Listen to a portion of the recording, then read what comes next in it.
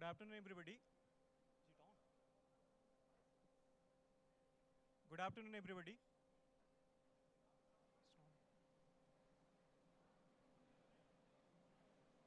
It's on. Hello. Good afternoon, everybody. We'll start in 1 minute. Please settle down.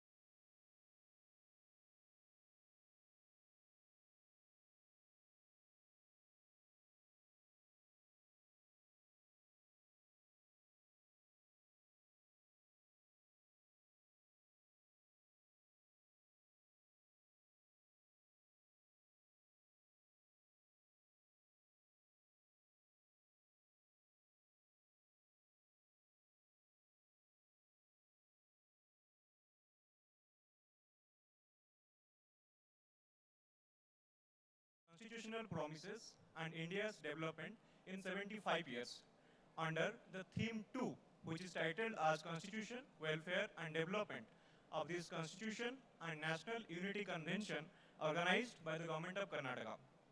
As we gather here today, we embark upon this crucial and special journey of exploration and discourse concerning the fundamental pillars of our society and democracy, the Constitution, welfare, and national unity. We have amongst us an esteemed panel of speakers comprising of leading intellectuals, scholars who will guide us through this enriching discourse. So without further ado, I would like to welcome on stage with your huge round of applause, Professor M.B. Rajiv Gowda. So please come on the stage. Professor Jayati Ghosh ma'am, Sri Anurag Beher, Professor Himanshu, and Professor Surinder Singh Jyotka sir.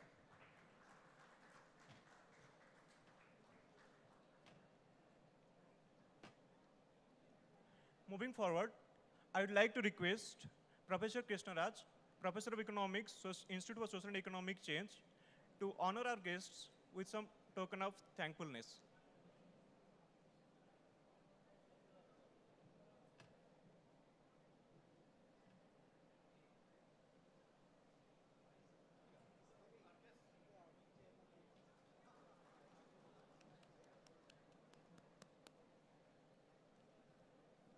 Please give a huge round of applause.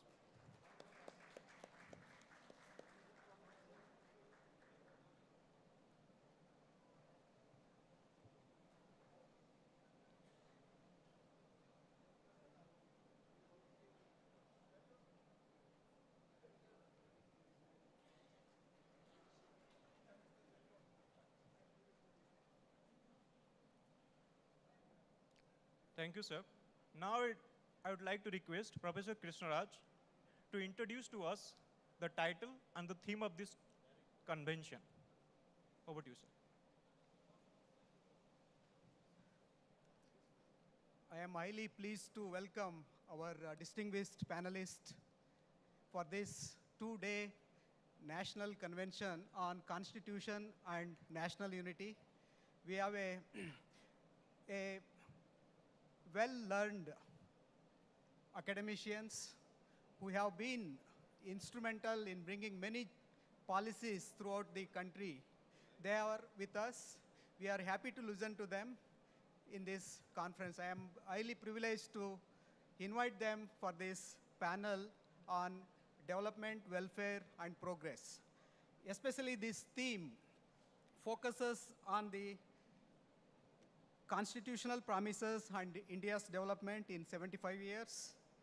It provides a comprehensive examination of job opportunities, income and wealth distribution, affirmative policies, and the state of education and employment while addressing both public and private sectors.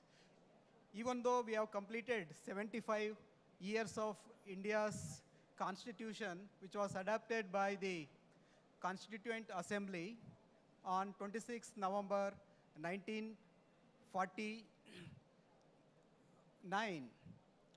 So we have entered into the 75th years of Indian's constitution.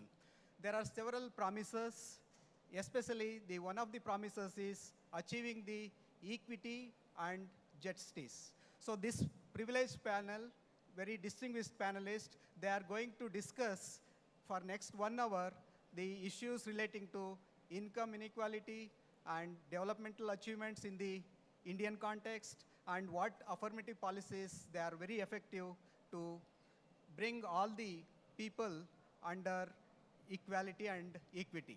So I request Kai Balyapati to take over and conduct this one. Please welcome the guest and conduct it. Thank you, one and all, for your presence here. Thank you. Thank you, sir, for your lucid introduction. And I would like to introduce our esteemed guests of the occasion. I'll start with Professor M.B. Rajiv Gowda. He is also the chairperson of this panel discussion. He hails from a distinguished family in Bangalore, and he has a legacy of public service and has kept his career as an Indian politician and academician. He has a PhD from Wharton School, University of Pennsylvania, and he has served as a member of parliament in Rajya Sabha and a national spokesperson for Indian National Congress. Our next speaker is Professor Jayati Ghosh, ma'am. Professor Ghosh is a distinguished economist with a robust academic background, holding degrees from Delhi University and University of Cambridge. And she is a co-founder of Economic Research Foundation Delhi and executive secretary of IDEAS. She has written the acclaimed West Bengal Human Development Report. Professor Ghosh has been allocated with immense prestige and different prizes like UNDP Prize and the Fellow of International Economic Association. She also received the prestigious Galbraith Prize in 2023. Congratulations, ma'am, on that. And thank you so much for joining us. Our next esteemed speaker is Professor Sri Anurag Beher. Sri Anurag Beher is the CEO of Azim Premji Foundation and Chancellor of Azim Premji University. He has been recognized as Young Global Scholar by the World Economic Forum. Sri Anurag Beher contributes to National Mission on Teacher and Teachers Education and Government of India's Implementation Committee for the Justice Burma Commission. We also have amongst us Professor Himanshu. Professor Himanshu is an economist specializing in poverty, inequality, employment, agriculture, and development economics. He holds a PhD from CSP, JNU Delhi, and he has garnered several recognitions named C.R. Parekh Fellowship and Sanjay Thakur Young Economist Award. Thank you so much, sir, for joining us. Last but not least, we have Professor Surinder Singh Jodhka. Professor Jodhka is a distinguished sociologist with expertise in social stratification, development studies focusing in rural and agrarian change, and investigations into social identities, including caste and religious minorities. He has held significant academic positions like professors at School of Social Sciences, JNU New Delhi. He has been allocated with the ICSR Amartya Sen Award for Distinguished Social Scientist in Sociology, and he has served as country coordinator for Religion and Development Research Program and is the member of Global Network on Inequality at Princeton University. Thank you so much to all our esteemed panelists for joining us. Now I would like to hand over the session to our esteemed chairperson, Professor Rajiv Gowda, to take this session forward. Thank you so much, sir. Thank you very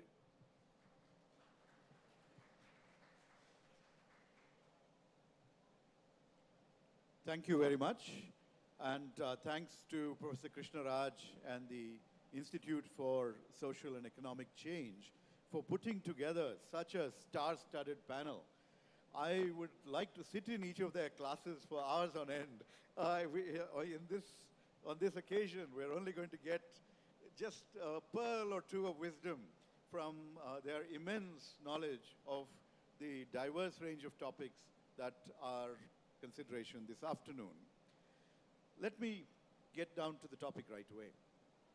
You recall that Prime Minister Nehru said the ambition of the greatest man of our generation was to wipe a tear from every eye, right? And then he talked about that as being an unfinished mission.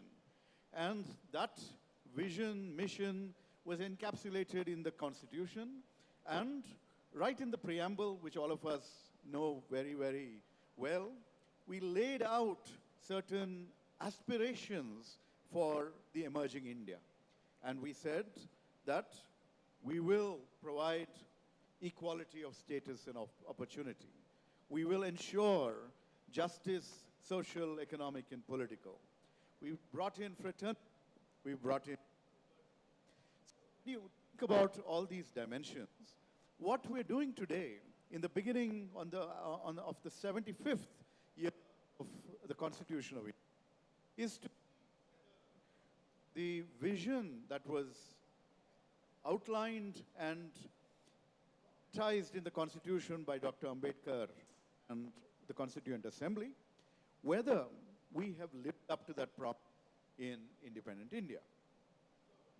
I will just take one question for each of them, and then we will see whether some other cross questions can emerge, and then I will throw it open to the audience. But my request to the audience right away, formulate your questions right now, let them be very, very crisp, and that way we can use this hour as fully as we can. So, let me start with Professor Jayati Ghosh. Now, when we talk about economic equality, economic justice, right? The moment that we're living in right now is one where the billionaires are getting richer. We are also feeding 83 crore people, on a daily basis. So what happened to that constitutional vision? And is there something, and this is the other point, is there something that we can still do to fix and change the trajectory? Thank you so much. Thank you so much. Okay, you can hear me now, yes? Well, thank you so much. It is such a pleasure to be here in this amazingly organized convention, and with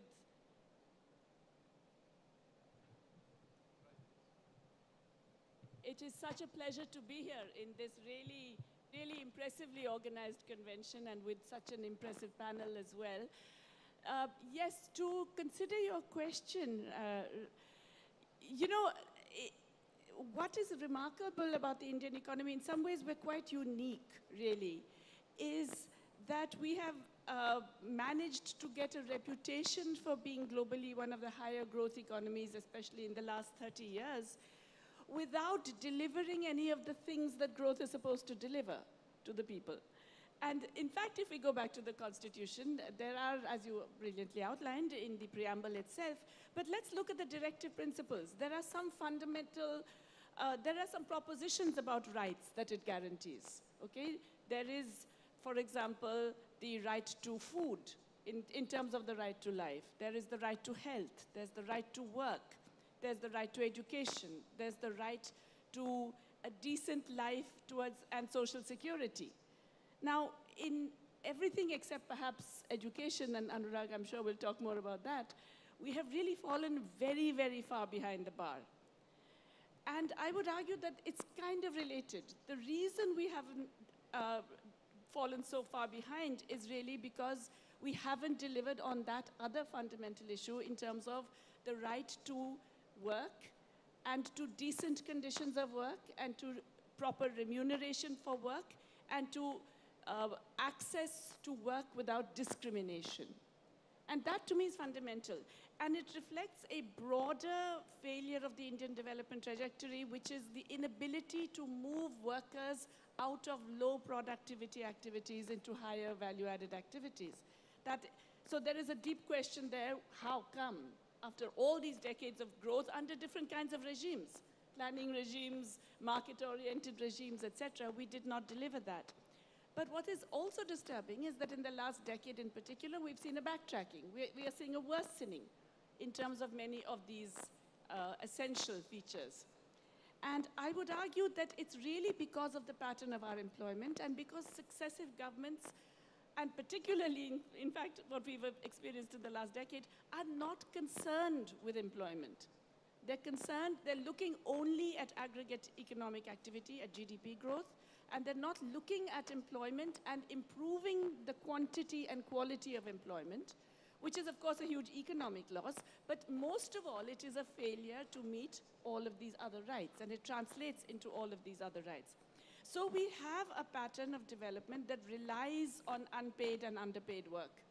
The unpaid work of women, only 12% of women above the age of 15 work for any remuneration, and yet about 86% are working in unpaid forms, therefore contributing to the economy. Most of our workers are massively underpaid in informal activities, very low payment, self-employment, etc. And most of them have terrible conditions of work, which are worsening. That's because our focus is on a model which says we will encourage and incentivize large capital, and it doesn't matter if that means a little bit of cronyism here and there, and that will trickle down to the rest of the economy. It does not trickle down, it has not trickled down. We should instead be thinking of what Hyman Minsky called a bubbling up of growth. Generate the employment, generate decent conditions, provide these basic social services, food, nutrition, education, health, etc., and that generates the economic growth. I have a follow-up question for you, multiple ones as a matter of fact.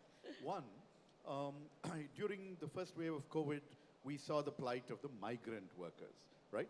So there is actually a lot of action happening without anyone actually doing anything about it. People are finding their places to work, right? And there, the conditions may be terrible, as you point out, as we saw when they were asked to walk back. That's one side, right? Migration, the gig economy, and the conditions which are emerging out there. And the third point is the one about women that you brought in. What would it take? You know, it could possibly transform our economy if more women were to formally be part of the workforce. So on these three dimensions, any thoughts?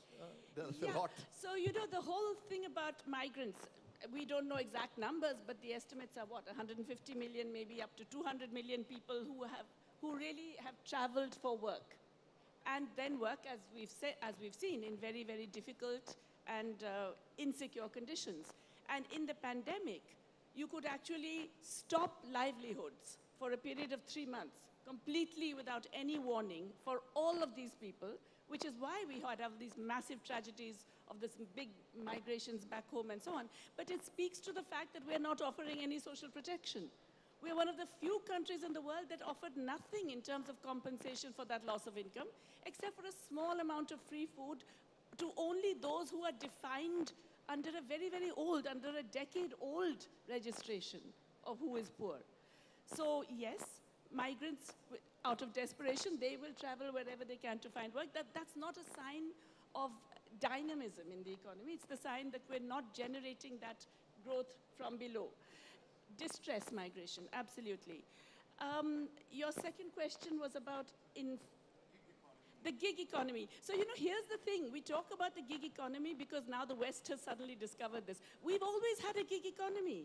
What is a gig economy? It's when the worker bears the entire brunt of the risks of production. Half of our workers are self-employed. Another 30% are casual workers. They are completely at the mercy of the economic waves of that time. And so they don't have any security. So we've always had a gig economy. It's just that now we have some more slightly modern 21st century versions of them, the Uber drivers and the delivery boys and so on and so forth. But, you know, and women, again, you know, we are, I think, probably unique in the world. We have a women's workforce participation rate that is on par with Saudi Arabia. and yet we are supposedly growing at this very rapid rate. Very few countries in the world, especially our neighbors in Asia, have had this massive rate of growth without getting more women into the recognized workforce. And it's because we actually utilize their unpaid work in so many different ways, and that we're not generating enough jobs in the basic system. So our focus has to shift. As you say, what can we do about it? Our focus has to shift to job generation. And among the most employment generating things are precisely health, education, sanitation, improving the basic conditions of life around you in urban and rural areas, etc. There is so much work that has to be done, which isn't done. And there are so many people who need to work, who cannot get jobs. So we need to dramatically expand public services. It's a very important way of generating secondary multiplier effects. You employ those people, they get incomes, they have demand, they buy stuff. Other people then emerge to provide them goods and services. So really, there is a solution. There is a way of doing this. It's just that the focus of the government has to shift. Thank you, thank you. I'll turn now to our sociologists. So when we think about other dimensions, equality of status and of opportunity, Article 16 on reservations and things like that, if you think along those lines of the social groups that exist in society, the Article 15 against discrimination, and those promises that were held out in the Constitution, how have we fared in the 75 years? And what, again, would you suggest that we can still do to up the ante, up the trajectory and pace of growth? Thank you very much, Mr. Gowda. Thank you, Krishna Raj, for inviting us. And I'm very happy to see Anand sitting amongst us. Really very glad to see him here. I think this is a very, very important question. Normally, we tend to look at social as something that is kind of connected to economic. It obviously is connected to economic, but it is not another aspect of economic. I think in Indian case, particularly when we are talking about constitution and social group, there's also a different kind of, what one should say, trajectory that we need to recognize and emphasize on. So I think India, at the time of independence, we became a nation state, but we did not really have a movement for freedom of the kind that West had when it introduced liberal constitutions and democracy. We had a nationalist movement which was talking about freedom of the country from foreigners and replaced by Indian kind of, leaders. So I think in that context, Indian constitution was a unique kind of development in the world. On the one hand, we brought in a liberal constitution which promised citizenship to every individual when there was very little demand for it from below. And at the same time, I think our constitution makers were brave enough and wise enough and kind of, they recognized in some sense collective marginalities. Like earlier, liberal constitutions don't recognize collective marginalities in terms of social groups. And what constitution does is that by putting those marginalities as collective marginalities in the constitution, you kind of produce a legitimacy for their claims over citizenship rights. And I think that's something which is unique to India. And I think that's where in first 40, 50 years, you have a very significant transformative moment which is brought by democracy and by inclusion of these social groups as legitimate claimers of those resources because they have experienced historical disadvantage. And that has, in some sense, transformed those groups. And they don't make claims over these resources as kind of in terms of patronage. They look at it as their rights and they see their marginality as a result of discrimination, active discrimination. And I think that is a very, very important transformative kind of process that Constitution has unleashed. There are obviously other processes which are producing different kinds of dimensions. Now, what has happened in last 50, 60, 70 years is that this needs to be revisited. So within those groups also there are significant churnings happening. And collective groups are also undergoing major transformation because of all those economic processes. For example, some of the lower OBCs are falling down. Some of the SC communities are no longer, in some sense, as disprivileged. So I think this case about caste census is very well made out, because you can't go with these categories. Otherwise, these categories have the danger, which is already happening, of turning them into identity politics. And identity politics has its own kind of divisive process. And my final point is that there's another thing that we need to kind of, we are witnessing particularly in the last 10, 15 years, and that is a new kind of populism. And this populist politics is, in some sense, turning the whole thing again in a reverse direction by bringing in this whole question of, delivery through clientelism. And this is happening everywhere. This is happening in cities, this is happening in villages. Earlier, people could make claims over their rights as groups. Now, economy is getting privatized. There's a new kind of state welfareism which is coming in form of schemes. And these schemes are mediated through political actors, and political actors have their own hierarchy of, clienteles, and therefore, the welfare schemes are being distributed as personalized patronage. And this personalized patronage, in some sense, then again, kind of, the language of rights becomes marginal to this clientele kind of claim making through intermediaries, where everyone is kind of fixed through another patronage, through bureaucracy. So there's a lot of welfare money that is coming to villages, for example. But rural welfareism is distributed through clientele actors, which are then connected through vote promises.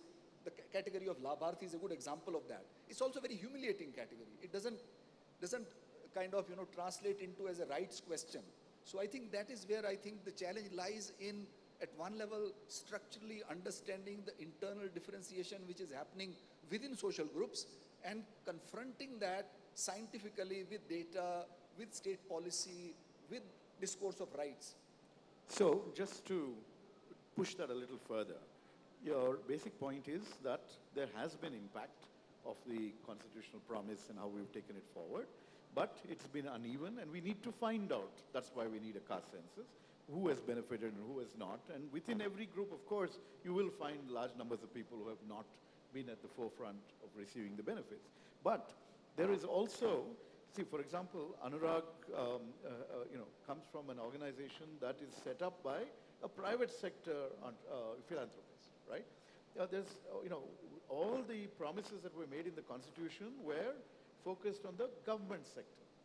Government schools, reservations in government schools, reservations in government jobs, reservations in political representation. But the emerging frontier is the private sector. What do you think we need to do? Should there be some assessment of what's happening there? And should there be some intervention? Or should we just say, we've done enough and let the market take care of itself? Where do we go? In a sense, that's very unfortunate. I mean, Indian private sector is self-obsessed in a very different manner. Unlike, in West, there is some notion of guilt, some notion of, and in some sense, in post-liberalization period, the Indian middle class has also become guilt-free, because they see that, we are hardworking, meritorious people, and other people are those who are in government jobs. They've all come from quotas. But I think the point that is significant is that because of this internal differentiation, that you also say that there are some groups who are doing well, others are not doing very well. And I think there are also new opportunities which are opening up. Say, for example, Azim Premji also has certain kind of, fellowships which they give to people coming from marginalized groups. So there are sections of those categories, groups which were earlier given reservations. Say, for example, somebody who has to go to IIT. IITs did not have reservations earlier. Now they have. ISERs did not exist. So who would go there? A person who is a child of an agricultural laborer is unlikely to sustain herself in an IIT. So you have this upwardly mobile middle class coming from reserved categories. They have certain kind of quotas where they can focus, they can go to. That's why I'm saying we need lots of active engagement with data. And what are the sectors which you leave for people for whom the first step is also not being climbed on the ladder? And they are staying back. They are not really able to move, and they are kind of getting pushed further down on the margin. And they are losing this language of rights, because those jobs are no longer available. Lower level jobs are all privatized through kind of, contractors and stuff like that. So I think we need to need to look at, as again, going back to what Jayati was saying, employment is not simply employing one individual for wage. Employment is also a kind of starting of a process of social mobility, attaining dignity, education. All these things are related to the final question is question of citizenship and question of citizen making. How do we make citizens in this country which is hopelessly excluded, which is actively discriminating, which is obsessed with status, which is completely divided its cities, its villages, and in some sense those divisions are kind of growing. And I think this is something that we need to be very, very worried about. We should not turn into another South Africa. Thank you, Professor Jyotka. I'll now turn to Professor Himanshu. More than 50% of our population still live off the land, agriculture in one way or the other. I'll give this back to you. And there are, the rural-urban divide is worsening continuously, widening continuously. And when we hear or when we stop collecting statistics on farmer suicides, we are in denial about that tragic outcome where we've not been able to fulfill these constitutional promises to more than half the population of India. So what's gone wrong? How do we fix it? Any reactions? What's your assessment of where we've been? Thank you for asking this question. And I think one has to, with the border of Punjab and Haryana, and one farmer was killed, but 2 days, young farmer, 2 of them actually have been killed. And one of the questions that was asked to me, by an economist in the sense, that what is this whole demand about the MSP or other things? I said it's not a demand about MSP. It is not a demand about subsidies. It is not a demand about money. The farmers are today fighting the battle to preserve the constitution. And in fact, remember our constitution fathers, they basically said the constitution is only as good as the people who are implementing it or meant to protect it. Today what we have seen over the years is a slow and steady erosion in the kind of values that the constitution actually started with. And the rural areas and the farmers are a good example of that. This is something which has happened in the field of economic condition of farmers. They bear the brunt of it, they are 50% of it. But more than that, during the entire pandemic when people moved from urban areas, the workers who were pushed out from urban areas, where did they go? They went to rural areas. It was the agriculture sector which gave them jobs, protected them, kept them, and they allowed them, and they felt comfortable, they felt secure in going to those places. But today, that is a sector which has been neglected for a long period of time, and I'm not saying only the last 10 years, it has been a long period where their condition has actually deteriorated over a period of time. The last data that we have is the income in cultivation is actually declining, and that is the official NSSO data. And Professor Gowda rightly pointed out, we are not likely to have any more surveys, because any survey which shows things are not good is basically killed. So we might not know. But as of now, the data says that by 2018-19, income from cultivation for majority of the farmers has come down. Whether you look at it from Niti Aayog method or look at it from the National Sample Survey, the point is not that the income has come down. Point is that what are we doing as far as the agriculture sector is concerned. And I think in that sense, it is the agriculture sector today may not be the only sector which is the dominant sector in the rural areas. A lot of agriculture farmers are now in the non-agriculture sector. They are also participating in wage work. The non-farm is a significant part of the rural economy. And in all of them, there has been a consistent attack in as far as the conditions of work are concerned, the opportunities of employment diversification are there, the possibility of farmers to use new technology or to have greater investment in agriculture. And I think those things need to be strengthened. And I think the demand that the farmers are making in that sense has to be seen in terms of a promise that was made to them. And the promise was that their MSPs, for example, the system that we're talking about, will be something that will be provided. Why do we need to have a protest to say that the government should be doing what it is actually promising? This is a demand which is really a demand of saying that, look, if you are putting something on paper and you are basically announcing something on paper, then just follow it up. But this is where I think the problem is that the problem has been turned on its head. Instead of talking about the inefficiency of the government in not living up to its promise that it makes every year, the question has now been put to the farmers as to why are you asking something which you do not deserve. And I think that is the problem that we are facing. That today they have become the victims, they are the culprits, they are the ones who are basically being asked questions which should be asked to the government. And I will give you two more examples of it. How the rural areas have basically become a pocket of distress, they're basically where deprivation is now being perpetuated through various forces. Two examples. One example is we have a constitutional guarantee of minimum wages. It did not apply to the private sector, that is fine. But at least the government sector was not supposed to violate it. You cannot violate the Minimum Wages Act. What did the government do? The government basically coined a word called honorarium. So you now have 48 million women workers, the most vulnerable workers, who are told that you are not workers. You are going to get your volunteers. You are doing contribution to the nation building. We will give you 1,500 rupees because that is an honorarium for nation building. You are not to be treated as. So the basic distinction, the dignity of being called a worker has been taken away to 48 million workers who take care of your entire responsibility of health, education, nutrition, and various other social services. During the COVID, and this is something which is unheard of, a number of chief ministers came and said that why don't we increase the working hours to 12 hours? And probably it took 100 years for workers to get the right to work for 8 hours a day, to reduce the number of working hours. And today what we are seeing is that the whole discussion of 12 hours is not something where people are worried about or even thinking about it, to the extent that somebody went ahead and said that the young generation should work for 18 hours a day. That was also being talked about. And again, something that people were defending it. I think the attack is on the constitution, be it the farmers, is the workers, women and others. And the rural areas are a good example of it, where everything and anything that you continue to, that goes as far as the protection of the constitution is concerned. So two quick follow-up questions. One on agriculture. In places like Punjab, you're going to see desertification, salination. You know, the practices are such that there are going to be no livelihoods there in agriculture, maybe in a decade's time. And there doesn't seem to be any political will to bring about change in those domains. That's one part. The second part, since you talked about workers, right? There is the freedom of association, another fundamental right.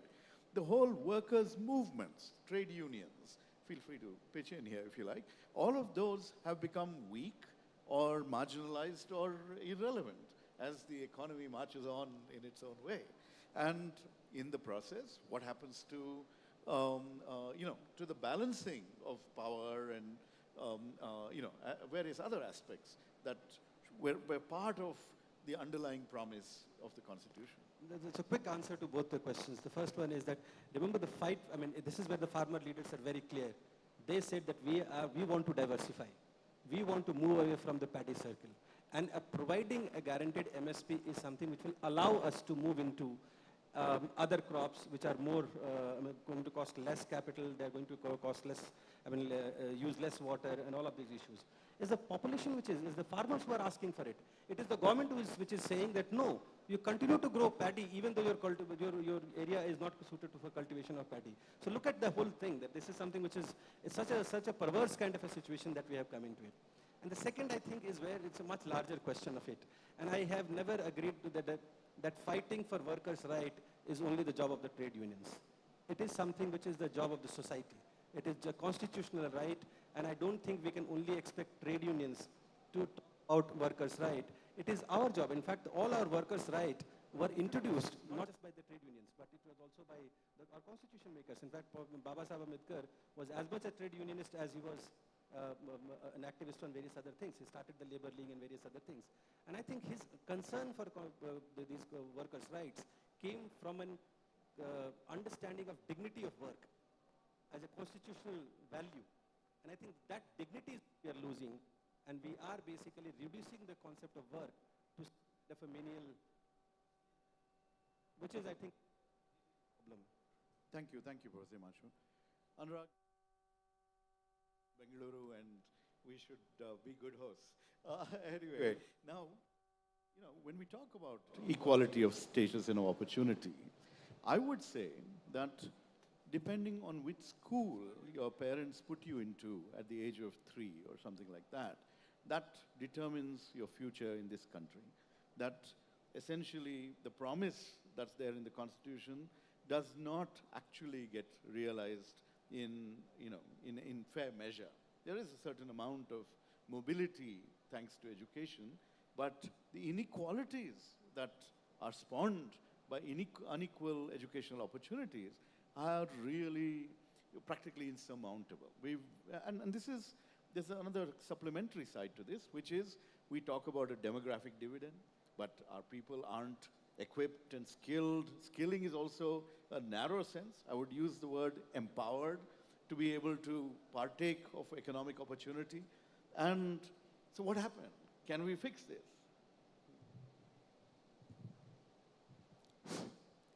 Thank you. Thanks, Rajiv. I hope you can hear my voice at the back. You can? Okay, all right. So, thank you so much. And permit me to start with a story, if that's okay with you. Because I've got 4 eminent academics here. I mean, I'm sorry, Rajiv, you got many hats. So, you can hear my story. I'm very worried about the air conditioning. Huh? It's keeping us comfortable, but it's also sort of disturbing the acoustics. You're able to hear me? Okay. So, I spent 1 week of my life either in Bangalore or in Delhi. And the other week of my life, I spent somewhere in the rural areas of Rajasthan or Uttarakhand or West Bengal or Assam or somewhere. One such visit, somewhere, a very hot summer day, I went to a school. And most of these visits, I'm spending time in schools. So I went to a school. It was a class 8th class. 25, 30 kids. And because I'm used to handling children, I can sort of entertain them very quickly. So it's like saying, when they say, what's your name? I tell them, my name is Narendra Modi, right? And then that's, of course, gets them rolling in laughter. So anyhow, they were very, very happy with the interaction. And then one of the kids asked me, it's a government school, by the way. One of the kids asked me, Sir, aap Musalman ho kya? So I said, क्यों पूछ क्यों रहे हो यो? क्यों पूछ रहे हो कि मैं मुसलमान हूं कि नहीं? They said, Sir, आपकी दाढ़ी है. तो आपकी दाढ़ी है, इसलिए पूछ रहा हूं. तो मैंने कहा, I said, I hope most people understand a smattering of Hindi. तो मैंने कहा, हाँ, मैं मुसलमान हूं. They shouted in protest. They said, नहीं सर, आप मुसलमान हो ही नहीं सकते. मैंने कहा, क्यों? कहते हैं, सर, आप तो अच्छे आदमी हो, आप मुसलमान कैसे हो सकते हो? ठीक है? So, hold on. Hold on. I left that school, 20 kilometers from that particular school, 20 kilometers from that particular school. I'm not talking about going from one state to the other. That's not what I'm talking about. 20 kilometers from the school, I went into another school. I went in, as I was walking in, there was a chabutra, this high. And there was this tree, the banyan tree, our banyan tree. And there were 2 small girls who were swinging on the banyan tree. And when I was going in, they said to me, stop, ruko. So I stopped. I mean, 2 4-year-old girls telling you to stop swinging from the banyan tree. I stopped. They said, upar aao. So they called me up from the stairs. They said, namaskar karo. So there was a mazar. So, I prayed at the mazar. Then I went out. I said, तुम लोग का नाम क्या है? एक कहती है लक्ष्मी, दूसरी कहती है मेरी. Then I went into the school and I had this similar interaction with the kids in that school. And something happened. And I said, why is democracy so important? आपको पसंद आएगी बात. Why is democracy so important? They said that democracy is so important because democracy gives equality. हर आदमी बराबर होता है. So I said, अच्छे आदमी और बुरे आदमी भी बराबर होते हैं. They said, नहीं, सब अच्छे होते हैं. So I said, क्या बात कर रहे हो? सब लोग अच्छे होते हैं. हाँ, सब लोग अच्छे होते हैं. मैंने कहा, मुसलमान भी अच्छे होते हैं. हंसने लगे. Started laughing. कहते हैं सर आप क्या बेवकूफ़ी की बातें कर रहे हैं, सब लोग अच्छे होते हैं. वो मज़ार वाले बाबा जो थे वो मुसलमान थे और वो दुनिया के सबसे अच्छे आदमी थे. So I came back, I came out. Of course, Lakshmi and Mary were there, swinging on the banyan tree. And when I was going, they said, stop, come back. Mazar pe, prayer karo, uske baad jao.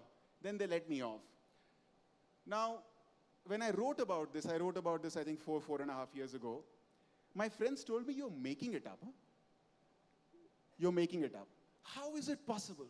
How is it possible that the first incident happened, the second incident happened, and in the second incident, didn't you make up the name of the two girls, Lakshmi and Mary? Were they not swinging on some other tree, not the banyan tree? But they were. I didn't make it up. That is India in 20 kilometers. But the reason I tell you the story is that's the promise of education. That is the promise of education. That's the promise of public education. So when we talk about education and that leading to economic opportunities, and of course, Rajiv, you're 100% right. If a child were to go into the first school, irrespective of what happens subsequently in their life, what society a citizen is she going to create, right? And in the second school, what is the kind of society that she is going to create? So indeed, the school, the fact is most people don't have any choices. They will just send to the school that is nearby, right? So there is no question that I think the promise of school education is not just economic. The promise of school education is the promise of our constitution. The great man whose picture is behind, Baba Saheb Ambedkar, you know he said this, he wrote this. He said, I owe my entire intellectual life to one man. And that one man was John Dewey. Dewey famously said that public education is the foundation of a democracy. So there is no question that the unfulfilled promises of school education lie in very many ways at the unfulfilled base of our democracy. But I'm not despondent. I'm not despondent because in the same 20 kilometers, you see the possibility. India, as Joanne Robinson said, you know, Jayati, you must have known her. You know, yeah. So you heard it from Joanne Robinson said that whatever you say of India is true, and its exact opposite is also true, right? Something like that. So, yeah, Rajiv. Thank you. So basically, those of you who came here for a data analytic exposition on Constitution and its promise, I don't think we've looked at that. We've looked at a more impressionistic approach to these big questions, but that's more because we are constrained by time. We have about 14 minutes for audience questions. Can people please raise their hands? We'll try and take a few very, very quickly, and then and then I'll leave it to the speakers to respond. Yeah. Are there people with mics and mics? Yeah.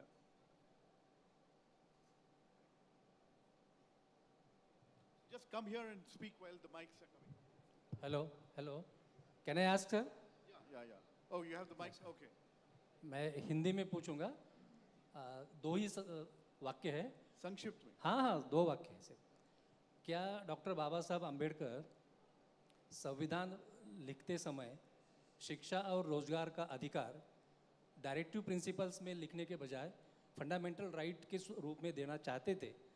और आज दूसरा वाक्य, हमारा संगठन ये constitutional amendment की demand कर रहा है कि शिक्षा और रोजगार फंडामेंटल राइट बने, तो क्या ये सही है? Yeah. We'll take a bunch of questions and then we'll try and respond. Okay. Next. Yeah, it's standing right there. Sir, good afternoon, sir. I am Manjunath. When it comes to the improving the earning of a farmer, the income earning improvement of a farmer and the inflations are in conflict. Okay, so how at the policy level will be able to resolve this? Got it. Okay. There's somebody. Yeah, we'll send the mic back, please. There Hello. are women at the back. Hello, मेरा नाम चावड़ा लोकेश है. मैं घुमंतु भट्ट के लोगों Check. का Hello. अध्यक्ष हूँ, घुमंतु भट्ट कर्नाटक का। सर मैं ये पूछ रहा हूँ, अभी 75 साल के हम आज़ादी मिल गया, फिर कर्नाटका में मिल के और इंडिया में घुमंतु भट्ट के लोगों को अभी तक आज़ादी नहीं मिला। अभी 75 साल हो गया, फिर भी आज घुमंतु भट्ट के लोग बिना एड्रेस नहीं से जी रहे हैं। किसी भी एक हमको एक सोशल जस्टिस का नाम पे भी एक कार्यक्रम नहीं है। अभी मैं बोल रहा हूँ बहुत लोग, मैं 80% से लोग, ये क्या जनसंख्या है उसमें 8% है, बालकृष्ण रेन के दिए है, दाते साहब रिपोर्ट दिया है। फिर भी आज ये इंडिया में हमें बिना एड्रेस से जी रहा है। इसका बारे में आपका प्रोग्राम क्या है? 75 साल का ये कॉन्स्टिट्यूशन का प्रोग्राम में आप बतानी चाहिए बस।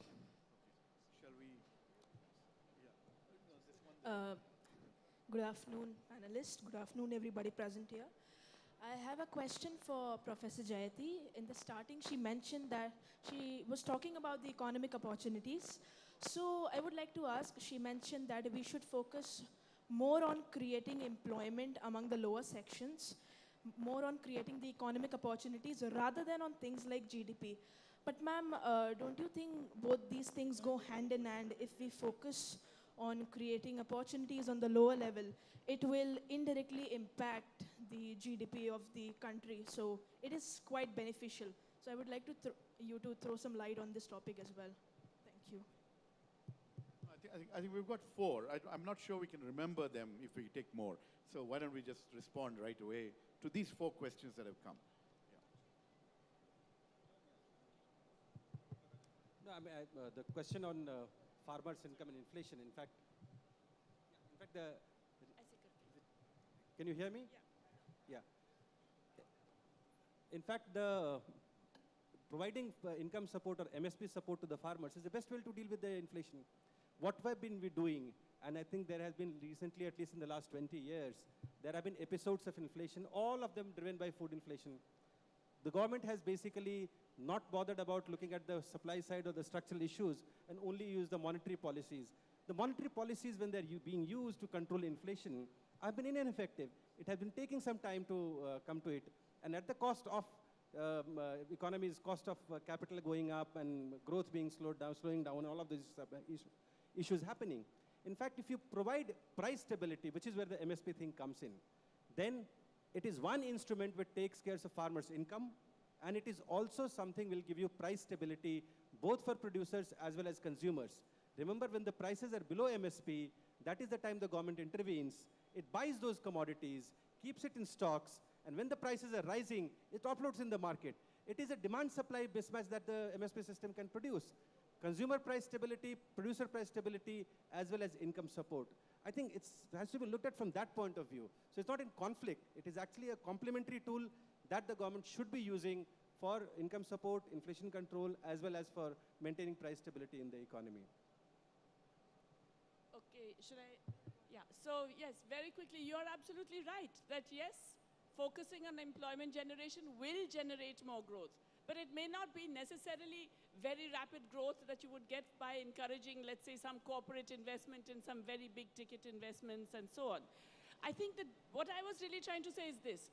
Focusing on growth will not get you employment. We have had a decade of 5 to 7% rate of growth in GDP with zero employment growth, with actually a decline in paid employment, okay? So obviously just growth is not going to give you GDP.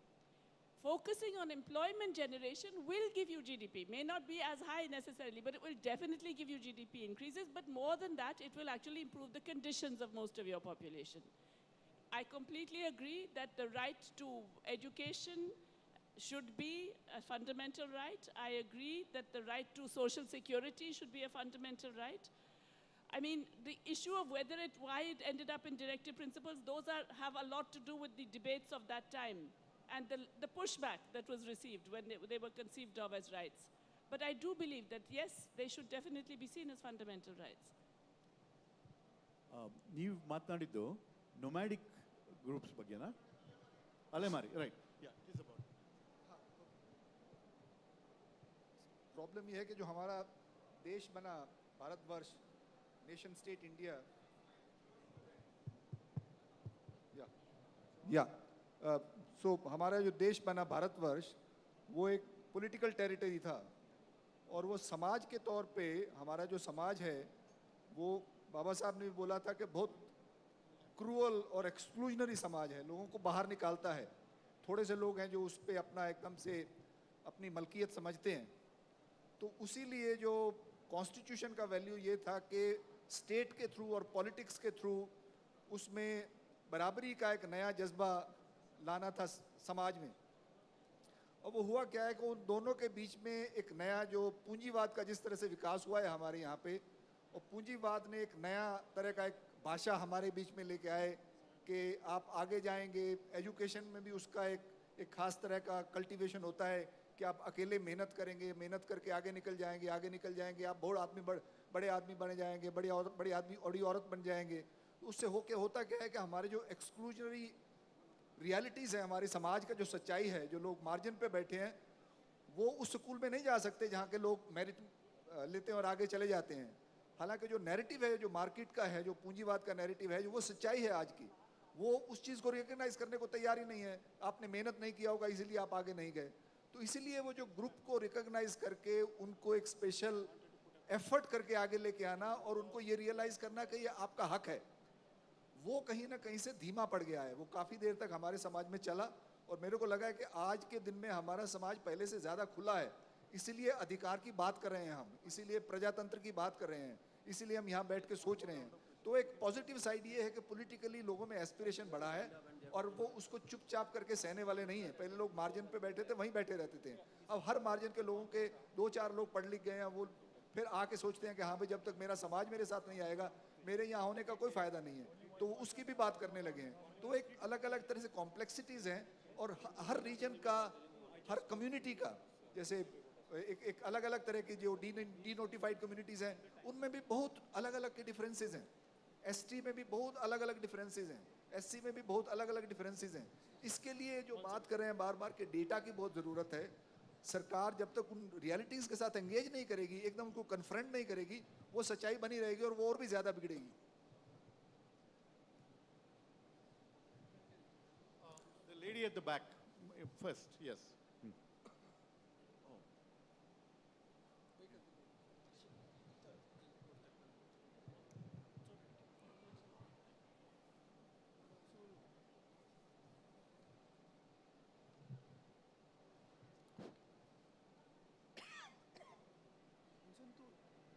Hello, yes Yes, yes. मेरा नाम पल्लवी है, I am advocate Pallavi. मैं महाराष्ट्र से आई हूँ। मेरा सवाल इन्हीं के साथ थोड़ा सा जुड़ा हुआ है जो डिनोटिफाइड एंड नोमैडिक ट्राइब्स के बारे में बात कर रहे थे। तो उनका सवाल सिंपल था कि जो बेसिक एमिनिटीज़ और बेसिक हक है जो जिनको मिलने चाहिए, वो हक अभी तक डीएनटीज़ को नहीं मिले हुए हैं। तो जैसे मुझे एक बात पूछनी थी, जैसे schedule caste, schedule tribes, OBCs, micro OBCs के बारे में बात की जाती है, तब हमेशा नोमैडिक एंड डीनोटिफाइड ट्राइब्स ये लेफ्ट आउट होते हैं, जबकि कॉन्स्टिट्यूशन ने उन्हें भी जीने का हक दिया है। अगर हम आज और कल के सेमिनार के बारे में भी बात करेंगे तो उसका एजेंडा देखेंगे तो उसमें एससीज के बारे में बात हो रही है, एसटीज के बारे में बात हो रही है, ओबीसीज के बारे में बात हो रही है, पर डीएनटीज के बारे में बात नहीं हो रही है। तो सवाल ये है कि जब हम संविधान को मानते हैं और संविधान मानने वाले लोग अगर एक प्रोग्राम, एक एक्शन प्लान लेके जाना चाहते हैं, लोगों में अवेयरनेस क्रिएट करना चाहते हैं, तब एक बड़ा तबका जो है वो हमसे भी कहीं छूट रहा है। तो ये क्यों हो रहा है? कॉन्स्टिट्यूशनल सेफगार्ड्स जो दूसरों लोगों को मिल रहे हैं, 20% पॉपुलेशन देश की डीएनटीज की है और वो कमीशन ने बताया हुआ है 2008 में गवर्नमेंट ऑफ इंडिया को। तो अभी तक वो नहीं हो पा रहा है। तो मुझे सिर्फ इतना पूछना है कि ये इंक्लूसिव जब हम बात करते हैं तो हम इनको कैसे इंक्लूड कर सकते हैं अपने प्रोग्राम में? Thank you. नहीं, बिल्कुल सही है आपकी बात। 2 लेवल पे आंसर है। एक तो ऐसे इंक्लूड करते हैं जैसे आपने किया, खड़े होकर नारा लगाना ज़रूरी है, हाथ उठाना ज़रूरी है कि हम भी हैं, हमारी बात भी कीजिए। तो बिल्कुल यही तरीका है, डेमोक्रेसी में यही होता है। वो जब तक बोलना शुरू कर देंगे। दूसरा एक सब्सटेंटिव लेवल ये है कि जो डीनोटिफाइड ट्राइब्स हैं वो माइक्रो माइनॉरिटीज़ हैं। हर जगह पे कहीं पे उनके 5000 लोग हैं, कहीं पे 25,000 लोग हैं, कहीं पे 2 लाख लोग हैं। उनके अंदर जो एक यूनिटी वाला जो एक कॉन्स्टिट्यूएंसी नहीं बना, वो इलेक्टोरल पॉलिटिक्स में, डेमोक्रेसी में नंबर्स बहुत मैटर करते हैं, और उनके अंदर एक मध्यम वर्ग पैदा नहीं हुआ जो उस डिमांड को आर्टिकुलेट करके आगे ला सके। लेकिन तरीका तो यही है जो आपने कहा। Thanks. Next question, please. Hello, sir. Bunny. Yeah, go ahead. After him, the man at the back, and then the lady in front, or vice versa. Go sir ahead. ನನ್ನ ಹೆಸರು ಜಿ ಎನ್ ನಾಗೇಂದ್ರ ಅಂತೇಳಿ. Jai Bhim manual scavengers 2013 act 2013 act ಪ್ರಕಾರವಾಗಿ 10 ವರ್ಷದಿಂದ manual ಸ್ಕ್ಯಾವೆಂಜರ್ಸನ್ನು survey ಮಾಡಿದ್ದೀನಿ. ಫಲಾನುಭವಿಗಳು ಈಗಲೂ ಕೂಡ ಹೀನವಾಗಿ ಬದುಕ್ತಾ ಇದ್ದಾರಲ್ಲ. ಕಾನೂನು ಇದೆ, ಸುಪ್ರೀಂ ಕೋರ್ಟ್ ಇದೆ, ಪ್ರಧಾನಮಂತ್ರಿಗಳು ಇದ್ದಾರೆ, ಪ್ರೆಸಿಡೆಂಟ್ಗಳು ಇದ್ದಾರಲ್ಲ. ಕಾನೂನು ಇರೋ ಪ್ರಕಾರವಾಗಿ ಸ್ಟೇಟ್ ಗೌರ್ಮೆಂಟಲ್ಲೂ ಸೌಲಭ್ಯಗಳ ಸರಿಯಾಗಿ ಸುಪಯೋಗವಾಗಿ ಮಾಡಿಸ್ಕೊಡ್ಬೇಕು ಅಂತ 10 ವರ್ಷದಿಂದ ಹೋರಾಟ ಮಾಡ್ತಾನೆ ಇದ್ದೀನಿ. 10 ವರ್ಷದಿಂದ ಅದರ ಸೌಲಭ್ಯಗಳನ್ನು ಮ್ಯಾನ್ಯುವಲ್ ಸ್ಕ್ಯಾವೆಂಜರ್ಸ್ಗೆ ಸರಿಯಾಗಿ ಸಿಗ್ತಾ ಇಲ್ಲ. ಪೊಲಿಟಿಕಲ್ಸ್ ಪ್ರಕಾರವಾಗಿ ಏನಾಗ್ತಾ ಇದೋ ಗೊತ್ತಿಲ್ಲ. ಇಲ್ಲ, ನೀವು ಹೇಳ್ತಾ ಇರೋದು ನಿಜ. ಏನಾಗಿದೆ ಅಂತಂದ್ರೆ ಒನ್ ಲೆವೆಲ್ ನಲ್ಲಿ ಡಿನಯಲ್ ನಲ್ಲಿ ಇದ್ದಾರೆ. ಹೌದು. ಪ್ರಶ್ನೆ ಕೇಳಿದ್ರೆ ಪಾರ್ಲಿಮೆಂಟ್ ನಲ್ಲಿ ಅವ್ರು ಹೇಳ್ತಾರೆ manual scavenging does not exist in India ಅಂತಾರೆ. ಓಕೆ, ಅದು ಫಸ್ಟ್. ಅದಾದ್ಮೇಲೆ ನಾವು ಪೇಪರ್ನಲ್ಲಿ ಓದ್ತೀವಿ ಯಾರೋ ತೀರೋದ್ರು ಇದರಲ್ಲಿ ಅಂತ. ಆಮೇಲೆ ಅವ್ರ ಕುಟುಂಬಗಳಿಗೆ ಏನ್ ಕೊಡ್ತಾ ಇದ್ದಾರೆ ಅವೆಲ್ಲ ಸೊನ್ನೆ, ಅದೇ ಎಲ್ಲ ಸೊನ್ನೆ. ಮತ್ತೆ ಅವರು ಅದನ್ನೆಲ್ಲ ಕೆಳಗಡೆ ಹೋಗಿ ಮಾಡ್ತಾರೆ. ಓಕೆ, ಸೊ ಇದು ನೀವು ಹೇಳ್ತಾ ಇರೋದು ನಿಜ. ಇದು ಒಂದು ದೊಡ್ಡ ಸಮಸ್ಯೆ. ಇದು ನಮ್ಮ ಸಂವಿಧಾನದ ಏನು ಒಂದು ಪ್ರಾಮಿಸ್ ಇತ್ತು, ನಿಜವಾಗ್ಲೂ ಆಗಿಲ್ಲ ಅಂತ ನಾವು ಹೇಳ್ಬೋದು ಈ ಒಂದು ಕ್ಯಾಟಗರಿನಲ್ಲಿ. ಖಂಡಿತ. Thank you so much. ಇದನ್ನು ತುಂಬಾ ಥ್ಯಾಂಕ್ ಯು. ಅಲ್ಲಿ ಒಂದು ನಿಮಿಷ ಇರಿ ಸ್ವಾಮಿ, please will come to you. Back there and then the lady in front, or either way. Whoever had the mic, go on. Yeah. My name is Arvind Unni and I am working on urban. So this is a question, I mean, a wonderful panel, but the question is more future and forward looking, and wanted to kind of take your perspective on that. So on urban, So on urban, our cities are hardly equitable, hardly based on justice, right? I mean, we see it all across. So our struggle has always been on right to housing, right to access to transport, right to basic service. A lot of things are not there, let's say, prescribed so much in the constitution in letter. But we feel that, do you think that we have done sort of a disservice to the promise of the constitution of effectively not utilizing the promise and extrapolating different, sort of ideas for different sectors? I'm talking about the urban. So in this space where this is... Got it, boss. So yeah, I just want your perspective on that. Pass the mic on. Thank you, Arvind. Yeah. So this is regarding the vocational education that has brought up in NEP. So my question is, what policy level steps are we taking towards the possibility of increase in inequality due to this occasional education, introduction of occasional education that would come up? Because mostly the educational status of most of the children is based upon their economic status, and providing the vocational education at early age would basically increase the gap between the vocational and non-vocational occupations and as well as education. Thank you. So, Anurag, I'll just take the previous one and then I'll give you the mic to address this. So with regard to Arvind's question, housing has always been a problem in terms of discrimination. Villages are, housing in villages is caste based, and there's a tremendous amount just from where you live, which caste you come from and what your future possibilities and how they might be limited. That's what happened in village India. And that's why Baba Saheb said, move to the cities and get rid of all the other discrimination and prejudice that you find in rural India. But urban India is filled with gated communities and boarded neighborhoods in Ahmedabad, for example, just to make sure that it stays invisible, poverty and the conditions of the poorer populations. So we have certainly not fulfilled any constitutional guarantees there. There's another worse problem, the issue about discrimination, right? You have discrimination in housing. People will say single people can't come in, meat eaters can't come in, you know, there's numerous other kinds of discrimination that you find, you know, in urban housing as well. So we are far from addressing that issue, but, you know, thanks for bringing it back to our attention. On the education front, you'll answer, and then there were one or two, or did we cover anything that? What? We have some time, is it? No, I'll do that. We have some time. Okay. You won't forgive me for that, is it? Okay. So, see, the thing is that let's start with some very basic things, which is vocational education, skilling, etc. None of it is a substitute for good basic education. So there's no point in talking about how good is vocational education, how good is higher education, what is so-called skilling, unless our fundamentals of basic education is sound.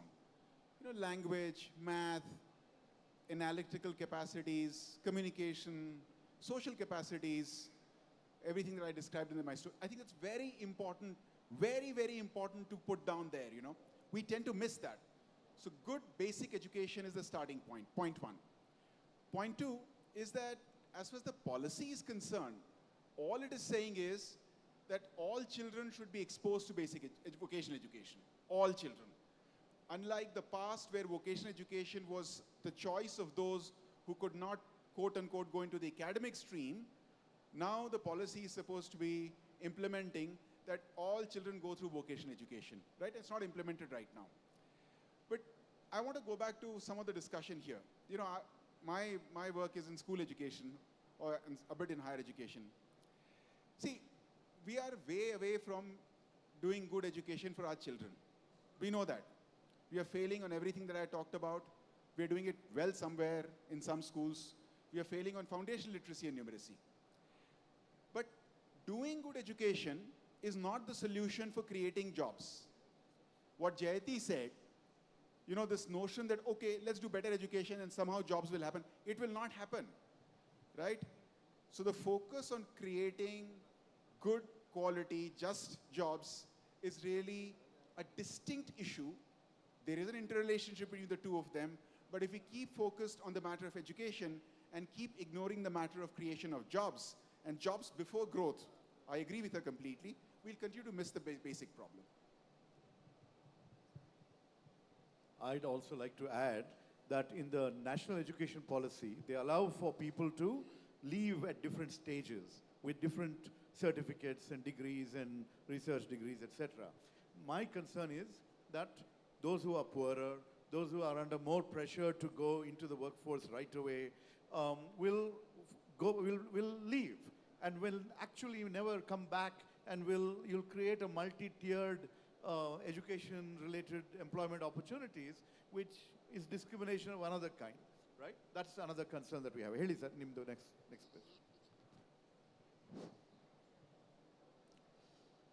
मैं कर्नाटक का हूँ, लेकिन मैं हिंदी में बात करना चाहता हूँ। मेरा नाम डीजी सागर, डॉक्टर डीजी सागर। दलित संघर्ष समिति में मैं 35 इयर्स से काम कर रहा है, लेकिन ये कर्नाटका सरकार जो कॉन्स्टिट्यूशंस और नेशनल यूनिटी के बारे में ये 2 दिन का ये कॉन्फ्रेंस करे, आपका प्रश्न मुबारक है। और दूसरा बात ये है, और पहले जितना भी क्वेश्चन उठाते हैं वो क्वेश्चन को ये समाज असमानता व्यवस्था का ऊपर है। समाज में सबको बराबर नहीं है, असमानता व्यवस्था है। असमानता व्यवस्था में मनुवाद है, ब्राह्मणशाही है, हिंदुत्व है। इसीलिए दलित, बैकवर्ड, माइनॉरिटी जो भी डिप्रेस्ड क्लास है, वो क्लास को दबाव गया है और उसको वंचित किया है। डॉक्टर बाबा साहब अम्बेडकर आने के बाद संविधान 75 इयर्स हो गए और जारी होने के बाद, और उसको एजुकेशन मिले, जॉब रिजर्वेशन मिले, हर को गौरव मिले, फिर भी कॉन्स्टिट्यूशन का जितना उसका एक्सपेक्टेशन थे, अब उसको उतना नहीं मिलना चाहिए, नहीं मिले हैं। लेकिन क्यों बोले तो जितना भी रूलिंग करे यहाँ तक 75 ईयर्स में 1952 से वो संविधान का जो भी है उसको दबाव के रखे हैं। ये लोगों को पास ये संविधान में क्या है, संविधान हिसाब से हमको क्या मिलने वाला है, वो सामान्य लोगों को मालूम नहीं है। इसीलिए एक नेशनल मूवमेंट होना चाहिए। अभी ये कॉन्स्टिट्यूशन के बारे में हर घर को चलना चाहिए। इसी जितना भी क्वेश्चन उठाते वो क्वेश्चन को, लेकिन ये जात है, ये कैस्टिज्म है, वो दुनिया में इतना जुल्म हो गए इंडिया में, वो धर्म आधार पर और कास्ट आधार पर जितना डिफरेंस क्लास में जुल्म हुए उतना ज़्यादा कहीं भी इसमें नहीं है। इसीलिए ये संविधान हर सामान्य लोगों का पास संविधान क्या है, बाबा साहब क्या है, हमको क्या राइट्स मिले हैं, हमको क्या ड्यूटीज है, ये पूरा जो भी इंडिया में ये कॉन्स्टिट्यूशन सो जारी होना चाहिए। Thank you, sir. That's a wonderful statement of action. Ilkodi Swami, last question here. Yeah, we'll close with this. Sir ನಮಸ್ತೆ, ರಾಜೇಶ್ ಆವಗಲ್ ಅಂತೇಳಿ ಕಲಬುರಗಿ. ಈಗ ದೇಶದ ಅಭಿವೃದ್ಧಿಯಲ್ಲಿ, ಸರ್ ಕನ್ನಡದಲ್ಲಿ ಹೇಳ್ತೀನಿ, ದೇಶದ ಅಭಿವೃದ್ಧಿಯಲ್ಲಿ ಭಾಳಷ್ಟು ದೇಶದ ಎಲ್ಲ ಸರ್ಕಾರಗಳು ಬಂದರೂ ಏನಾದರೂ ಕೂಡ SC ST ಜನಾಂಗಕ್ಕೆ ಅಭಿವೃದ್ಧಿ, ಈಗ ಸರ್ ಡಿ ಜಿ ಸಾಗರ್ ಹೇಳ್ದಂಗೆ ಅಷ್ಟು ದೊಡ್ಡ ಪ್ರಮಾಣದಲ್ಲಿ ಅಭಿವೃದ್ಧಿ ಆಗಕ್ಕೆ ಕಾಣಕ್ಕಾಗಿಲ್ಲ. ಸೊ 75 ವರ್ಷಗಳಾಯಿತು, ಅಮೃತ ಮಹೋತ್ಸವದ ದಶಕಗಳ ಕಾಲದಲ್ಲಿ ಅದೀವಿ. ಸೊ ಮೀಸಲಾತಿಯಲ್ಲಿ ಬದಲಾವಣೆ ಅವಶ್ಯಕತೆ ಐತಾ? ಹಾಗಿದ್ರೆ ಏನು ಅವಶ್ಯಕತೆ ಬೇಕಾಗಿತ್ತು sir? Okay, I'll quote pudi. Muxpudi, these two people standing there, let's just take their questions and be done with it, boss. Those two. Which one? Yeah, those two. ರಾಜೇಗೌಡ್ರೆ ಸರ್, ಎಲ್ಲ economist ಒಪ್ತಾರೆ ನಮ್ಮ ದೇಶದ ಒಬ್ಬ ವ್ಯಕ್ತಿಯ ತಲಾದಾಯ ಬರೀ 20 ರೂಪಾಯಿ ಅಂತ. D G Sagar ಅವರು ಹೇಳ್ದಂಗೆ ದಲಿತರು ಇವತ್ತು ಕೂಡ ನಾವು ಶೋಷಣೆಗೊಳಗಾಗಿದ್ದೀವಿ ಈ ಸಮಾಜದಲ್ಲಿ. ಇವತ್ತು ಹಳ್ಳಿನ ಬಿಟ್ಟು ಪೇಟೆನ ಹುಡುಕೊಂಡು ಉದ್ಯೋಗ ಅರಸ್ಕೊಂಡು ಪೇಟೆಗೆ ಬರ್ತಾ ಇದ್ದೀವಿ, ಆಯ್ತಲ್ಲ. ಶಿಕ್ಷಣದಿಂದ ವಂಚಿತರಾಗಿದ್ದೀವಿ, ಉದ್ಯೋಗದಿಂದ ವಂಚಿತರಾಗಿದ್ದೀವಿ, ಸಾಮಾಜಿಕವಾಗಿ ಶೋಷಣೆಗೊಳಗಾಗಿದ್ದೀವಿ, ಇವತ್ತು ಕೂಡ ಅನುಭವಿಸ್ತಾ ಇದ್ದೀವಿ. ಆದರೂ ಇವತ್ತು ಖಾಸಗೀಕರಣ ಆಗ್ತಾ ಇದೆ, ಉದ್ಯೋಗ ಸಿಗ್ತಾ ಇಲ್ಲ, ನಾವು ಅಲ್ಲೂ ಕೂಡ ವಂಚಿತರಾಗ್ತಾ ಇದ್ದೀವಿ, ಗುತ್ತಿಗೆ ಕಾರ್ಮಿಕರಾಗಿ ನಾವು ಮಾರ್ಪಟ್ಟಿದ್ದೀವಿ, ಭೂಮಿ ಕಳ್ಕೊಳ್ತಾ ಇದ್ದೀವಿ. ಯಾಕೆಂತಂದರೆ ಕಂಪ್ನಿ ವ್ಯವಸಾಯ ಬರ್ತಾ ಇದೆ ನಮ್ಮ ದೇಶದಲ್ಲಿ. ಇದ್ದ ಸಂಪತ್ತುಗಳನ್ನೆಲ್ಲ ನಮ್ಮ ಕೇಂದ್ರ ಸರ್ಕಾರದವರು ಮಾರಾಟ ಮಾಡಿಬಿಟ್ಟಿದ್ದಾರೆ. ಹಂಗಾಗಿ ಅಲ್ಲೂ ಕೂಡ ನಮಗೆ ಉದ್ಯೋಗ ಸಿಗ್ತಾ ಇಲ್ಲ. ಈ ಪರಿಸ್ಥಿತಿಯಲ್ಲಿ 14 ಲಕ್ಷ ಕೋಟಿ ರೂಪಾಯಿಯನ್ನು ಏನು ಇವು ಇದಾರವೆ ಅವರು ಎಲ್ಲ ಇದನ್ನು ಮನ್ನಾ ಮಾಡಿದ್ದಾರೆ, 14 ಲಕ್ಷ ಕೋಟಿ ರೂಪಾಯಿಯನ್ನು ಈ ದೇಶದಲ್ಲಿ. ಆದರೆ ಬಡವರಿಗೆ ಸಿಗಬೇಕಾದ ಸೌಲಭ್ಯ ವಂಚನೆ ಮಾಡಿ ಇವತ್ತು ಶ್ರೀಮಂತರನ್ನ ಬೆಳೆಸೋದಕ್ಕೆ ಸರ್ಕಾರಗಳು ನಿಂತಿದ್ದಾವೆ. ನಮ್ಮ ಯೋಜನೆಗಳು ಏನಾಗಿದ್ದಾವೆ ಅಂತ ನಮ್ಮ ಪ್ರಶ್ನೆ. ಆಯ್ತು ಸರ್, ಕೊನೆ last person there. That's fine. No, this man, yeah. Rajeev Gowda ಸಾಹೇಬರಿಗೆ ನಮಸ್ಕಾರ. ಜಯಂತಿ ಮೇಡಮ್ಮು ಪ್ರಸ್ತಾಪನೆ ಮಾಡೋವಂಥ ಸಂದರ್ಭದಲ್ಲಿ ನನಗೆ ಗೊತ್ತಿರ್ತಕ್ಕಂಥ, ನನಗೆ ಡೌಟ್ ಇರ್ತಕ್ಕಂಥದ್ದು ಒಂದು ಪ್ರಶ್ನೆನ ಜಯಂತಿ ಮೇಡಮ್ ಕೇಳ್ತೀನಿ. 25 ಇಯರ್ಸ್ ಇಂಡಿಪೆಂಡೆನ್ಸ್ ಆಫ್ ಇಂಡಿಯಾಗೆ ತಲೆ ಮೇಲೆ ಮಲ ಹೊರೋ ಪದ್ಧತಿಯನ್ನು ಬ್ಯಾನ್ ಮಾಡಿ ಡಿಗ್ನಿಟಿ ಆಫ್ ಹ್ಯೂಮನ್ ಇಯರ್ ಅಂತ ಆಯಿತು. ರಾಜು ಸಾಹೇಬ್ರೆ, ಮೇಡಮ್ಗೆ ಹಿಂದಿಯಲ್ಲಿ ಹೇಳಿ. ತಿರ್ಗ ದೇಶದ 25ನೇ ವರ್ಷದ ಸ್ವಾತಂತ್ರ್ಯೋತ್ಸವಕ್ಕೆ ತಲೆ ಮೇಲೆ ಮಲ ಹೊರೋ ಪದ್ಧತಿಯನ್ನು ಸ್ಟಾಪ್ ಮಾಡಿ ಡಿಗ್ನಿಟಿ ಆಫ್ ಹ್ಯೂಮನ್ ಇಯರ್ ಅಂತ ಹೇಳ್ಬಿಟ್ಟು ಮಾಡಿದ್ರು. 75 ವರ್ಷ ಸರ್. ಈಗ ಮಿನಿಮಮ್ ವೇಜಸ್ ಆ್ಯಕ್ಟ್ ಹೇಳ್ತಾ ಇದ್ರಿ ಮೇಡಮ್, ಏನಂತ ಹೇಳಿದ್ರೆ ಯಾರು ಕಾಂಟ್ರಾಕ್ಟ್ ಸಿಸ್ಟಮಲ್ಲಿ ಎಸೆನ್ಷಿಯಲ್ ವರ್ಕ್ ಮಾಡೋ ಅಂಥ ಕಾಶ್ಮೀರದಿಂದ ಕನ್ಯಾಕುಮಾರಿವರೆಗೂ, ಬಾಂಬೆಯಿಂದ ಕಲ್ಕಟ್ಟ ಗಂಟ ಏನು ಸಫಾಯಿ ಕರ್ಮಚಾರಿಗಳಿದ್ದಾರೆ ಇವತ್ತು ನೋಡಿ. ಏನು ಗೊತ್ತಂದ್ರೆ ನಾವಿಲ್ಲಿ ಶುದ್ಧವಾಗಿದ್ದೀವಿ ಅಂತ ಹೇಳಿದ್ರೆ ಕಾರಣ ಏನಂತಂದರೆ ಅವರು ಒಬ್ಬ ಆರೋಗ್ಯ ರಕ್ಷಕರು. ಅವ್ರಿಗೆ ಮಿನಿಮಮ್ ವೇಜಸ್ಸನ್ನು ಏನು ಕೊಡದೇನೆ ಅವ್ರನ್ನ ಅನ್ಯಾಯ ಮಾಡ್ತಾ ಇರೋದು. ಈ ದೇಶಕ್ಕೆ 75 ವರ್ಷ ಬಂದಿದ್ರೇನು ಸಂವಿಧಾನ ಜಾರಿ ಆಯ್ತಾ?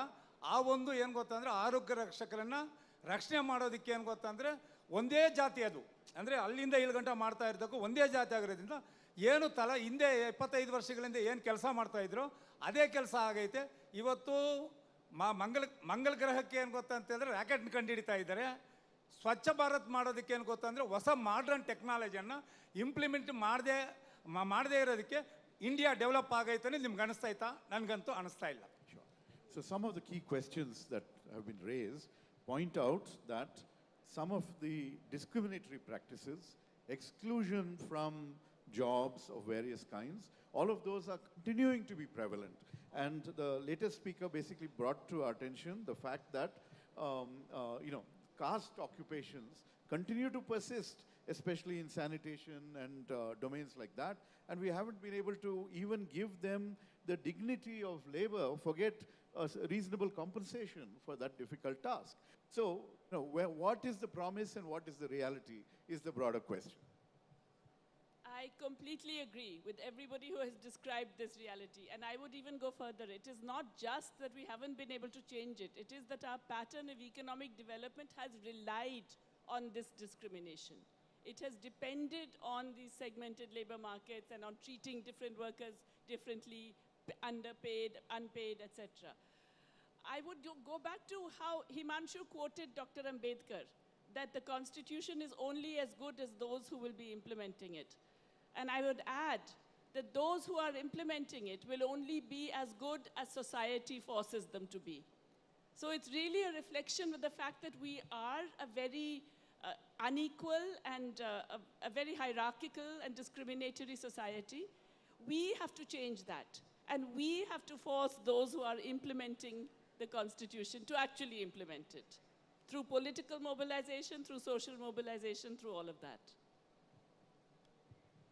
Okay. Are you all staying on for the next panel? Because that starts here at 3:30 and so we need to make some space. So one final question for the panel. So, if you were to look at the evolution of various movements, they were focused on ideology for the first 20, 30 years, paying attention to inequality and economic justice substantially. There were also movements for social justice, gender justice, and things of that sort. Now, when the dominant discourse seems to be of majoritarian religion and Hindutva, where is what the Constitution says and promises, and where are we heading? Any reactions to the critical juncture that we find ourselves in? Anyone wants to respond to this? I mean, I think the point that Jyoti was talking about is that we are in a time where the economic structure is very much aligned with the social structures of oppression. And in that sense, some kind of a diversion where you basically do not let those dissenting voices or voices of which are basically asking critical questions on the economic model is to be, I mean, that nobody wants that. And therefore, some kind of a diversion is necessary to keep that away. And there is perfect sync between those ones, in the sense that more do you ask these kind of questions, the non-economic questions, the Hindutva and other kind of a thing, the less of those voices that will basically come up. And I think that is where we have to basically go back to the roots of it. And I think I agree with the question that they are asking. And I said that, look, Constitution was not meant to be a rule book. And it is not something where everything has to be brought in. And it was something that was supposed to be a guiding principle. And once it is a guiding principle, then I think a lot of other things are assumed to be where the citizens also have a responsibility. It's not just the responsibility of implementing is only on the government. And I think the citizens have to ask the right questions, have to mobilize, and have to be as vigilant about protecting Constitution rather than simply saying that, okay, the government is not implementing it. I think that point is something where we have to ask the right questions and we have to fight for those ones. Just to add one sentence to that, it's not just about fighting for the Constitution, it's fighting for democracy. It's not just in terms of politics and the whole other ways in which civil and political liberties are being denied. An economy that is so unequal, so based on hierarchy, discrimination, and exclusion has to be undemocratic. And the more you rely on that, the more undemocratic it becomes. So fighting for all of the constitutional values is also fighting for democracy. I think, yes, I think our society is discriminatory and citizens have their own responsibility but who is a citizen? I think there is a kind of question that needs to be asked from the state. I think state has its own accountability, and we need to, people like us need to keep raising those questions that states need to be accountable, state has a responsibility. Citizens can't do much. Anyway, you pay taxes. Even those who don't pay income tax, they also pay kind of 1/5 or 1/4 of their income as tax in some form or the other. So the state has its responsibility, and that responsibility is not simply of building roads, that is also responsibility of providing rights, of providing education, health, and various other things. And I think that's where the space of rights need to be expanded, question of education, question of health, all that needs to come in rights. So I think that's something which we need to ask from the state. We should not put all the burden on that. We citizens need to change, but I think state has its own kind of historic responsibility, and that's what has happened in other parts of the world. We are a democratic country, and we need to assert our rights, and Indians are not. So there is a kind of narrative being created, and media in some sense makes us feel that there is no hope. I think there are movements everywhere. Even today also there is a lot of restlessness, there's a lot of kind of resistance happening at various level in various forms, and I think we need to kind of bring that together, and only then there is kind of hope for this society. मेरे साथियों की सारी बातों से मैं सहमत हूँ। हिंदी में बोल रहा हूँ क्योंकि बहुत लोग हिंदी में बोल रहे थे। हिंदी में ना बोलूँ तो आप लोग बता दीजिए। हिंदी ठीक है। तो मैं ये कहना चाहता हूँ, साथियों की सारी बातों से सहमत हूँ, लेकिन इसके साथ मुझे लगता है कि एक और चीज़ करने की ज़रूरत है। वो ये है कि धरातल पर गांव दर गांव, कस्बे दर कस्बे, मोहल्ले दर मोहल्ले में सोशो कल्चरल कंस्ट्रक्टिव काम की ज़रूरत है, बहुत ज़रूरत है। यही हम लोगों ने मेरे ख्याल से पिछले 30-40 साल में बहुत कम किया है। ये अगर हम नहीं करेंगे तो हम जिस संविधान को चाहते हैं अपनी ज़िंदगी में, अपने समाज में, बड़ा मुश्किल है। और अगर सोशो कल्चरल कंस्ट्रक्टिव काम ऐसा हो जिससे कि हमारी ज़िंदगी, हम लोग, हमारी कम्युनिटीज़ थोड़ा ज़्यादा एम्पैथेटिक हो जाएं, थोड़ा ज़्यादा काइंड हो जाएं, लिटिल बिट ऑफ काइंडनेस, बहुत सारी चीज़ें हैं वो सॉल्व होने लगेंगी। Thank you so much to all our esteemed panelists. We had a really great discussion. I sincerely thank all our esteemed speakers for sharing their invaluable insights and perspectives on the topic. Your expertise has enriched us and your discussions has inspired us throughout. Thank you so much to all our participants for their thought-provoking questions and engagement. And thank you so much for our organizers for lucidly conducting this event. We sit together in 2 to 3 minutes for the next session. Thank you so much, everyone.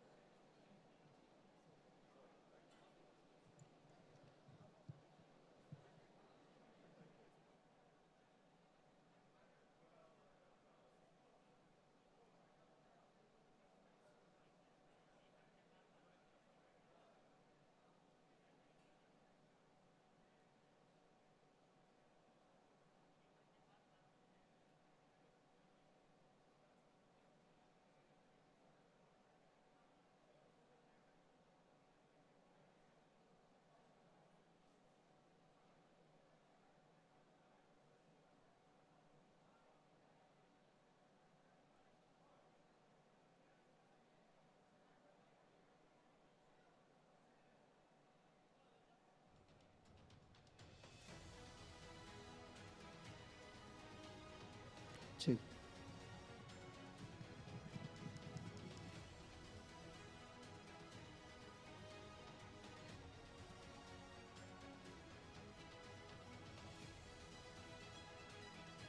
Check.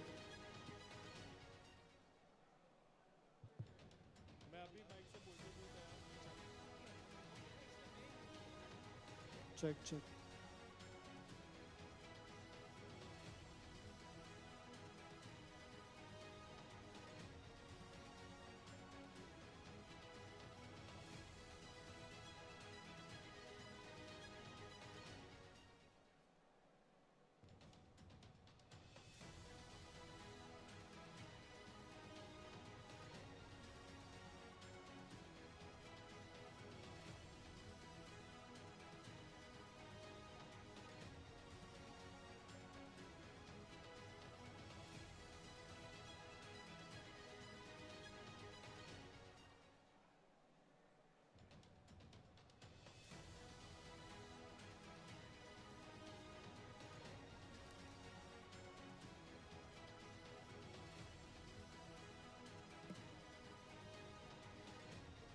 Good afternoon, all of you. I would request the audience to kindly settle down so that we can start with the session.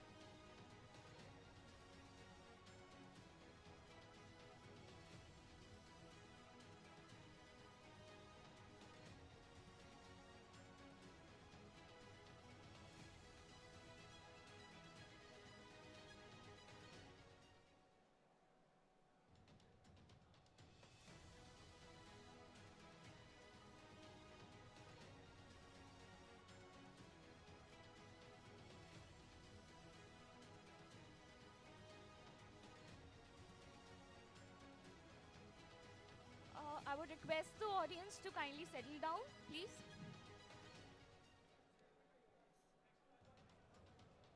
We'll start the session in 5 minutes. Kindly settle down, please.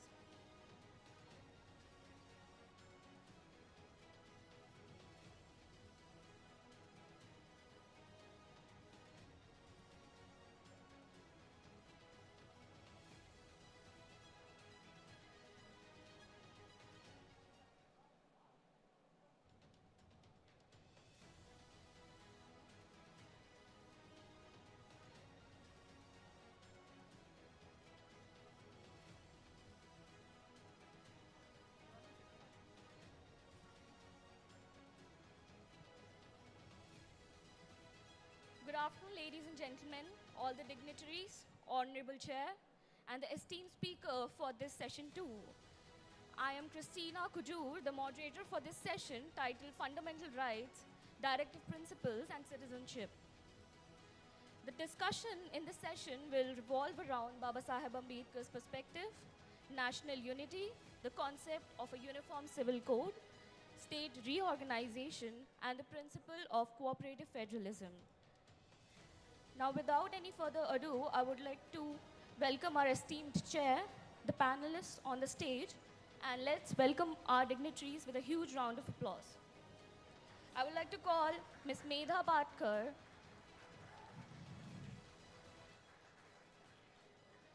Shri Siddharth Vardarajan,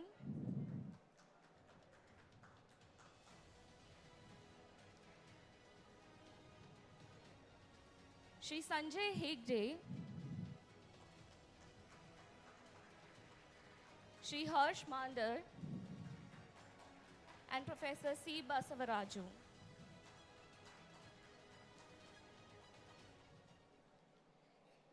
As we proceed, I would like to take a few minutes to introduce our esteemed panelists for this session.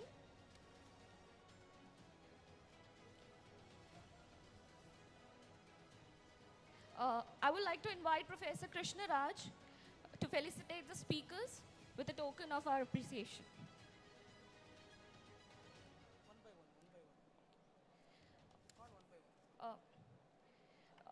Okay.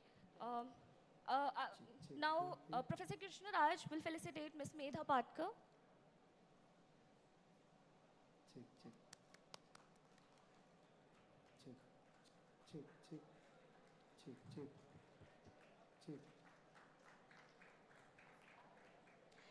Shri Siddharth Vardarajan. Shri Siddharth Vardarajan.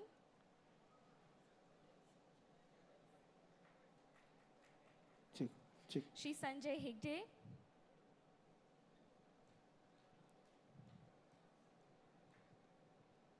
Shri Harsh Mandar.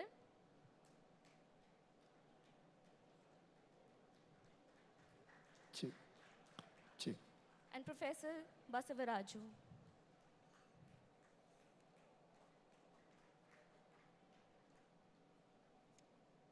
Thank you, Professor Krishnaraj. Now, I would like to take a few minutes to introduce our esteemed panelists for this session. Ms. Megha Patkar is a renowned Indian activist devoted to addressing social and political issues affecting marginalized communities. A TIS alumnus, she co-founded the Narmada Bachao Andolan, advocating for justice for those who impacted by water dam projects. We are privileged to have her with us today as chair of this session. Thank you, ma'am. Our second panelist is Sri Siddharth Vardarajan. He is a prominent Indian journalist and editor, and is the founding editor of the news outlet The Wire. His significant contributions have earned him prestigious award, and in December 2022, he received a Red Ink Award in politics category for his articles on the Pegasus spyware. Our third panelist is Sri Sanjay Hegde, who is a distinguished senior advocate at the Supreme Court in India, renowned for his unwavering commitment to civil rights. Beyond the courtroom, he's a prolific writer contributing insightful pieces to major Indian newspapers and magazines. His expertise extends to media, and he frequently appears as a legal expert on various news channels. He stands as a stalwart defender of civil liberties, leaving an indelible mark on the legal landscape of India. Our third panelist is Sri Harsh Mandar. He's a distinguished author, columnist, researcher, teacher, and a social activist. He is also a former Indian Administrative Services officer. He played pivotal role in founding the National Campaign for the People's Right to Information, and known for his advocacy for marginalized communities and the victims of the communal violence. His legacy includes tireless advocate for social justice, and it remains undeniable, leaving an indelible mark on the Indian society. Our final panelist is Professor C. Basavaraju. He's a distinguished legal scholar and educator with a rich academic background. His expertise lies in constitutional law, environmental law, human rights law, and social justice law. Currently, he serves as the Vice Chancellor of Karnataka State Law University, Hubballi. We welcome all our panelists.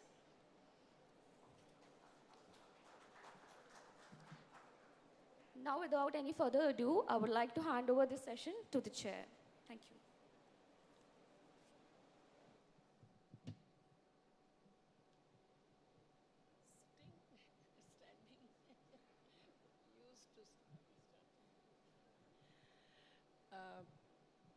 Friends, I was wondering whether I should speak in Hindi or English because I could see a number of people who were sitting around me, the backside, were not understanding English. But who all want it in English? Please raise your hands.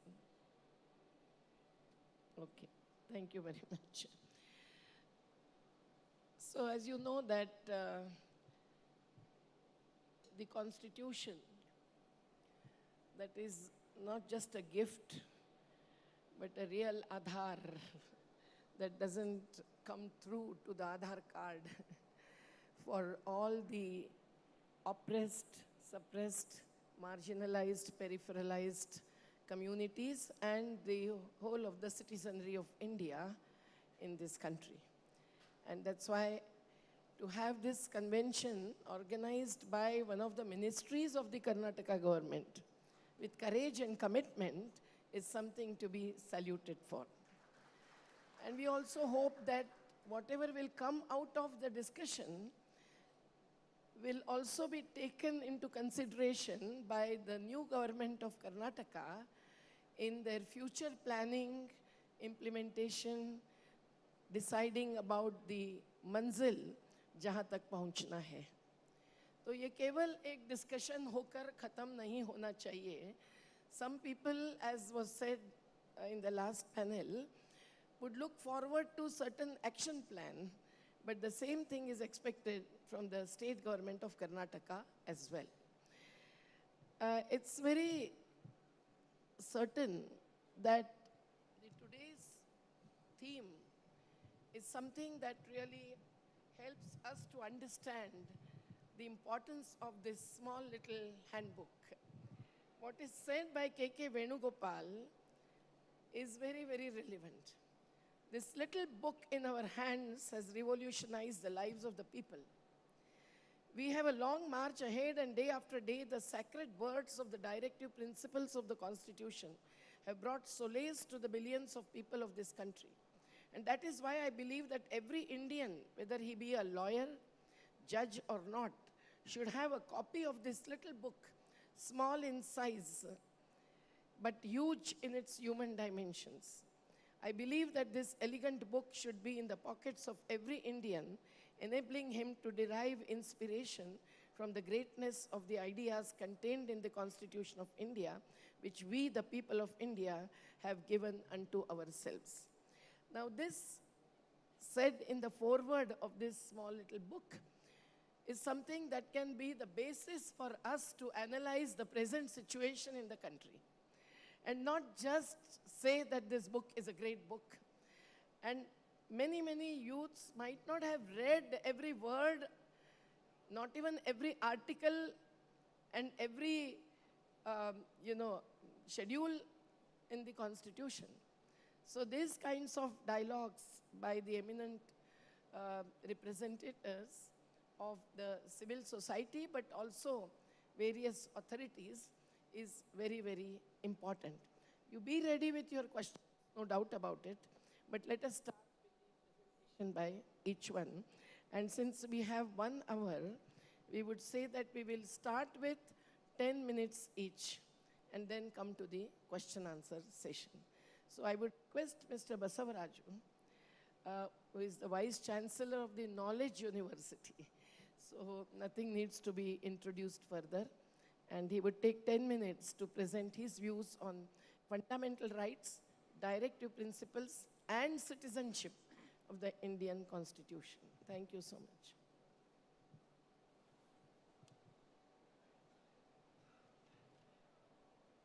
Respected all the panelists, chairman, all the invitees, students, members from media, ladies and gentlemen. Today, I am going to discuss on how far the concept of social justice can be promoted and ensured to the last man of the society through judicial activism. I am reminded of the words of Lord Denning. He says, every decision of new situation is a development of law. Law does not still, but it is dynamic. The task of law is to act as an instrument of evolution in accordance with which the changing needs of the society and the demands justice. Unquote. At the outset, the concept of social justice has got a multifarious connotations. It does not confine to one meaning, but multifarious connotations. It signifies the welfare of the state as well as the egalitarian society which was thought of by our framers of the Constitution. But unfortunately, even today, we have not been able to achieve the egalitarian society which is devoid of discrimination, inequality, exploitation, existence of untouchability, and caste discrimination and gender bias.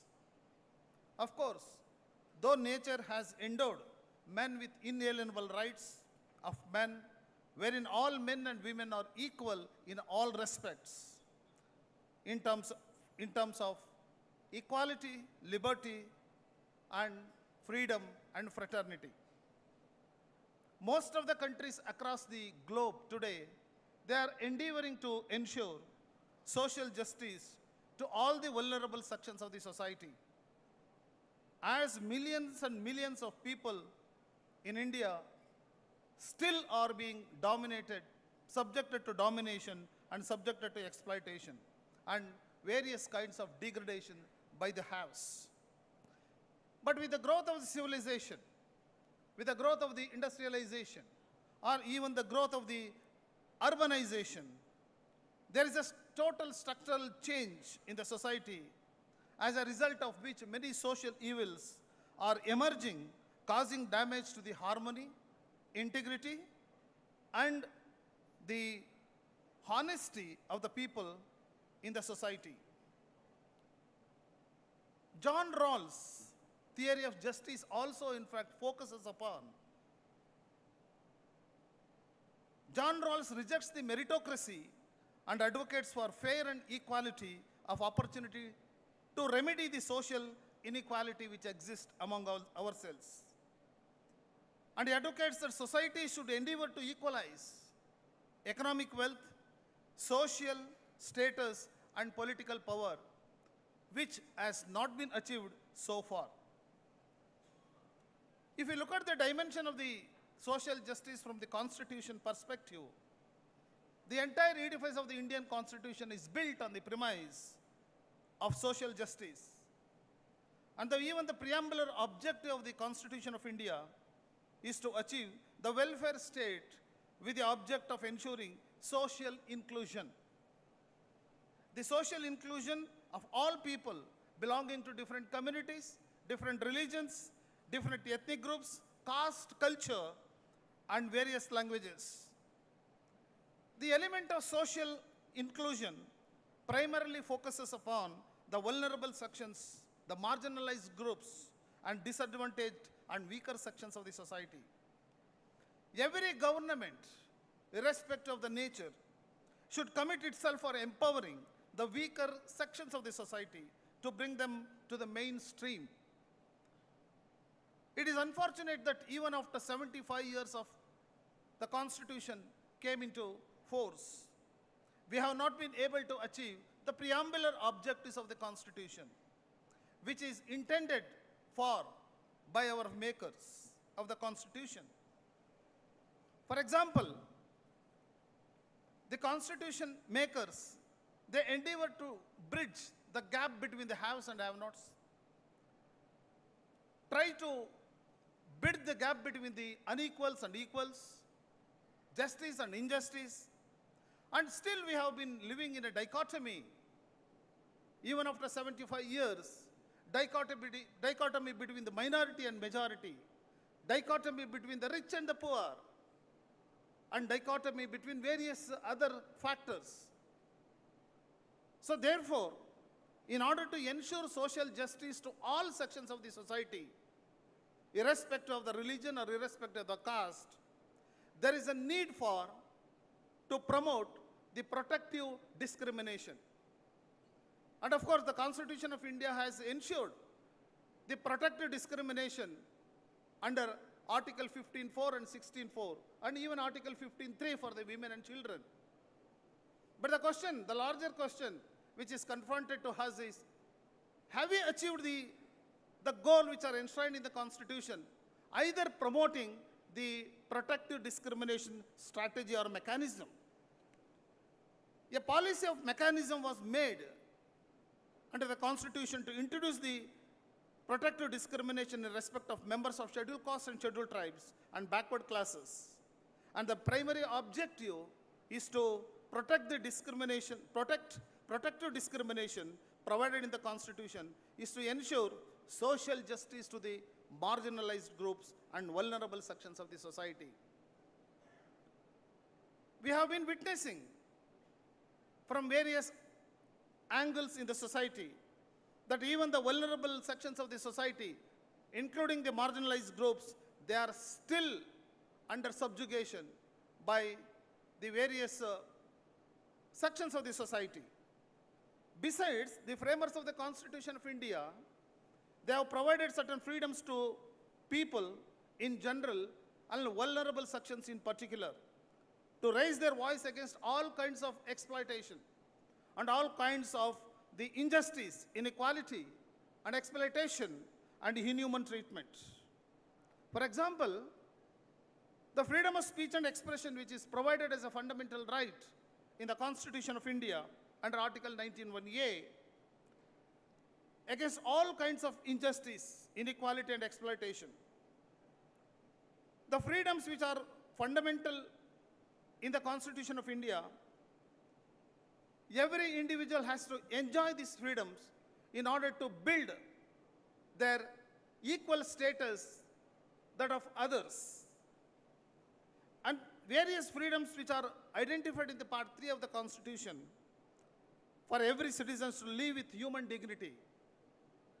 And of course, the basic idea of the constitutional mandate is to see that every person, every citizen of this country, irrespective of the caste and irrespective of the religion or irrespective of the community, must live with human dignity, even though it is ensured in the Constitution of India under Article 21. It has become a mirage today.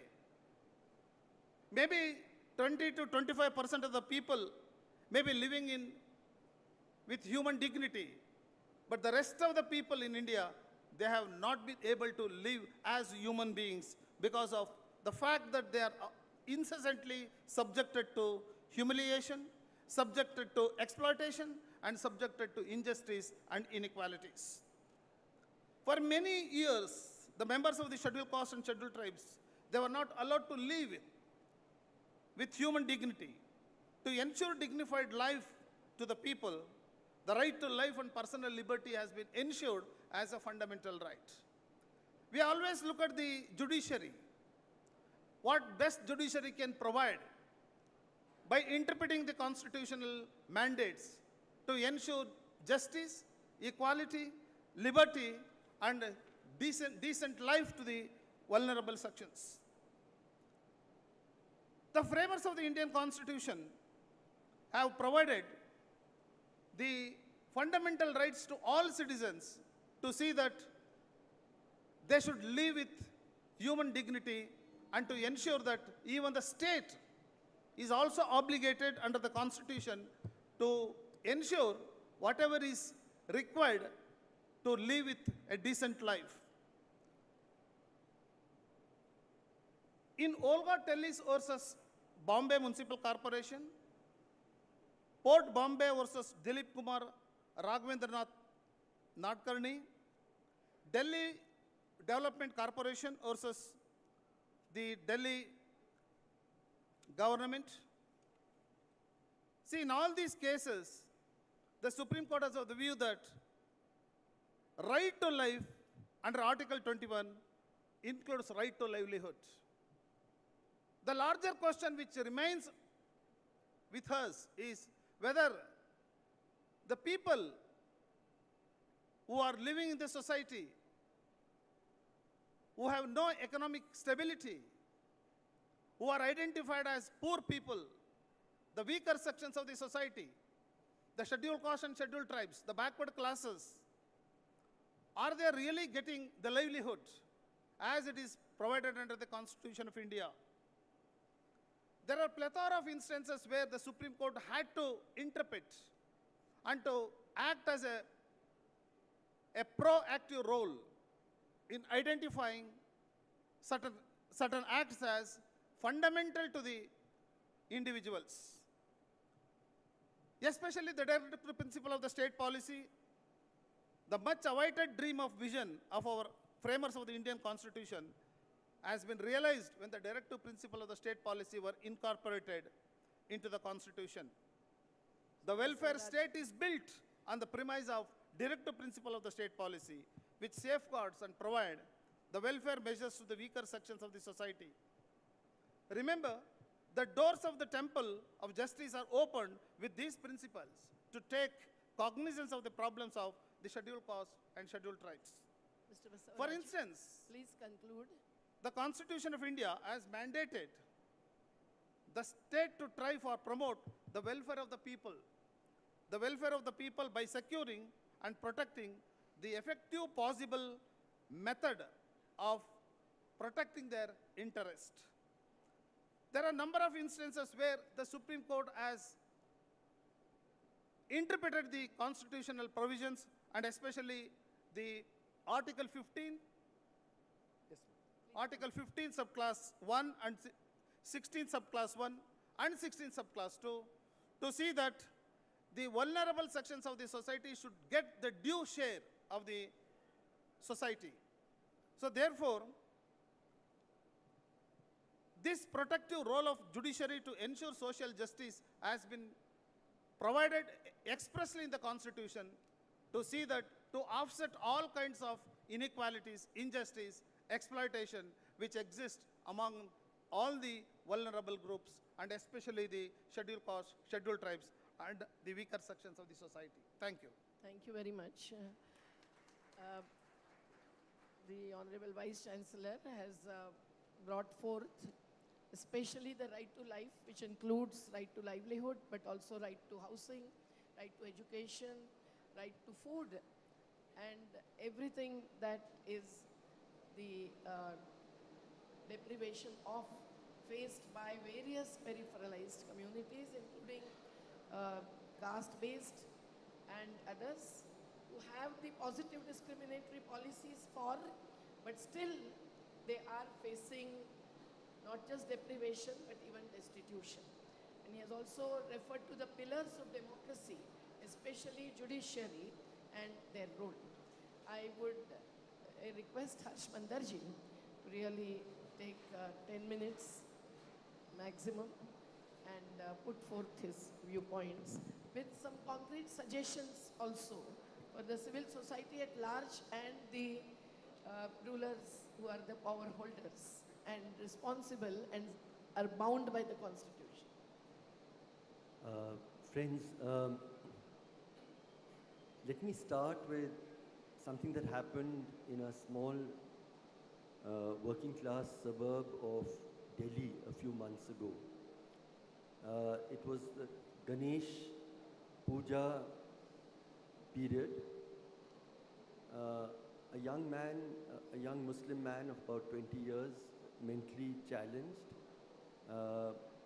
got up in the morning and he went to one of the pandals close to his home and he picked up a banana and ate it. Some people recognized him to be a Muslim. They caught hold of him, they tied him to a pole and they started beating him. They beat him for about 2 hours until his life was almost emptied from his body. They finally let him go. His home was only 200 meters away, but he could not drag himself those 200 meters. And 10 hours later, he bled to death. When I went to meet the family, his father, he just kept weeping and he said, my son ate a banana as prasad and they beat him to death. When I went then with him to see where this lamppost was located, where this young man was tied, I was even more shocked because I thought it would have been in some isolated place, but it was in the middle of an extremely densely packed locality. The young man was screaming pathetically for 2 hours. My estimate is some 5,000, 10,000 people must have passed that way. No one came to his rescue. I believe India is passing through a moment of profound civilizational crisis. The government has a lot to do with it, but most of all it has to do with you and I. It is the same indifference that we displayed when 30 million people, workers, walked hundreds of kilometers during the hot summer months of the pandemic, and we were safely ensconced in our homes, sort of happily banging thalis when so instructed. I believe that this civilizational crisis represents the gravest threat to India's constitutional morality and the principles by which we, the people of India, chose in the years leading up to 1950, we chose to be a certain kind of country. We can talk a lot about the Constitution. To my mind, if there are two core principles of the Constitution and its morality, one of them is the promise of equal citizenship and belonging. That it will not matter what God you worship, or if you worship no God. It will not matter what your caste, your language, your faith, your ideology, your sexuality, your gender, your wealth.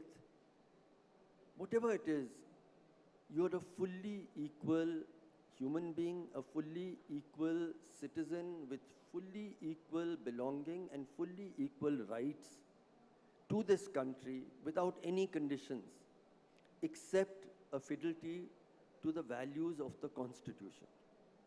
Not to any majority religion or faith, to the values of the Constitution. That was the country that we, the people of India, promised that we would build. And that is the country that we are losing every day with very little protest and with substantial complicity. So I thought in the 10 minutes that I have, I will talk and focus on the Muslim question in India. And I believe I must talk about it because if I did not, it would be like living through Nazi Germany and speaking about everything else except the Jews.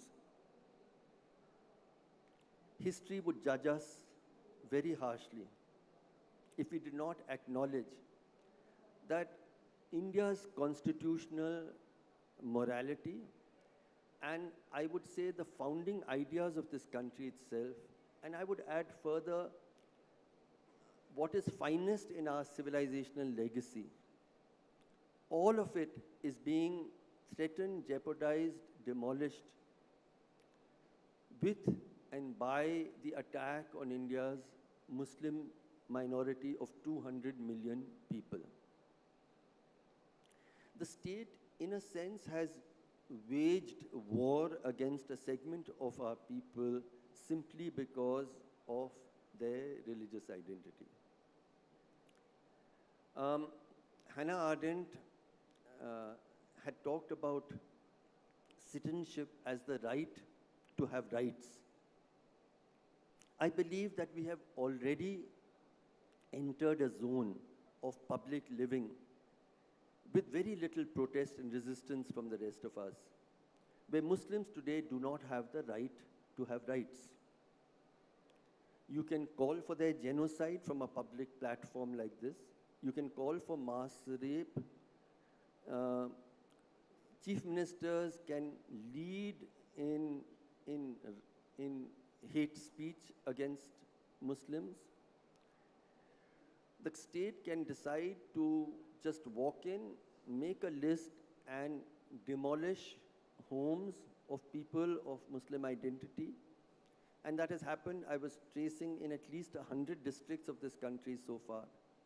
There is no law in the world that, at least not in our country, that you can demolish someone's home because they've committed a crime. And to prove that somebody's committed a crime, you at least have to go through some kind of process.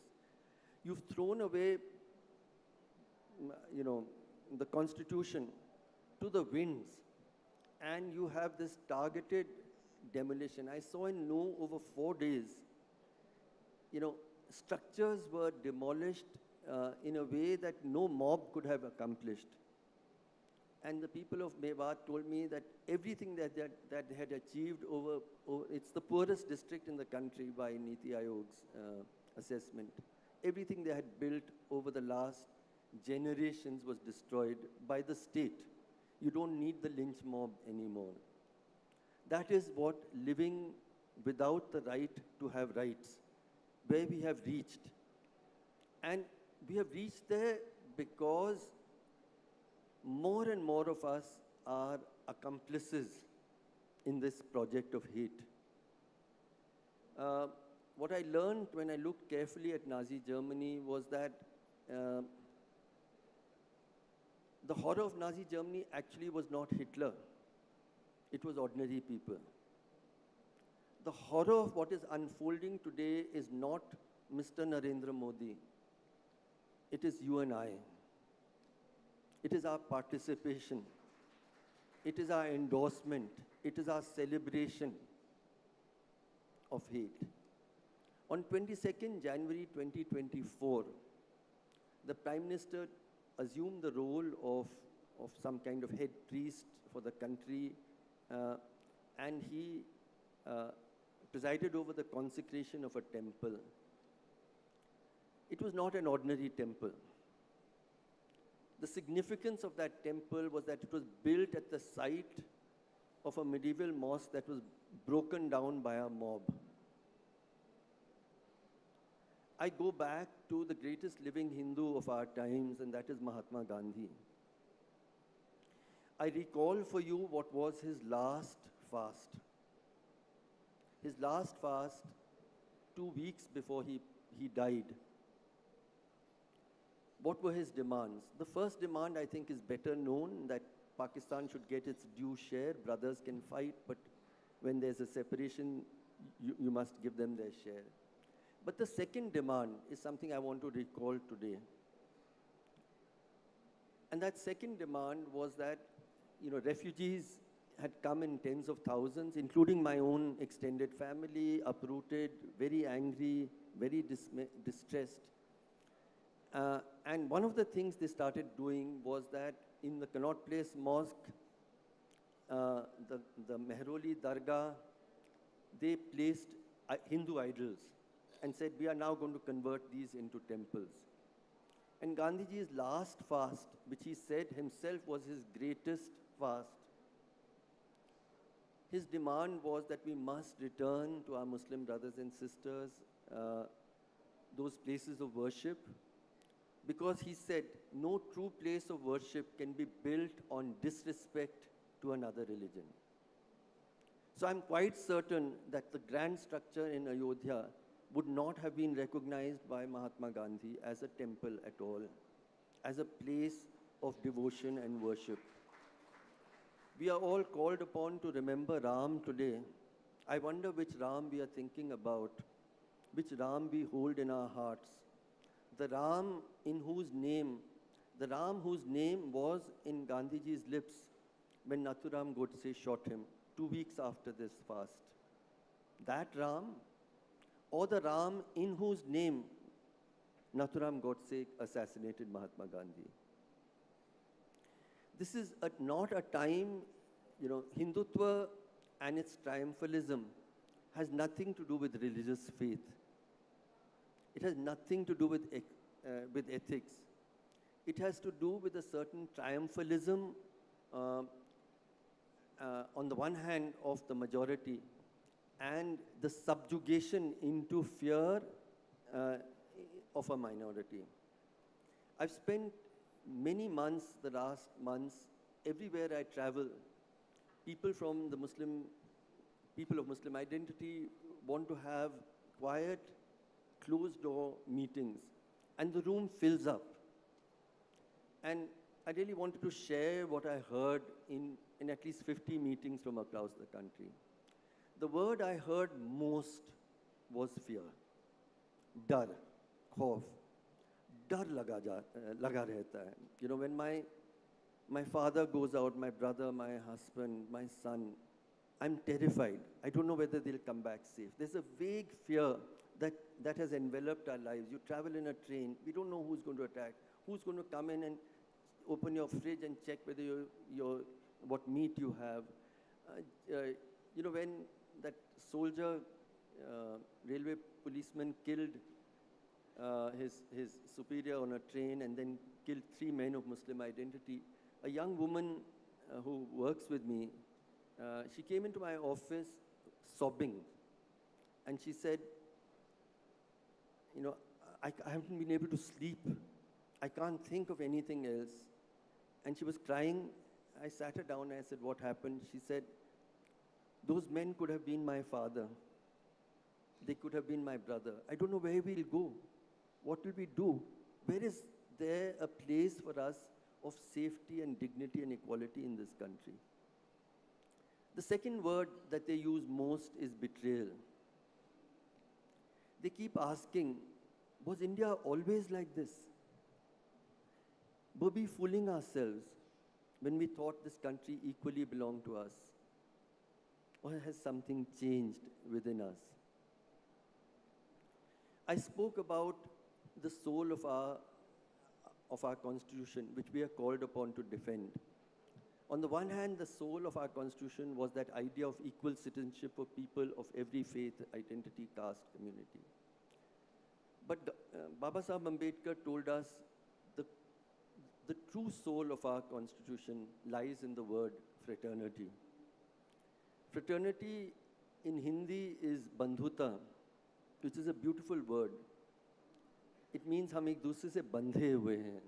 We might be of different identities, different beliefs, different ways of life. We may eat and dress and speak and worship and love differently, but we are bound to and with each other. When Pehlu Khan is beaten on his back with a stick, I feel the pain on my back. When a young Dalit girl is gang raped and killed, I mourn her like my own daughter. That is the India we promised to build. That is the India we've traveled so far from. That is the India that I hope, and you know, the 2024 elections are before us. You know, when a group of India MPs wanted to meet some of us in Delhi, and we sat in a small room, and I was actually delighted listening to them because they were saying exactly what I'm speaking here. They would say, we want back the India of, we want back the India of our childhood. We want back an India of freedom. My only question to them is, why are you not saying this from public platforms? We are fighting an ideological war for love and equality and justice for all, and we are unwilling to even state that this is the battle we are fighting. And that is what I wish, and it is a battle that we, the people of India, must fight if our leaders are unwilling to fight these for us. Thank you. Thank you so much. It is Harsh Mandarji who has the deep sensitivity and who has played a very great role during and immediately after the Gujarat riots. And while he was giving such examples, like a small boy in Rajasthan, a Dalit boy was beaten and killed only because he drank water from his teacher's matka. So those kinds of experiences are really heartbreaking. और आज जो अस्तित्व के सवाल जिस पर constitution का एक आर्टिकल स्टेट को ड्यूटी बाउंड मानता है, उनको बाजू में रखकर नकारने के लिए जो अस्मिता के सवाल उठा रहे हैं, उसकी हकीकत हमारे सामने हर्ष मंदर जी ने रखी है. राइट टू फ्रीडम केवल स्पीच एंड एक्सप्रेशन की नहीं, but to follow and promote one's own religion and also go for conversion, which Dr. Baba Saheb Ambedkar himself had taken the path to. और आज जब एंटी कन्वर्जन एक्ट होता है, तो is that really acceptable, legally tenable in the framework of values enshrined in the Constitution is a question that should also be answered by the senior advocate, Mr. Hegde. I think freedom के साथ equality का fundamental right, इसको implement करवाने के लिए क्या करना पड़ेगा? What is the way out? And what is the difference between the fundamental rights and the directive principles which are non-justiciable? Why are those kept to be non-justiciable, cannot be enforced by any court, is also a question that was raised by Subhash Wareji, and we all have been raising that question. So directive principles also is the framework and the basis for the state to bring in enactments. And no law also can be against the fundamental rights or violating the fundamental rights. तो आज जो law making की process हो रही है, संसद जैसी चल रही है, सांसदों को बाहर करके law amendment with in 3 minutes जो हो रही है, तो कॉन्स्टिट्यूशन में दिए हुए डायरेक्टिव प्रिंसिपल्स जो फंडामेंटल राइट्स को इम्प्लीमेंट करने के लिए मुख्य आधार स्टेट ने मानना चाहिए, उसके ही आधार पर law making and any amendment also कैसी हो सकती है और कैसी नहीं हो रही है, ये हम अपेक्षा करते हैं कि सीनियर एडवोकेट संजय हेगड़े जी हमारे सामने रखेंगे। और गुजरात के अभी पब्लिक हियरिंग करके मैं आई हूँ, तो अभी बड़े राइट्स कोई नहीं है, पर हर जगह जगह बुलडोजर कोर्ट बन रहा है उत्तर प्रदेश के जैसा, घर तोड़े जा रहे हैं, मुस्लिमों को एविक्ट कराया जा रहा है, डिस्प्लेसमेंट के साथ डेस्टिट्यूशन भुगतने पड़ रहा है, रोते हुए उनके डिपोजिशंस जब हुए तब आज क्या स्थिति है वो सब हमारे सामने आई है। तो संजय हेगड़े जी please.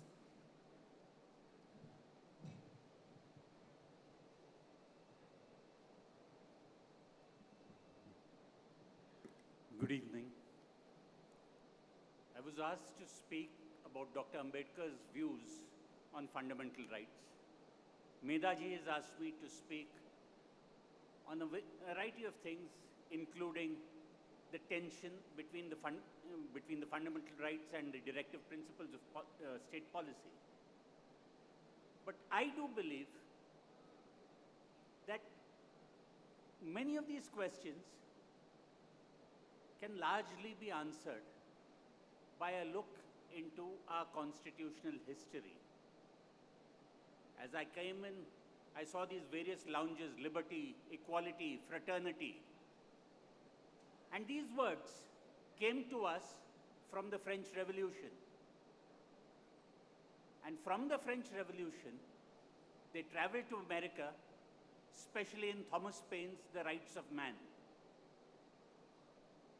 When a translated version in Marathi fell into the hands of Mahatma Phule, when he read that man hath no property in another man, that is when the revolution began in India. That is when a whole host of people started writing pamphlets, starting asking for an equal society.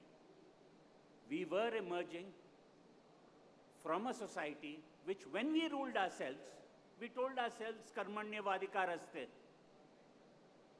And if you look at it, it meant that you had a right only to your duties. And who would assign those duties? Those duties would be assigned to you by society, by your ruler, and whatever your circumstances were. It was when we realized that we were not mere tools of duty. If the depressed classes, the scheduled tribes, had stayed off the Indian state, we do not know whether today we would have been sitting in a united India as it currently exists. It was that kind of constitutional thinking that reached out in fraternity to Dr. Ambedkar of identity politics, that way of violence. And so we built a constitution where every individual had his rights, where a society, an equal society, which strove towards fraternity, was to be built. As I came in and I saw Medatai with that little red book, the Constitution of India, with the binding showing how well worn it was, how well read it was. Because as one of the best judges who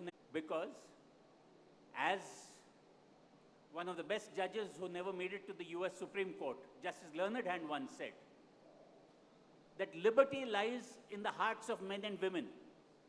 When it dies there, no court, no constitution can do much to save it.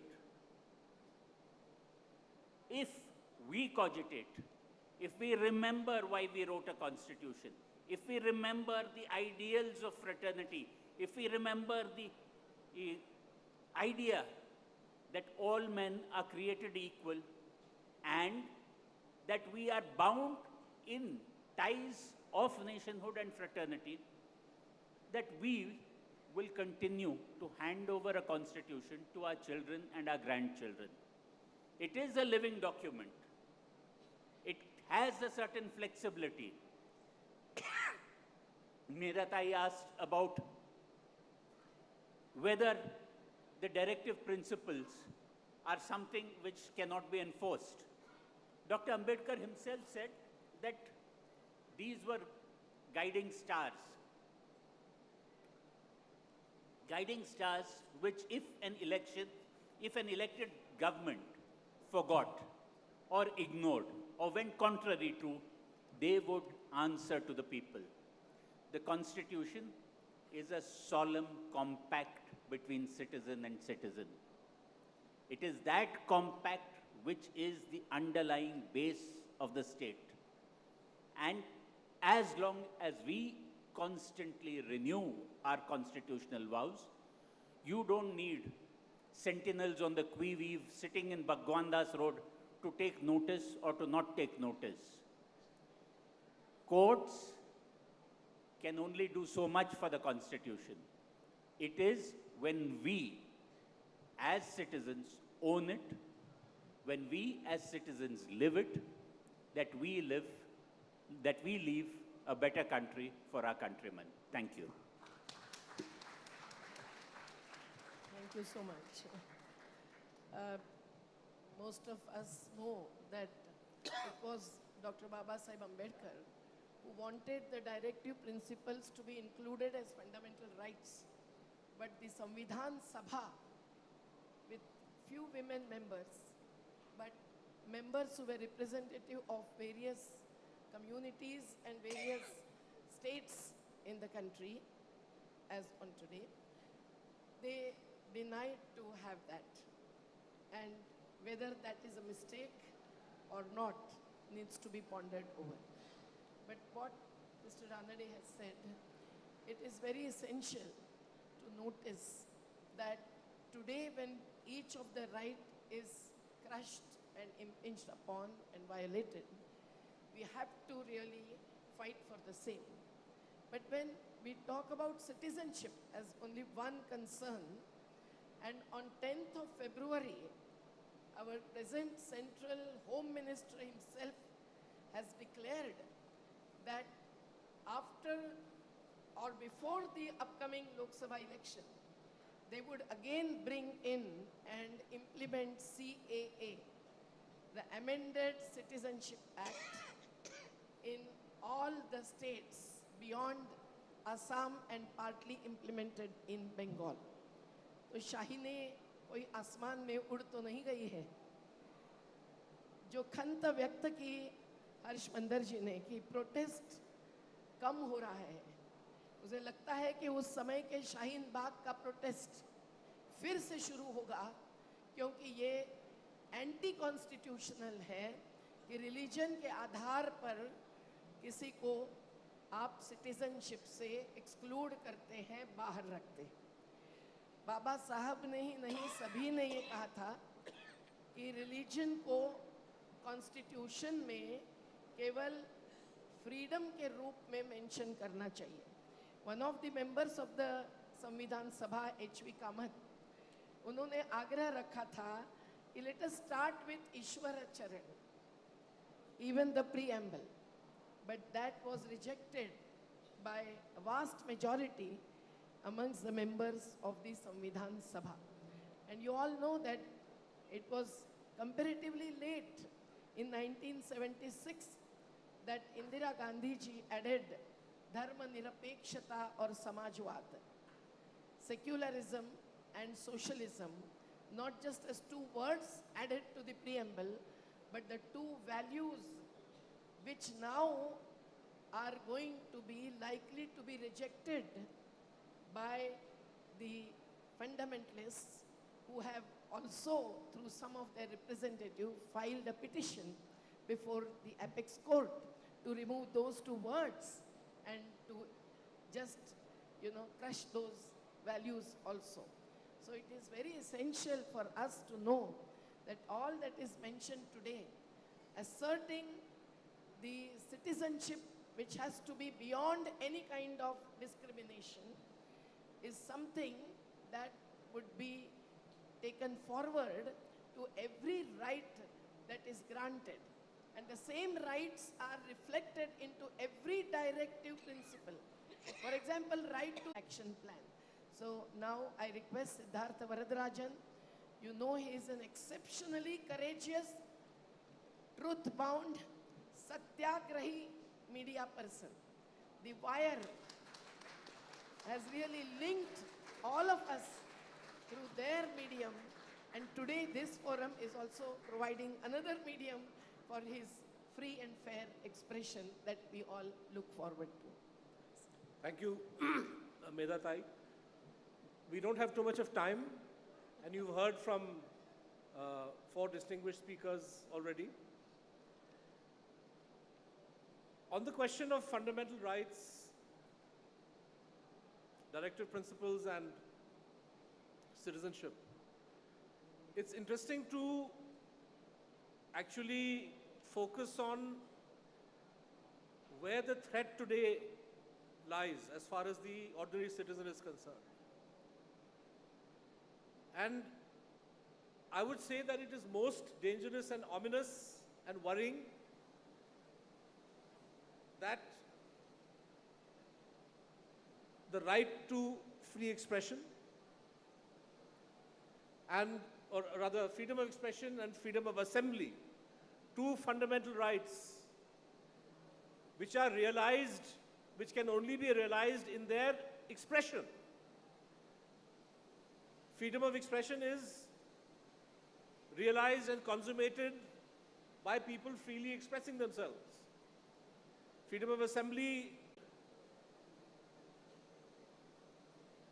citizenship is about a free people exercising control over how they live their lives, exercising control, ensuring accountability over elected representatives, ensuring that a government works for the people. And you simply cannot ensure that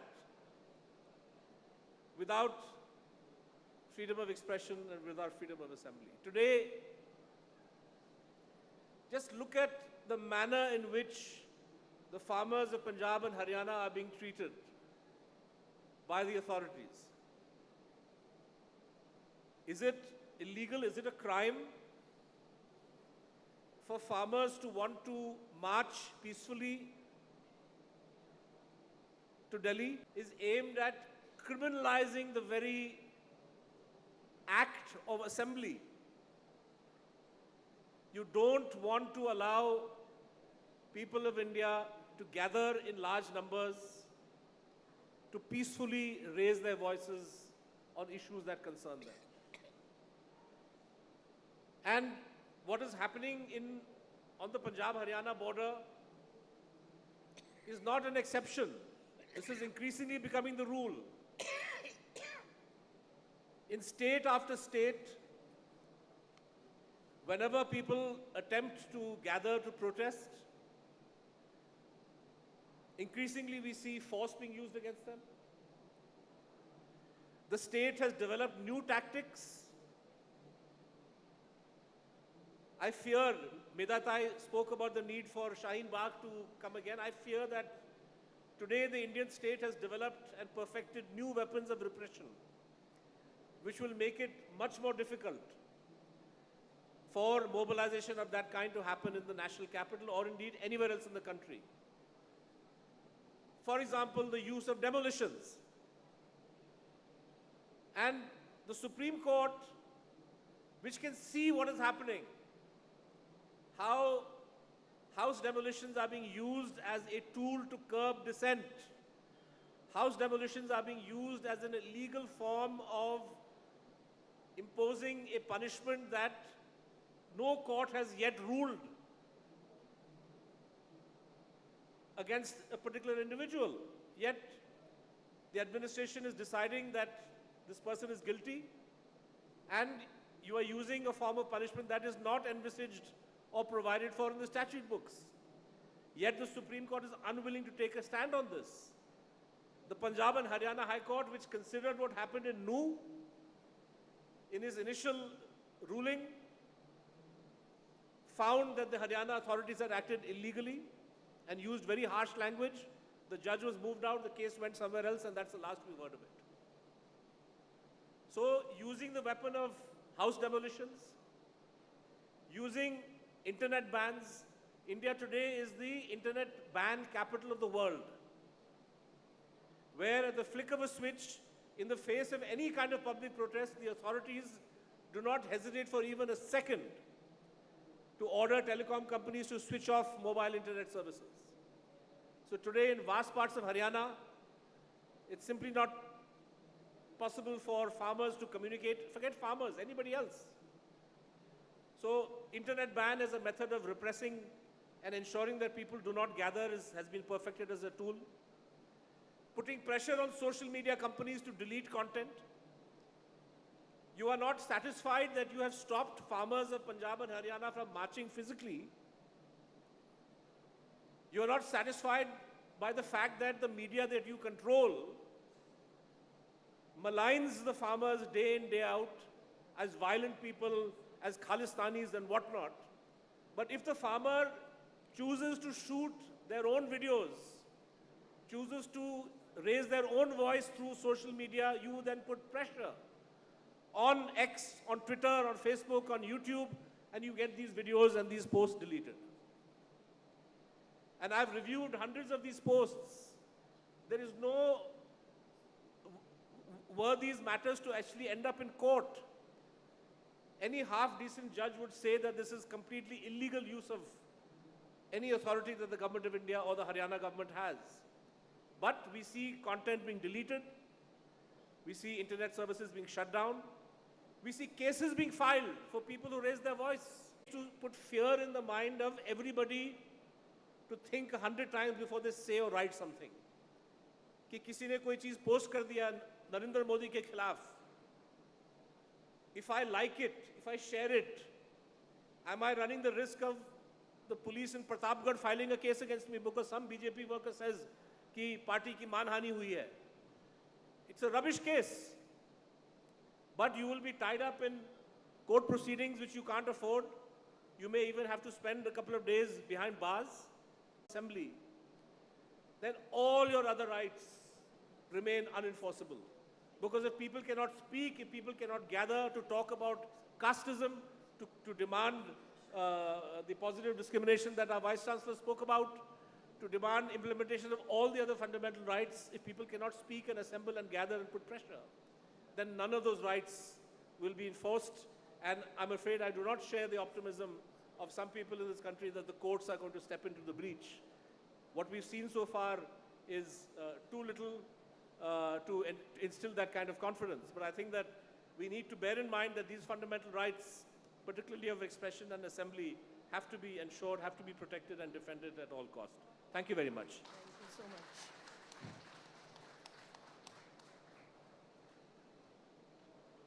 Thanks to all the members of the panel. I will just like to put forth some of the issues which I think should be added to fill the gaps. The first and the foremost, the economic inequality, which was the theme that was discussed in the previous panel, no doubt about it. But when the Article 39 really says, to which the state is duty bound to bring in laws relatively, that the economy of the country should not be such that a few has maximum property in their hands. How can we tolerate that a handful of corporates have increase their property even during the pandemic period. And even today they are earning 1,000 to 1,600 crores per day. We have to really assert our right to equity, and that can be achieved only if their property is confiscated and made available for the public purpose. We should also insist on the change in the taxation policy. If even 1% of the richest are compelled to pay 2% on the wealth tax, then also more than 7 to 8 lakh crores will come into the state exchequer per year. And if the inheritance tax is also increased to 50%, which is only once upon a time, then more than 9 to 10 lakh crores will also come to the state exchequer. How can this not be attempted and inserted into their economic action plan is our question. And that's because we know that for last 9 to 10 years, what has happened? About 40 lakh crores is the amount which would have come to the state exchequer if the taxes were not reduced from 30% to 22%. And they have also written off the loans not of the farmers who are compelled to commit suicides, but of the corporates. Let us raise our voice against this on the basis of constitutional articles, directive principles. We must also talk about what is happening in terms of the Rojgar, the livelihood.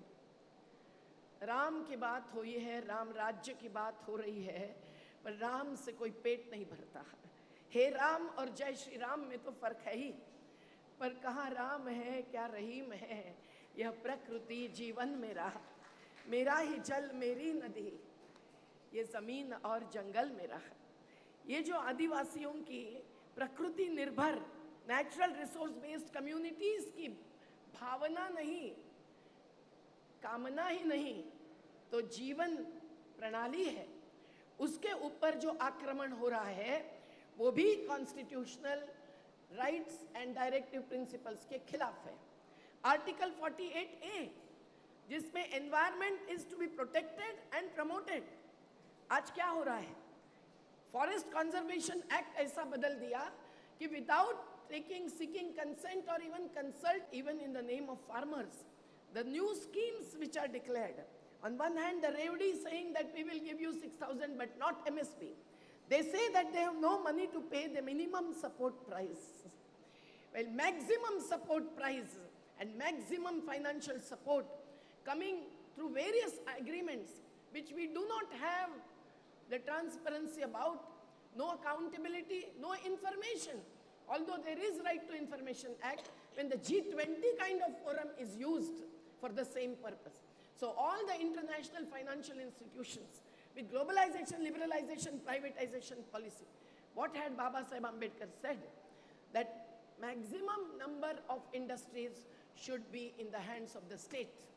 And रोजगार बढ़ाने की बात जो article 41 में right to work है, and cottage industries, small industries, इसके द्वारा industrialisation अगर बढ़ता है, हैंडमेड इकोनॉमी को प्रमोट करते हैं, तो सर्टनली रोजगार आज जो 7% से आगे बढ़ रहा है, उसको बेरोजगारी जो 7% से आगे बढ़ रही है, उसको हम लोग रोक सकते हैं।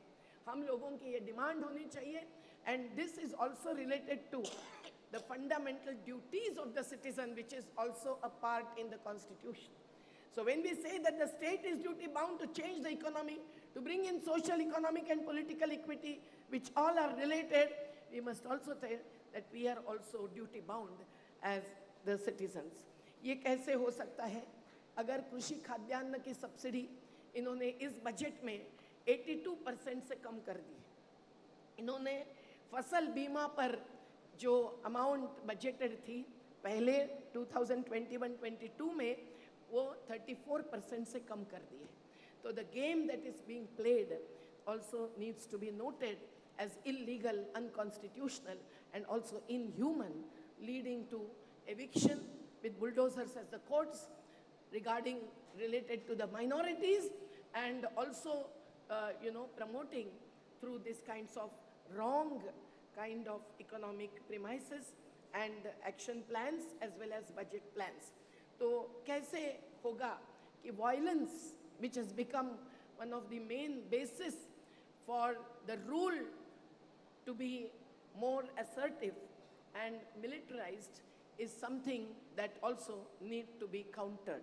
बाबा साहेब और गांधी के बीच में कॉन्फ्लिक्ट आज अगर होते तो नहीं होता, गांधी विरुद्ध भगत सिंह आज होते तो नहीं होता, गांधी विरुद्ध मार्क्स ये नहीं होता, फुले अंबेडकर मार्क्स साहू महाराज सभी ने शेठ जी और भट्ट जी के खिलाफ लड़ाई का जो संदेश दिया था, उसको आज कॉन्स्टिट्यूशन हमारे हाथ में है, तो उसको लेकर हमको आगे बढ़ना बेहद ज़रूरी है। और पर्यावरण की जो बात है, नदियाँ कैसे बचेगी? आज बेंगलोर में वाटर क्राइसिस है। Why is this water crisis? If it is due to the climate change, which brings in the cycle of drought and flood, as Narmada में हजारों घर ध्वस्त हो गए, फ्लडिंग के कारण नहीं, जन्मदिन प्रधानमंत्री जी का मनाने के लिए उन्होंने बड़े बांध बांधे और गेट्स नहीं खोले, और जब खोले तब गुजरात भी ध्वस्त हो गया है। आपको मैं पर्चा दे दूंगी, पर यहाँ दूर दूर कावेरी से पानी आना, is that the only solution? Is there no solution which can be decentralized management of land, water, forest? We need to think about it, and we must compel the governments to think about it. When the acquisition and eviction is also referred to by Advocate Hegde ji, we know that 2013 Act is not implemented. Even Bangalore Development Authority, when it acquires land around for the housing complex or for any purpose, we expect something different from the present government of Karnataka. They should not only repeal the Anti-Conversion Act, but they should also implement the 2013 Land Acquisition Act, without which the agricultural lands cannot be acquired for the beautifying the city or building the housing complexes. And the workers' issues, we are not taking more time, but we know that 29 labor laws are repealed, while the 3 anti-farmer laws had to be repealed, but these 29 laws being repealed and 4 weak codes to be imposed is something that is an anti-worker policy. 95% of the workers belonging to so-called unorganized sector are unprotected. So migrant labor, the nomadic tribes, the Adivasis who are interstate migrants, no act is implemented. So not only that the laws should be enacted based on the constitutional framework, but also laws should be implemented. But who bothers? Who bothers to really feed every child, to give free education up to 14 years of age, to take the special child care up to 6 years of age, to provide the health security by bringing in prohibition, Article 47. When the governments are earning thousands of crores through liquor business, that needs to be stopped. The women who are facing atrocities, not only in Manipur or Hathras, which are the known incidences, but everywhere are also facing violence due to the liquor business and addictions. Now all this needs to be stopped, and for that the constitution is in our hands. But wait, federal structure. Karnataka government is not getting the proper funds. So when the 5 kilos of grains in the PDS are to be based on the calories needed by a manual laborer, and that is increased fortunately to 10 kilos, the center is playing a game and not providing funds for the same. So the grains not provided, so some DBT, money to be deposited in the accounts, is also another way through which it will go to the liquor shops, and women will face the worst. So ye kaise hoga? And peace, Article 51, the last one in the directive principles, talks about promoting peace. Who is talking about, with courage within the system not outside, about the, criminal violence faced by Gaza Patti and Palestine. Fortunately, one of the highest courts has given some judgment, but that is also an appeal to Israel, which is supported by the United States of America and so many countries, which is something which we should feel ashamed of, while our government is also not making any proper intervention towards that end of the Constitution. Friends, with all this, we want to fight for right to food, right to housing, right to employment, livelihood, which is more based on the natural resources for farmers, laborers, and human resources, and not just on the monetary financial capital. We have to remember Baba Saheb Ambedkar's economic advice, which is of cooperative farming, collective farming, and maximum of public industries, in which the reservation can be attained through. And still today, in the name of reservation, the positive discrimination, it is Maratha viruddha OBC, it is Dhangar viruddha Adivasis, and so on. So where is the final goal of caste annihilation? Jati nirmulan का उद्देश्य बाबा साहब का और संविधान सभा का और constitution क्या हम भूल गए हैं? ये हमारे सामने सवाल है. मैं सॉरी थोड़ा सा समय लिया है, और मैं देख रही हूँ कि अभी हमारे पास फिर भी 10 मिनट है, तो आप में से किनको किनको सवाल पूछना है वो जरा हाथ ऊपर करें, और सब सवाल लेकर हम लोग 2-2 मिनट हर एक को सुने. Please. Yes please. Yes yes yes please. Mic किसी देने का. हेलो, मेधा पटक जी, आपको एक प्रश्न है. नर्मदा आंदोलन के जैसे आप बड़ा आंदोलन में थे, एक लीडरशिप क्वालिटी में आपके जैसे सिंपलिसिटी चाहिए क्या, और कुछ चाहिए लीडरशिप? जन आंदोलन में एक बड़ा लीडर बनना चाहिए, तो क्या क्वालिटी चाहिए लीडरशिप क्वालिटी में? ठीक है, please please take the mic and speak. आप में से जो भी जवाब देना चाहते हैं वो जिस भी जवाब का जवाब दीजिए. Ma'am, you said that B.R. Ambedkar's vision for the country's economic policy was that most of the industries should have been public industries, and it's community farming, etc. Now my question is, we did follow that system of everything being concentrated in the public and a lot of controls on the private industries, and that is how we ended up in the 1991 crisis. And it is only through LPG policies that we finally got our country out of that crisis and our growth improved. And because everything was concentrated in the public sector, there was a lot of inefficiency that happened, a lot of bureaucracy, red tapeism, etc. And transferring more things to the private sector has indeed improved the efficiency and helped our country. Even recently, Air India has been privatized, like it was disinvested by the government because it was running on a loss, and a huge loss. And transferring it to the private sector has helped to get it out of that loss. So, even though Baba Saheb has contributed a lot of things to our country, but don't you think that his vision for the country's economy is a kind of outdated? Got your question. We will answer. Mine is not a question. IT industry is relatively very new to India compared to constitution. Except the just born child to the oldest man living, they use so extensively and they are used to it. So my suggestion is the Constitution of India should be made simple, friendly, so that we all get into that mood as we are to the IT industry or mobile, particularly mobile. Thank you. Please answer this question. Okay. Anyone else? I have a question. Yes. तो unofficially तो secularism word निकाल दिया गया है. तो I just wanted to know, CA का आपने जो सर जी प्रोटेस्ट सजेस्ट किया, वो कहाँ तक अब वैलिड रहेगा? उसका अब जो the foundation on which that earlier movement was conducted, how valid is that going to be now? Thank you. Anyone else?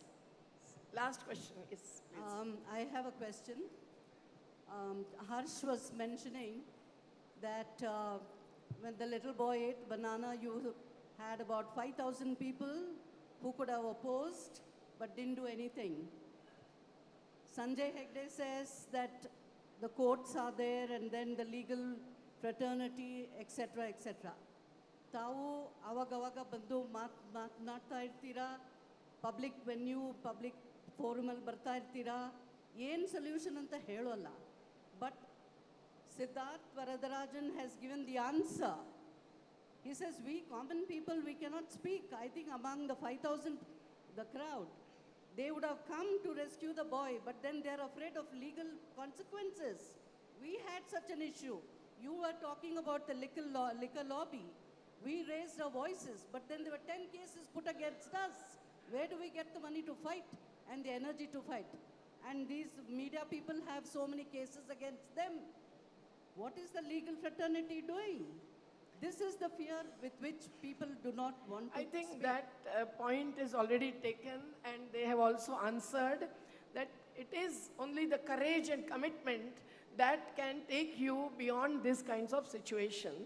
And of course, जेल में जब तक चना रहेगा, आना जाना बना रहेगा. जेल है कितनी लंबी चौड़ी देख लिया है, देखेंगे. ये स्पिरिट होगा तो ही हम मूवमेंट के एक्टिविस्ट हो सकते हैं. आज अनंत तेलतुंबड़े आए हैं, बाबा साहब के वंशज, और उनको भीमा कोरेगांव के नाम पर झूठे हैकिंग के आधार पर जेल में रखा गया. And if it is illegal detention, then also compensation can be paid under the constitutional basis, but not for those who are struggling and being kept in the jail for years and still not even heard. So they are only accused, but their offenses are not proved. So I will just request Basavaraj जी, आपको कुछ जवाब देना है इसमें. मेरे ख्याल से एक तो privatization is bringing in efficiency. This is what is the prachar, the propaganda about globalization, liberalization policy that is all over. But what is this efficiency at the cost of? I think Basavaraju ji sitting there only, you can answer the question. Regarding the efficiency, if you go through Article 335 of the Indian Constitution, the efficiency bar is provided under the Constitution. But your efficiency border shall not come in the way of ensuring social justice. Of course, Ambedkar while inserting that particular article, he was very much bent upon the fact that your efficiency bar, which is provided under Article 335, shall not be at the cost of the achieving the social justice, which is the pillar of the Constitution of India.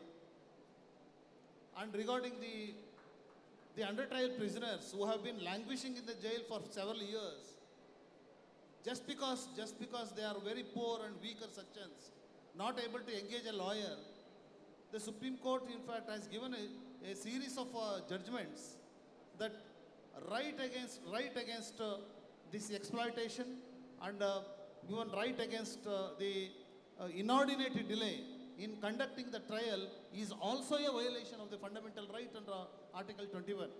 But the problem is how best it is we are implementing in reality. There are a host number of decisions are there from the Supreme Court. But we are not finding the reality for the purpose of protecting these under trial prisoners. And Kiran Bedi has given a report. In a report she has said that 70% of the population, prison population in India, they are under trial prisoners. Without their fault, they are languishing and they are separated from the society and they have no relation with their kith and kin. So therefore, the Supreme Court has already given a judgment.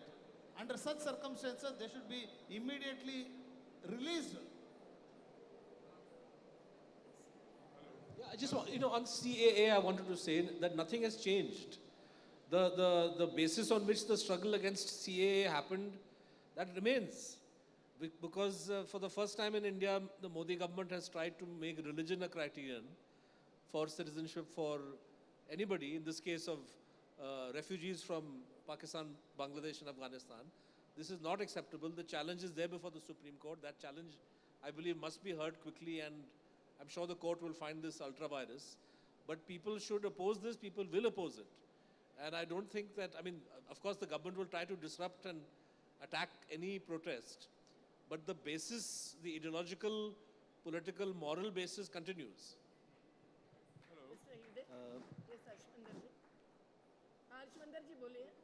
Harshmander ji, please. 2 minutes. Yeah. No, I agree fully with Siddharth. I think the anti-CA protests were perhaps the most glorious moment of public action that independent India has seen, because when one community was discriminated, every community stood up in solidarity. And that's where our future lies. That's what fraternity means. And one other question about why people didn't, I talked about 5,000 people who saw this boy being lynched and didn't intervene. What explains our silences? Right from 2017 onwards, we've been seeing this epidemic of lynching. Is it fear? Is it indifference? Or is it that I share the same sentiment of hate and I've outsourced my hate to the lynch mob, but I'm happy with what is happening?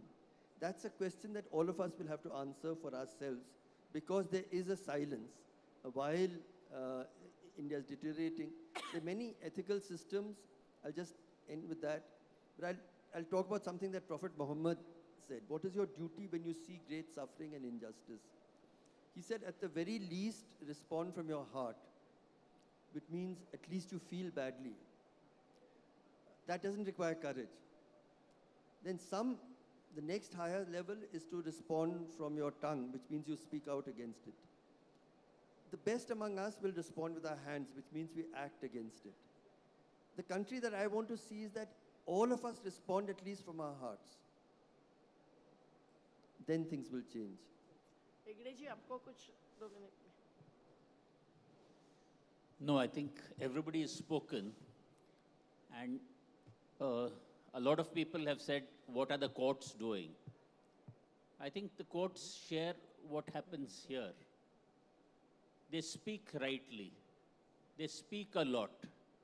But as somebody a long time ago told me, that clients are not interested in judgments. They are interested in orders.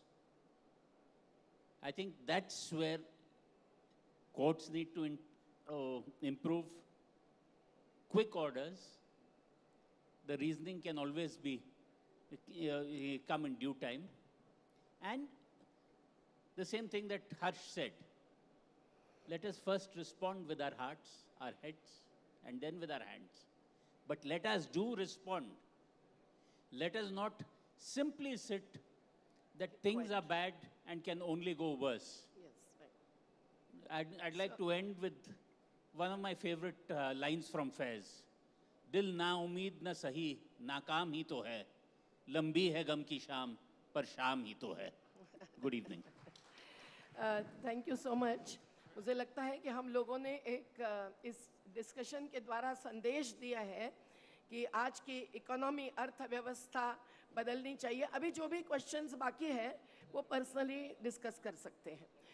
दूसरा संदेश दिया है कि economy बदलनी है तो natural resources का management का डेवलपमेंट पैराडाइम बदलना चाहिए.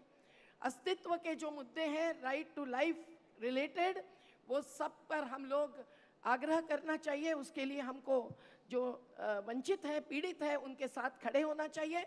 और कम्युनलिज्म, कास्टिज्म, उसको आगे बढ़ाते हुए एज इंस्टिगेटिव फोर्स जो real issues are being peripheralised, that we should counter, and we should reach out to every place wherever violence takes place, at least as a fact-finding team, if not interveners.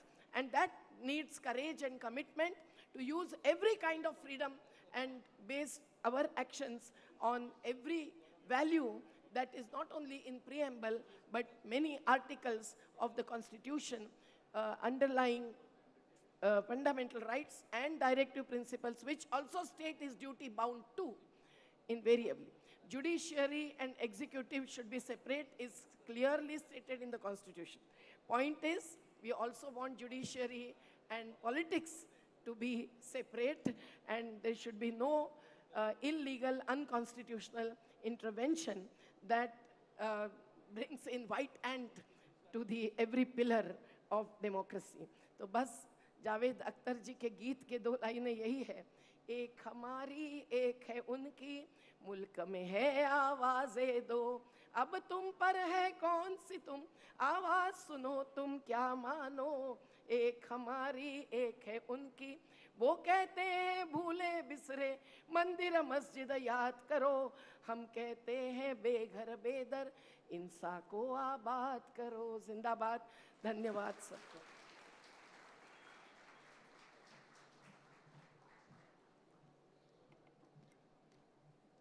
So we come to the end of this session.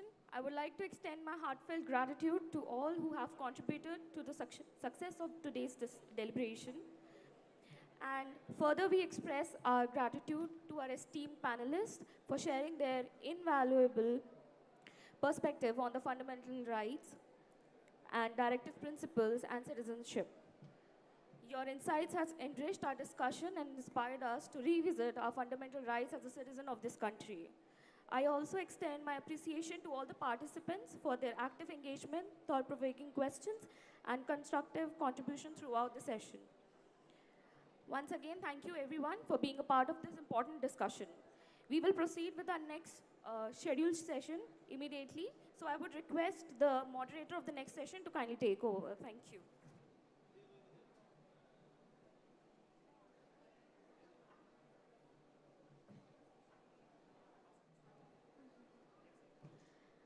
Good evening, ladies, gentlemen, esteemed guests, and distinguished speakers. I would request everyone to please settle down as we will start the session right up.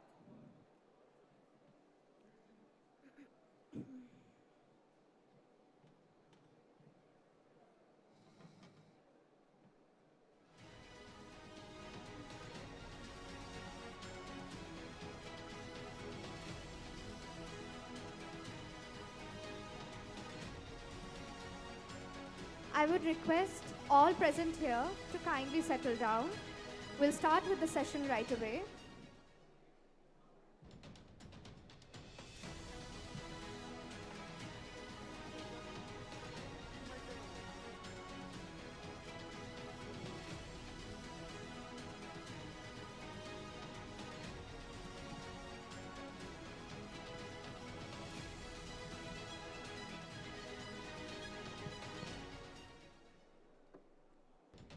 Once again, I would please request kindly everyone to settle down.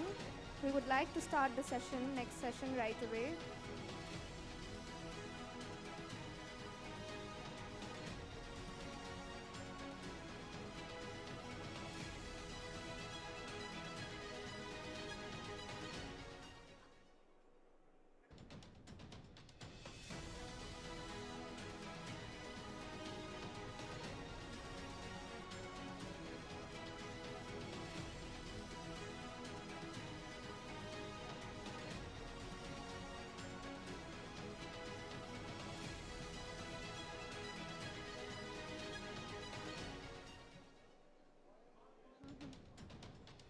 I am Basavdat Tajana.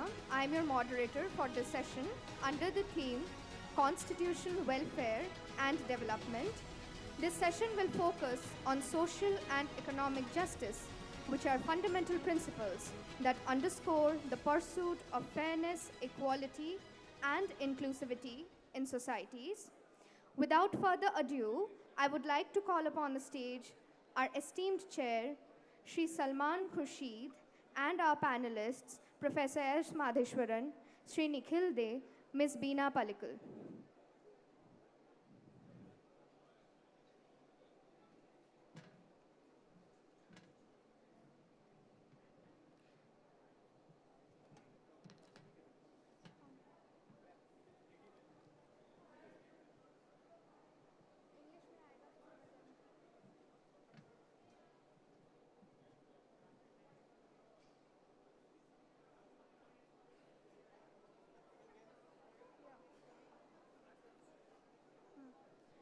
I would kindly request everyone present here to please settle down, as we would like to start the session right away.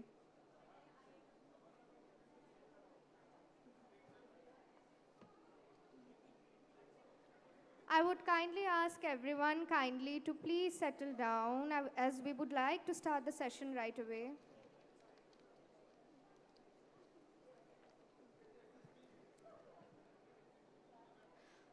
Without further ado, I would like to take a few moments to introduce our Honorable Chair and speakers for this session.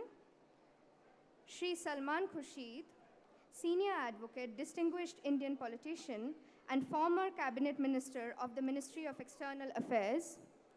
Professor S. Madheshwaran, Professor and Head of the Center for Economic Studies and Policy, and also former Director at the Institute for Social and Economic Change in Bangalore. He also served as an advisor to the government of Karnataka on planning, program monitoring, and statistics. Shri Nikhil De, social activist and co-founder of Mazdoor Kisan Shakti Sanghatan. He stands as a stalwart in Indian social activism, dedicating his life to the advocacy of human rights at the grassroots movements. Ms. Beena Palikal, General Secretary of National Campaign on Dalit Human Rights. She specializes in advocating for Dalit economic rights, particularly focusing on empowering Dalit women. Now, I would like to hand over to the chair to start the session. So, Thank you very much. Ladies and gentlemen, we've had some very, very good sessions throughout the day. But I do believe in a unique sort of way, this session has both the talent and the intent to be at the cutting edge of the discussions that have centered around our constitutional commitment. And the core of our constitution, explicitly provided in our preamble, is for justice, both social and economic. And we do realize what a major challenge that is in a democracy where not only are there so many plural interests, but there are so many different levels of economic existence, and the aspiration of an egalitarian society, which has been the major plank of elected governments since independence. They may not have achieved the extent to which egalitarian was an aspiration, but they moved regularly, steadily towards that aspiration, sometimes faster, sometimes slower. But the challenges remain, and we know the challenges are very deep. If we go by anything like the protest movements of the important segments of our society, whether it comes from the farmers, it comes from the Dalits and the Shoshits, it comes from students, it comes from the labor movement, it comes from the unemployed youth, etc. Those challenges remain. And they are encapsulated in the theme that we are to discuss now for the next hour and a half. So please attend to this as a very, very important task of nation building and of justice, as we understand justice amongst the people of our country. And so we would start this with presentations and propositions placed by the honorable members of the panel, and then we'll take questions from you so that discussion can go to some meaningful conclusion. So in the spirit of gender justice, if I may ask our colleague here, Beena ji, to speak not only of those who belong to the most exploited caste community conglomeration of people of India, but also amongst them particularly of the women who in any community at any level are the worst sufferers of injustice. So may I ask her to begin this discussion. Thank you so much. I'm just being put on the spot, but I'll try to. We're giving you a first chance, and otherwise you complain you don't get a first chance. Thank you, thank you. I'm going to stress on 4 important areas of work that I think is very critical for the empowerment and the emancipation of the Dalit community, specifically looking at intersectionality and looking at women within.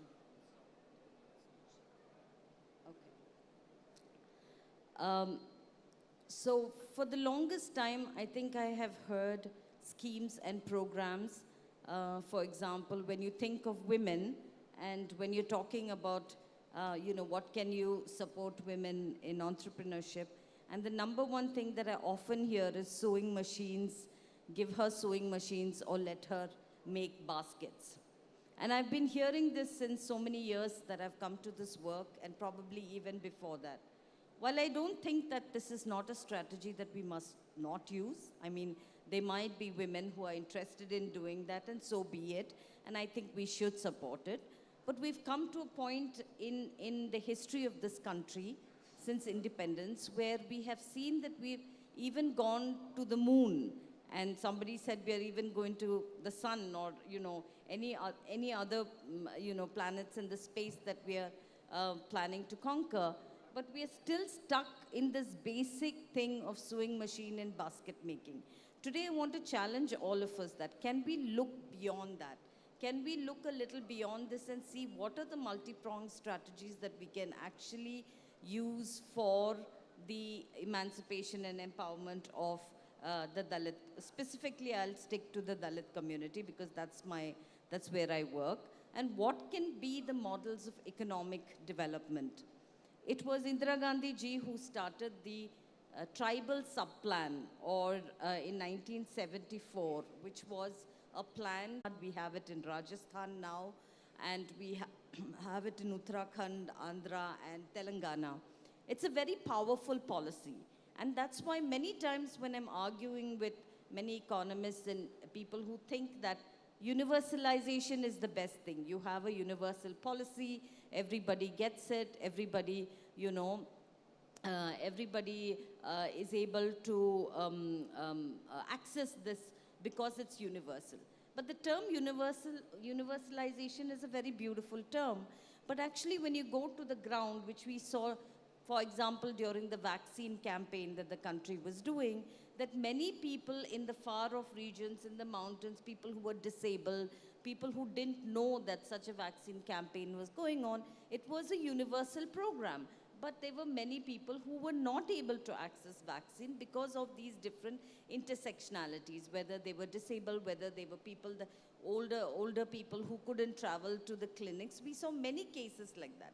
But one particular case that I'd like to mention in one of our studies, where they suddenly went on lockdown and all the colleges went online and they said that, classes are through smartphones and computers. Nobody ever thought that how many people, how many families have smartphones, or how many people have access to data, forget smartphones, even if they have one smartphone or one computer in the house, is there access to data? And nobody thought that we have to make data accessible for people. So in a house where there was one smartphone, in a small Dalit hamlet somewhere in Bihar, for example, couldn't give that smartphone to the girl, so they gave it to the boy so that he could use it, because for them, boys would go on and studies, girls would go on and get married. And so there itself, you can see how it worked, that when they had a choice of who would get that education, it was always the the boy child who would get it. The other example I'd give is, for many years, we have seen migration for jobs, climate-induced migration, where people move from, flood-prone areas, cyclone-prone areas, to more cities like Bombay, Pune, Delhi, etc. So we tried this experiment where we gave people who had land, and they were mostly Adivasi communities, the mango plantation, where we put it in the name of the woman. And the woman started this. And when she started this, at first there was so much of Many people were like, why are you doing this in the woman's name? This will not work. There was a lot of resistance. But then slowly she took that as a challenge, and she started also employing, including her husband and others, through the Manrega program. So there was a convergence of this program of, this was under the horticulture scheme and the Manrega program. She started converging this, and ultimately the men who were migrating in that particular small village stopped migrating because they also got jobs, and they also then went on to have their own business of selling mangoes to the free market. So the other thing I'd like to say that when we're thinking more about that in the next part. Thank you. Thank you very much. So you saw the beginning of a vast subject. I hope that in the time that's left, we'll be able to come back to some of the important issues that are flagged. Nikhil Desi, as an activist and a person with great experience on the ground, I think if we could have a few words from you. Yeah. So about 10 minutes? Yeah, so thank you very much. Firstly, I'd like to really congratulate the government of Karnataka for holding a conference, a national or maybe international conference, on the Constitution as a central theme. I think that's an extremely important thing. Today we talk about narratives, and unfortunately we are being completely controlled by narratives that are pushing us down in a different direction and in a reactive fashion. I think the Constitution is an opportunity for us to not only hang on to, but define a narrative in the way that we can be proactive while holding to account those who are in power nationally, who are undermining everything. And in that narrative, I think this combination of Constitution and national unity is extremely important, because to me, being against the Constitution and the idea and conception of an Hindu Rashtra is against the Constitution is to be anti-national.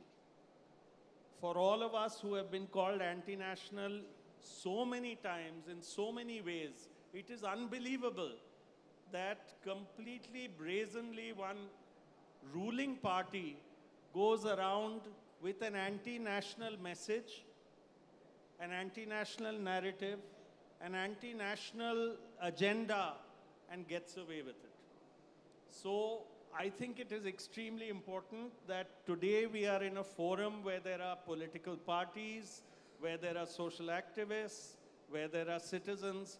It is extremely important that we look at that larger framework, because without the Constitution, even though many of our own colleagues say that it is being eaten up from within, that is the strongest thing we have to hang on to.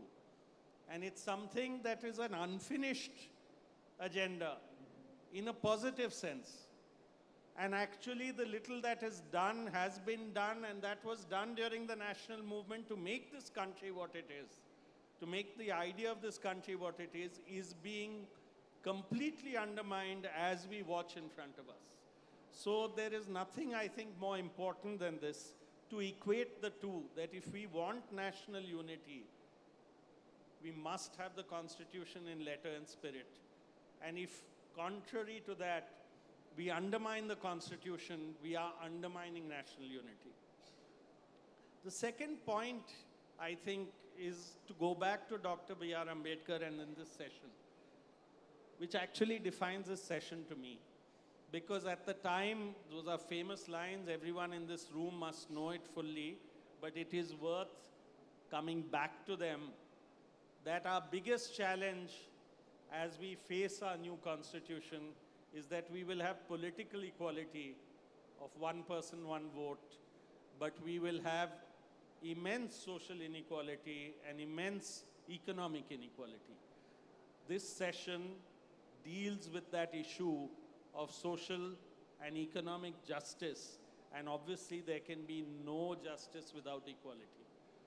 So, to my mind, this session is something to go back to fundamentals, again, of the conference as a whole, to go back to fundamentals of this session, which is that if we continue to have greater and greater economic inequality, which we are having, which we have seen through COVID years, which we have seen through the Oxfam inequality reports, which we have seen through our lives, of the affluent getting more and more, one set of corporates getting more and more, I mean, it is not just conspicuously affluent, but it is at the cost literally of everyone else. And so therefore that growth rate really does not matter, because who is it going to is what matters. And similarly, social inequality is only lip service being paid and one community being targeted. There is no doubt about it. And the targeting of that one single community, deliberate targeting of the single community, undermines our social fabric in fundamental ways. We are actually undermining India. We are undermining Bharat. We are undermining everything that we stand for with this nature of targeting.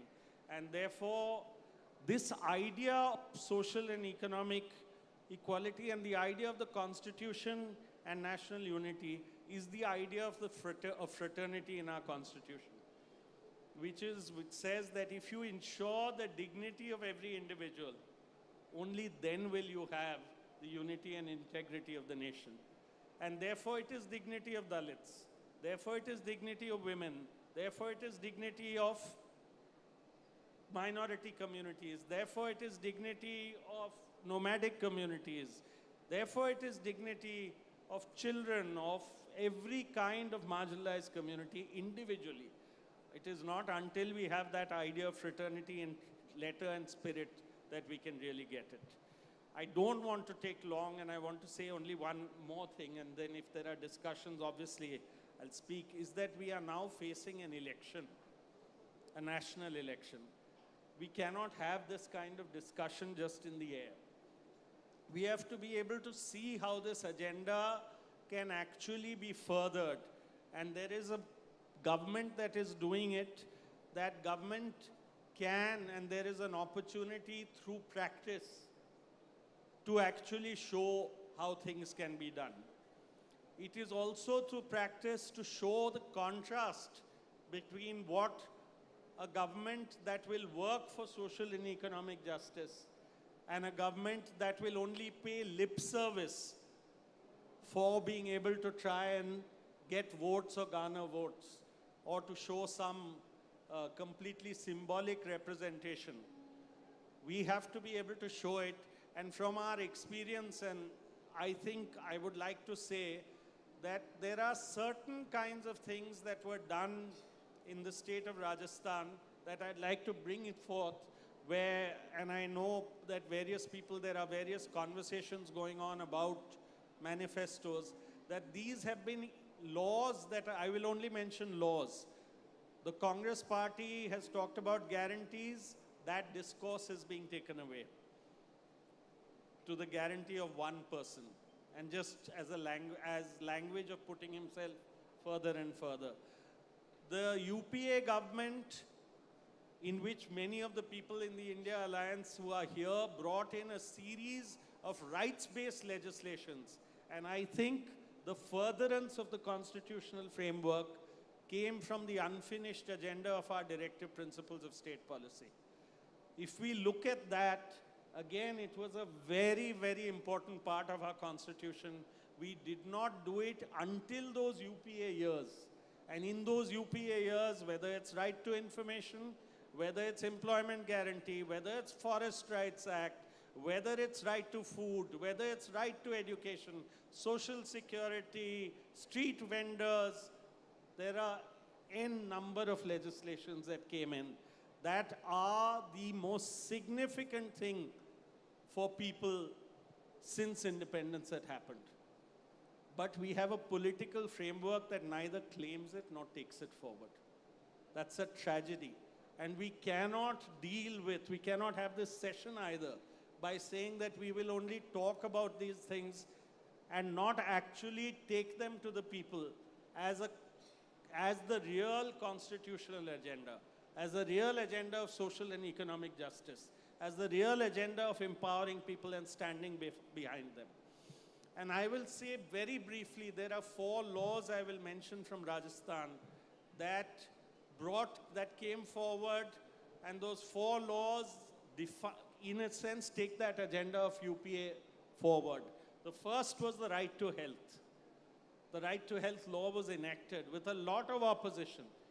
But again, whether we talk of what Beena talked about, that the most marginalized, it is only when you give equal access to health to all that you will find that Dalits and Adivasis will also get access to health, free and equal access to health, and nothing could have shown us more than COVID. A second law actually has 3 laws within it. The minimum guaranteed income law, where it said that pensions, and look at the central government social security pension, it's still 200 and 300 rupees. That made a minimum pension of 1,000 rupees, legislated into law for the first time, with a 15% increment per year. And the BJP government has been forced to implement that 15% increment this year. That's the advantage of a rights-based law, that is my right, and to take it forward. In that law was for those who can work in Narega 25 days extra as a legal guarantee. And for the first time, an urban employment guarantee law, which gave 125 days work to urban workers as a legal guarantee. So that's 3 laws actually in one, but the minimum guaranteed income. Work for those who can, pensions for those who cannot go to work. The third, and there are 1 crore pension people who are getting pension. Will that discourse be taken to the people as something that a government has done? The third law is something that Beena mentioned, which was the Scheduled Caste Plan and Scheduled Tribe Sub-Plan law, which says that spend hamari jitni sankhya bhari, hamari utni bhagidari. Simple, you don't need more money. Just do justice in the money you have in your budget. That's what we need. We don't need additional money. We don't need to fight for that. As much as our population is, give us that. It is so powerful an idea. It's a law, but it needs to be implemented, needs to be taken forward. And a 4th law, which again doesn't need money from the state, and which the government of Karnataka has promised, which is the gig workers law. New labor relationships, where again marginalized communities will suffer the most, is that you are not a worker, but we will take profits from you. The gig workers law just dealt with social security. We need to get regulation across the board. It deals with the corporate sector. It needs to come all across, but these are only 4 examples. Within the directive principles, we should have a constitutional agenda to put it into place, to make sure that there is more equality, less inequality at every stage, social and economic. And the last thing I'd like to say is that these are 2 colleagues who said I should say it, that there are symbols that we need to use. Budget, where is the budget for doing all this for the poor? And we use, and Salman Khurshid would know this, we use the Fiscal Responsibility and Budget Management Act. We should promise to pass a Human Responsibility and Budget Management Act. Who cares about fiscal responsibility if we don't do something for human beings? It cannot only be for one set of people. We should pass that as our framework for our budget. And something else a colleague said, which is really 2 models of development. One is when those tunnels in Uttarakhand collapsed. That is modern India, we see it. They collapse because we want from one dham to the other dham, these fancy highways to go. And we are doing it through places and people where we are causing immense environmental damage, and that's a symbol. And finally, who came to rescue them? The rat hole miners of Meghalaya. who are considered illegal, who do that for a living, and who did it out of humanity without any fancy equipment. And that's where we need to understand who our real future is. Thank you. Thank you very much. I think those are very provocative, far-reaching ideas and would obviously require a great deal of attention and sincerity to take forward. So, Professor Sabab, why don't you try to weave some of these thoughts together and then and see what you could suggest as being the way ahead, path ahead. Thank you.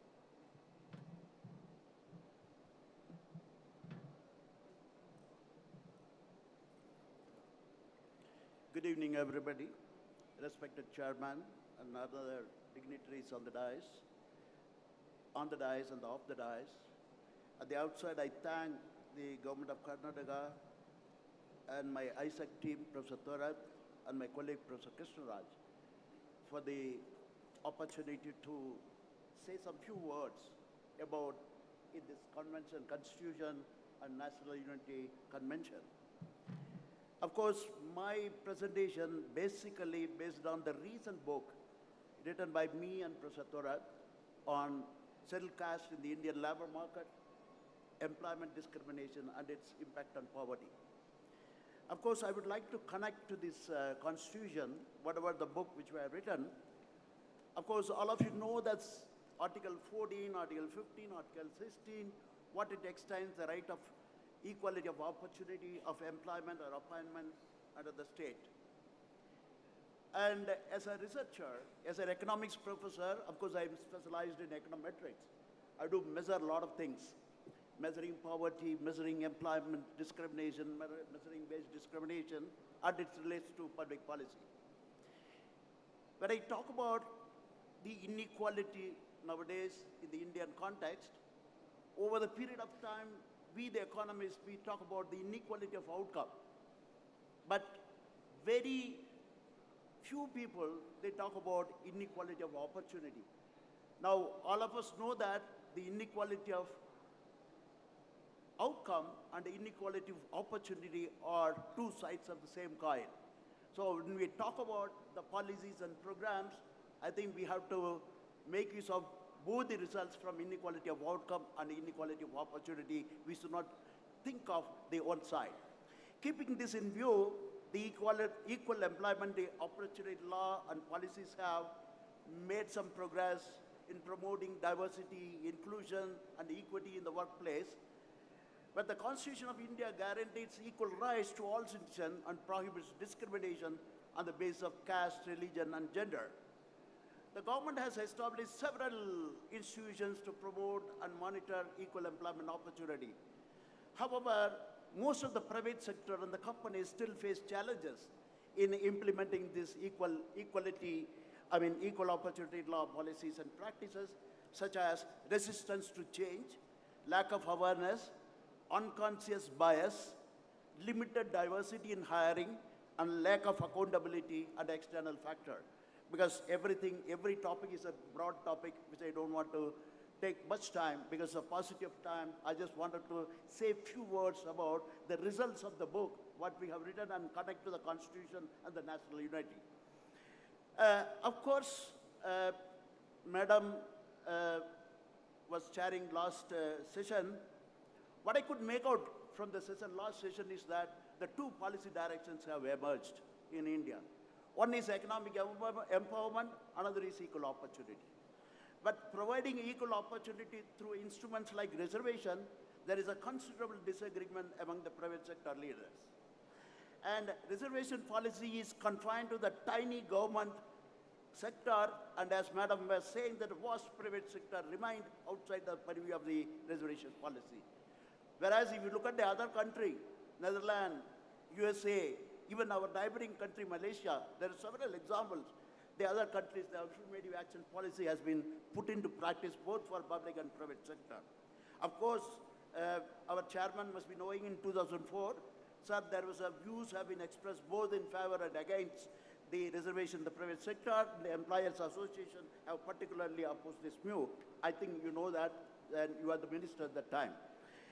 And keeping this as a background, as an economic student, I just wanted to give a kind of a highlight from economics, whatever the discipline which I have learned. And there are some dozens of Nobel Prize winners. I can name Becker, Yarrow, Phelps, Akerlof, and Xenatos, the dozens of Nobel Prize winners, they have written theory of discrimination. And most of this theory of discrimination, what they have written, and the insights, I don't want to talk many things. There are 4 insights I want to derive out of from these dozens of Nobel Prize winners. They have written the theory of discrimination. The first point is economic discrimination, particularly market discrimination, do hamper economic growth. It's all based on empirical exercise. And second is it brings unequal income distribution and deprivation for the discriminated growth. And the third evidence, what they had given, is that it will create potential situation for intergroup conflict. And the fourth, they said very clearly, we talk about investment in human capital. So discrimination also affects productivity by reducing the magnitude of investment in human capital by the discriminated group and return on this investment.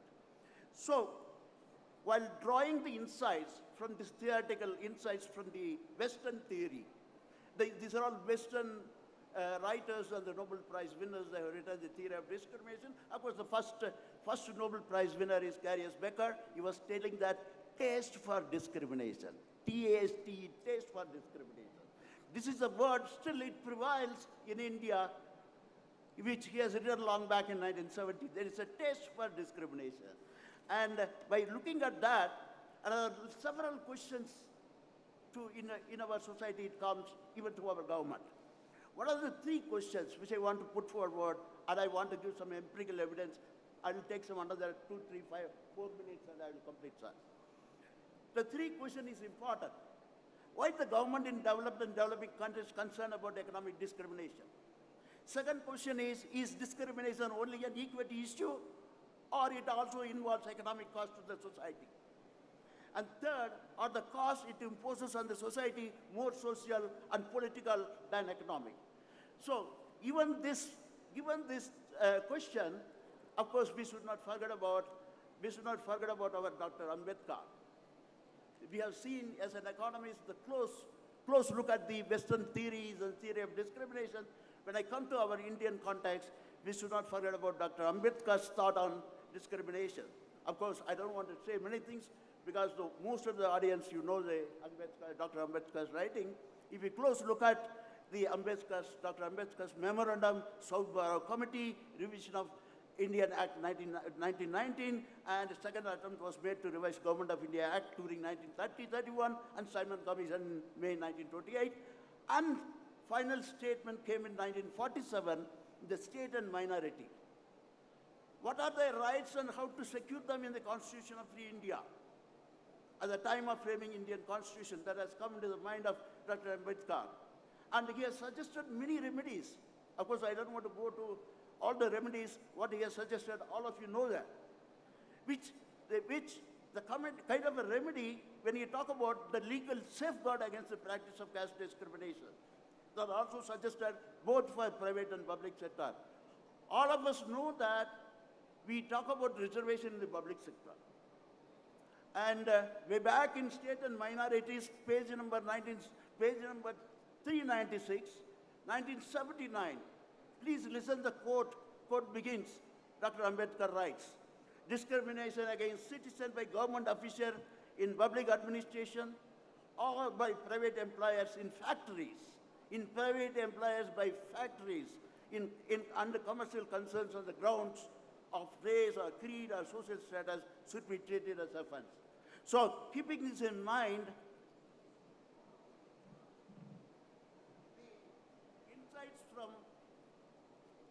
the insights from the economic theory, both from Western theory and from Dr. Ambedkar's theory of caste system, indicates that market discrimination is a typical case of market failure and bring huge economic inefficiency and adversely affect the prospect of economic growth. So I don't dig on much on that, but if we talk about the policy of the present government, whatever we are seeing the situation, the policy implications of theoretical views call for market intervention to overcome market failure, both for promoting economic growth and ensuring fair access to discriminated groups, not only employment, but also to the other market and non-market sphere. That's what whole lot of things going on. And when I come to, given this background, when I come to our empirical work, because I don't have a PowerPoint presentation, Professor Krishnaraj told me just now, the moment I reached, there's no PowerPoint presentation, because we, the academician, trained in showing a lot of tables and the evidences, but it's all based on the, whatever the sentences I'm using is the evidence-based. It is based on the recent population, so the recent periodic labor force survey of Government of India. This is the NSS survey. Of course, you know, sir, the National Sample Survey, the periodic labor force of 2021 and 22, based on that. The first thing is, because I don't have table, the first thing is that I'll give a simple question. So we talk about the constitution and national unity. If you look at the disparities in occupation, employment, and wages, first let me talk about occupation. Of course, in the previous session, they said there was a, when I look at the NSS data, by occupation, by the social group, we find that most of this, the better quality occupations, including legislator, senior official, manager, all are occupied by the higher caste. So since higher caste, a high percentage of SC workers are employed in low quality employment like elementary occupation and so on and so forth. And what we economists, we say that it is an occupational segregation. Even in gender, if you make an analysis with the NSS data, then the gender and the female and as well as the scheduled caste, the downtrodden, all of us, that we are segregated in the menial job. So if you look at the occupational distribution, it's heartening to see the present data of the National Sample Survey. So what I say that the wage earnings would be low, which result in higher incidence of poverty in the group. Second is that we would like to discuss about inequality in employment rate. There are two indicators which I would like to talk about to capture the differences and access to employment in urban regular salaried job. So we have calculated the unemployment rate and the probability of access to regular salaried job for the scheduled caste community. So what we find is that the unemployment rate based on current weekly status was 11.1% for scheduled caste compared to 8.69% for higher caste. So the unemployment rate based on both yearly and weekly status is high among the scheduled caste compared to higher caste. Now, when you look at the probability of employment, the access to employment, regular salary employment, if you look at the regular salary job, our overall level is 0.476 probability, but it was very low to the SC worker. It is 0.277 for the SC compared to 0.547 for the HC. It's a probability. So when you come to daily wage, now I talked about the occupation, I talked about employment, unemployment, and the probability of access to employment by the scheduled caste. And now let me come to the wage rate. There's a huge wage disparity between the SC and the higher caste. For example, if you want to tell the figure, the wage rate of the SC workers in the regular salaried combine both public and private. I'm not talking about only public sector. The wage of SC workers was much lower at 148 compared to 216. For the higher caste workers, there is a difference of 67. So whatever may be that, I don't want to read much statistics about it. And there is overall, at an overall level, as well as for SC and the HC, the daily wages are much higher in the public sector than in the private sector. So if you look at the public sector and private sector wage differential, there is a huge difference. The public sector wage differential is not that much pronouncing, whereas private sector wage differential is pronouncing very high. That's what the private sector leaders, when they were talking about affirmative action policy, neither they talked about based on the theoretical interpretation or theoretical insights or the empirical insights. That's what today in the book, what we have written and published in Oxford University Press, that we have given the solid evidence based on the recent NSS data for the affirmative action for the private sector. And finally, sir, this is very important. The labor market outcome for SC are quite unfavorable compared to the higher caste that I told. The question is, now, when we talk about occupation, employment, wages, unemployment, and so on and so forth, we know that they are quite unfavorable compared to the SCs are quite, the SC are quite unfavorable compared to the higher caste. Now, the question is, what factor causes inequality in the employment and wages between the scheduled caste and high caste worker? So we have the reason to believe that there is an inter-caste difference in employment and wages between SC and SC, maybe due to difference both in endowments. Suppose most of the people, the economics professor or any researcher sitting here, on an average, the higher caste people are earning 1,000 rupees, on an earning, the scheduled caste people are earning 800 rupees, 200 rupees is a wage differential, and you say this is a labor market discrimination. But what we have done here that the 200 rupees is the gross wage differential. Again, we have decomposed into endowment difference and the discrimination. So I'll just complete it with that. And three evidences, that's all, not more than that. So the book is very big, so 2-3 evidence. It's a chance for me to even market my book. That's what Professor Thorat told me. And the second thing is that when you say that decomposing the wage differential, what we have seen that 44% of the, 56% is endowment difference. And rest of the 44 is a discrimination, the wage discrimination. 56 endowment difference, what we call it as, there is a pre-labor market discrimination in the areas like, the non-market areas like education, health, nutrition, and everything. In the Western society, they interpret differently, but what we have interpreted in India, it shows the pre-market discrimination. It shows the inequality of opportunity. So that's what we have a higher endowment difference in the regular salaried employment. But when we calculate, decompose the probability of employment between the scheduled caste and the higher caste, you know, the opposite is true. The 74% of the employment discrimination estimated is 74%, and rest is 26% is an what I call is an endowment difference. But again, what we have done is that again we have decomposed the discrimination. It's a very beautiful way we have put. Again, we have decomposed the discrimination into the benefit of being a forward caste in the labor market, the benefit of being a scheduled caste in the labor market. That's what we call it as overpayment, underpayment, or nepotism in that case. It is a prejudice in the other case. So I don't want to go in depth. This is a lot of econometric exercise we have done. And also we have done occupational discrimination. And occupational discrimination says that the job discrimination pronounces more than wage discrimination, sir. And I'm completing, sir. And finally, just final message, I want to say the important point which no one has attempted in India.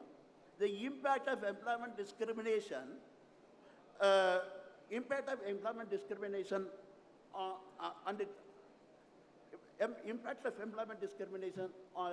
on poverty.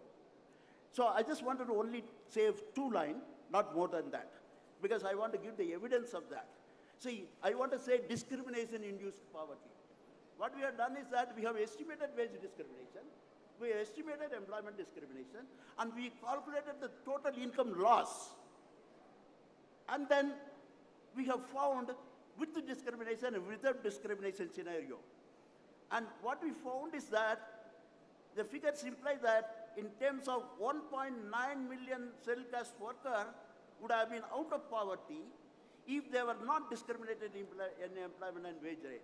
So what I justify here is that, in one word, I don't want to talk too much of policy implication, we need the Equal Employment Opportunity Commission, like what we are seeing in South Africa, and also what kind of affirmative action we are seeing in Malaysia, our neighboring country, why not we?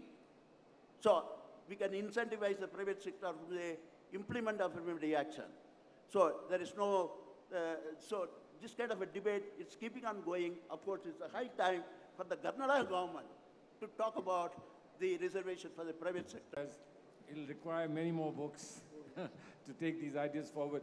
We have about 15 minutes for questions and answers.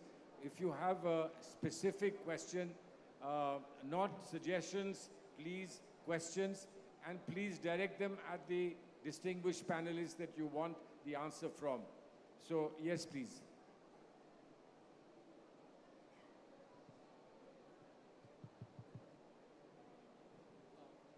Good evening, sir. First of all, thank you all four for this wonderful, insightful thoughts. Since Keep the mic closer, please. Since we are speaking about social and economic justice, I just have a question about a specific community of people, a specific group of people. No, the question is to which panelist? No, sir, I think all four can We can't answer, all four can't answer. Pick the best of us and then ask the question. I think Beena ma'am can answer this question as well. Ma'am, actually, it's been 75 years. We are in the era of AI, but still manual scavenging is persistent in India. Though government has initiated many policies and initiatives, it didn't impact at ground level. I have read many articles on blogs and many things. I am not getting any clarifications on this gap, like policy and ground level. May I know the reason, ma'am? Thank you. Yeah, thanks for that question. That's a really, important question that we say that we've gone to the moon, but our people are still in the gutters. We are not able to totally eliminate the one thing that is such a shame to this country, which is women and men engaged in manual scavenging or going down the sewers. My friend, the only answer to your question is that there is no political will. There is the money, there are schemes, but every year, like this government has removed the scheme for the education of children of women engaged in manual scavenging. They've totally removed it. This year there's zero allocation. So that's that there is no political will. That is the only answer to this. If you really want to do it, we can do it within a year. We can stop this practice totally and build something else as an alternative livelihood, but it's just not happening. Thank you. Okay, anyone has the further question? Any next question? Yes, Yeah, again please. to Ms. Beena. Please do. So, my fundamental question is about borders. Who is this question directed To Ms. at? Beena. Okay, yeah, she's the popular question answer person. Yes. So, I'm a student filmmaker and I come from Dubai. And one must observe that Dubai has a lot of Dalit workers, but they are never taken into surveys or any geographical understanding. So what I want to understand is, does our constitution have a ability to secure reservations? So I'm not talking about reservations in the private sector or public sector. I'm talking about reservations across borders to those workers who build stadiums, to those Dalit workers who lose their lives are yet unknown. So what might be the answer to that? We are not able to solve our own problems, my brother, in this country. I doubt we can go and solve problems in another country. Let's learn to do it here. I think if we can do that here, and really the reservation policy and all the programs and schemes that are there, if we are able to implement that effectively, we can really look at, lowered poverty figures in the next 10 years. But that's not happening. I think we need to sort that out first before we go to another country. Yeah, please. Yes, good evening, sir. I'm Gautam, research scholar from Presidency University. My question is to sir, you have spoken about organization discriminations. So when organizational discriminations, in organization, in perspective, yes. When it comes to organization discrimination, as I was very curious about the another panel member, Kancha Ilaya sir. So when it comes to his Buffalo nationalism, the way how you interacted and put on up the informations in a collective manner. So today, one or the other way, the social and economical justices are unable to provide for a citizen based on the spiritual fascism. So in this perspective, so at the current situation, how can the society can get the awareness to avoid or to overcome the discriminations?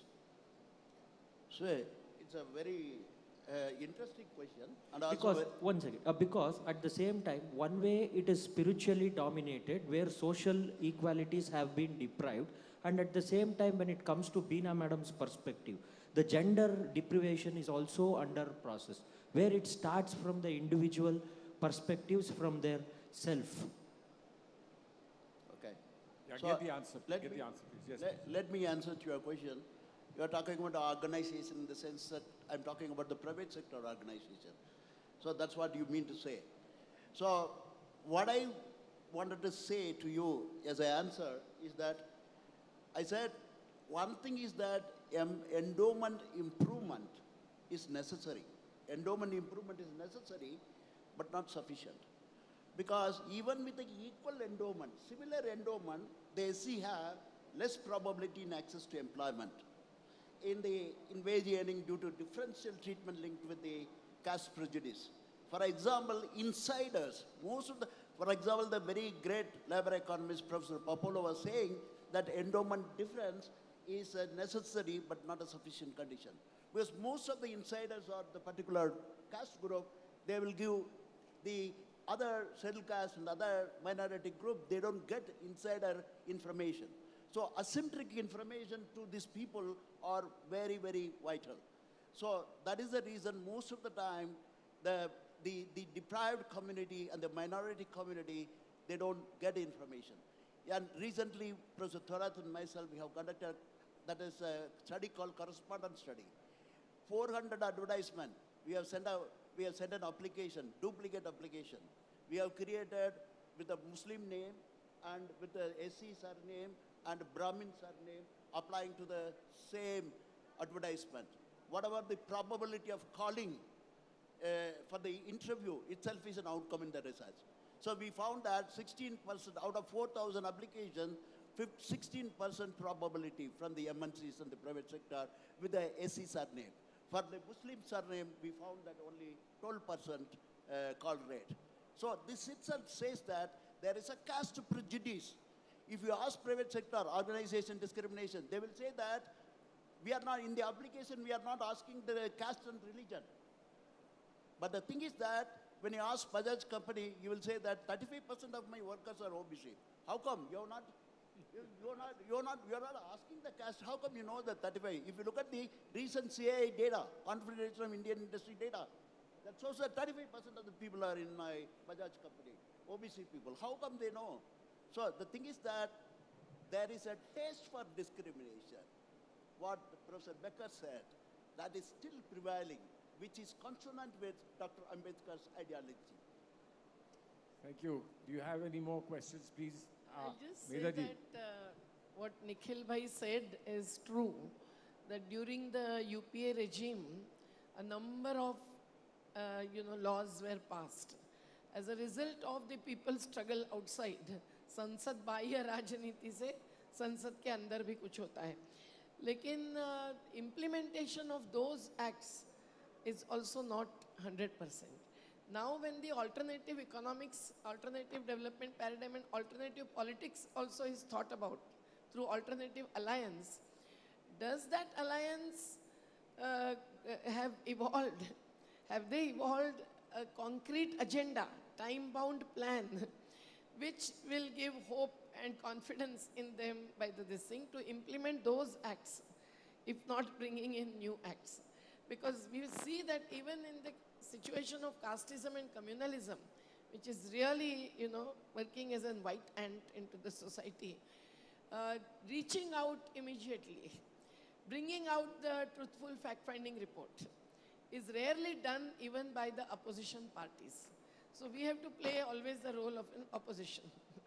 So how can we expect, and many people are now working with the upcoming elections in mind, with not us, but you more directly into the political, awareness building and various ways and means.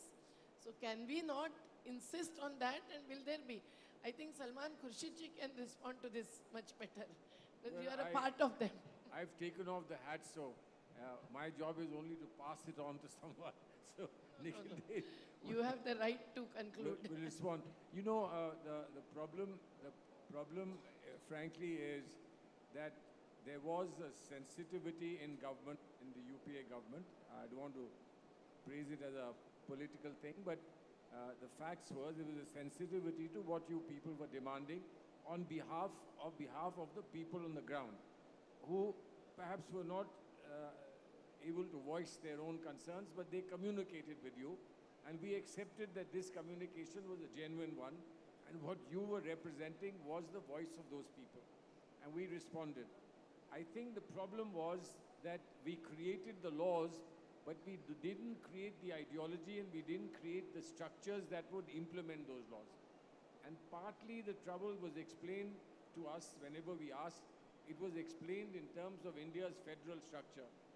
We would budget the money, we would put the money down for a scheme, but the manner in which that scheme was to be implemented by state governments, including state governments of the Congress party, was something which left a lot to be desired, And then we kept hoping that this would improve year after year, it would improve.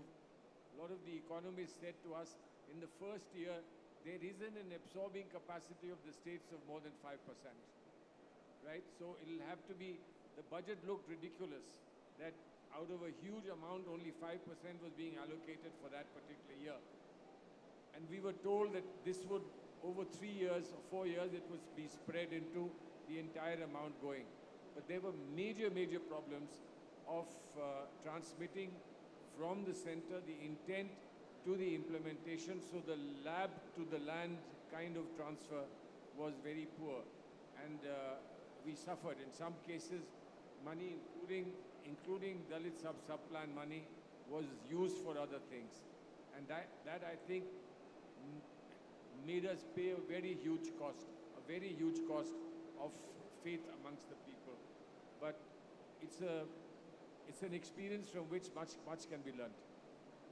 What I feel is that it's okay that there are some kind of barriers which will have to be, but at least putting down as an agenda. So much time is spent, not wasted, but spent on selecting candidates through the alliance. But selecting an agenda with a time-bound commitment given, not just Revdis. Revdis are also to be given. Now you're asking for state secrets. But the five things that the Karnataka government has done of candidates hasn't even started. Valuable. Selection of candidates has not started. Selection of seats was a very difficult job. Very difficult job, but it's been done. It's been done, and the rest will now follow very quickly. But you're talking about selection of agenda is absolutely paramount. Absolutely paramount. You people should push harder for saying, get the people later, but first get the agenda. Yeah, I couldn't agree more. I think one thing, and that's something on which the civil society groups that are here or social movement groups that are here, if we can work towards a common minimum program from now, that the alliance or grouping, whatever it is, I think it's much more difficult to work out seat sharing, much more difficult to work out the nature of the alliance, or call it what you may, whether grouping or alliance. But it is possible that everyone will come to one agreement on a common minimum program in which social movements will also be a part of it. Many of us will.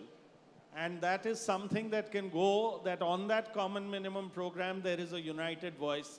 It's practical, it's possible, it should be done in the next few days. We will carry this back to the alliance.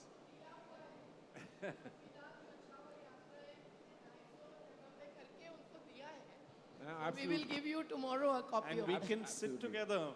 Yes, sure. Now, our time is up, but I think it's only fair, if you will allow me, that each of the panelists could just sum up in a minute or so, and then we will call it a day.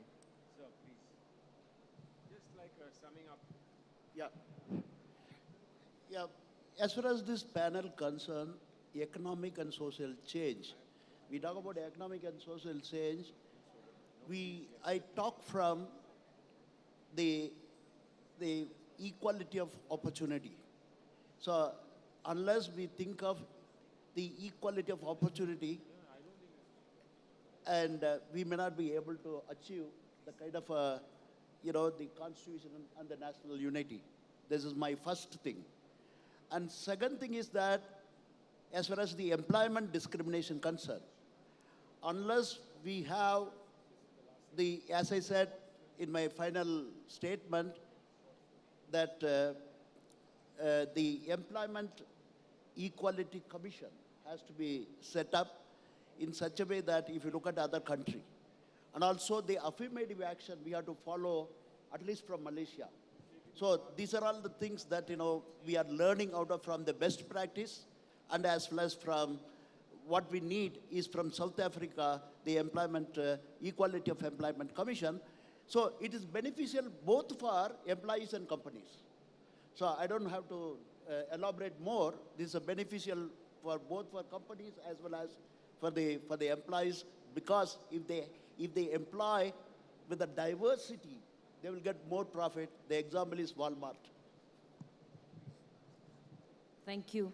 I'd only like to say that Baba Sahib said that without social justice, you cannot achieve economic justice, and vice versa. I think we need to remember that. I just also like to respond to you in hindsight. I thought of a case in New Jersey where they built a big temple and they took Dalit workers from here as bonded laborers. And then they mobilized themselves in the US. It's a very interesting case where they mobilized themselves and they filed, there's a case in the Supreme Court in the US that is going on now. So there are some models that you can follow. Thank you. So I'm going to say nothing more than that agenda. I think that was a perfect ending. I don't want to say anything more. I do want to make a request because I think it's the end of the session. Yes. You can do your thanks. Meanwhile, I would like to request that there is a song on gig workers. We've been fighting for gig workers. There's a song that's just been made by Kunal Kamra, which we want to play here, him and many others, although there's no credit. And if after you give your vote of thanks, we watch it briefly. It's a video song. With all your permission. And those who don't want to can, of course, leave. I would now like to request Professor Krishna Raj to felicitate our esteemed chair and our distinguished panelists with a small token of appreciation.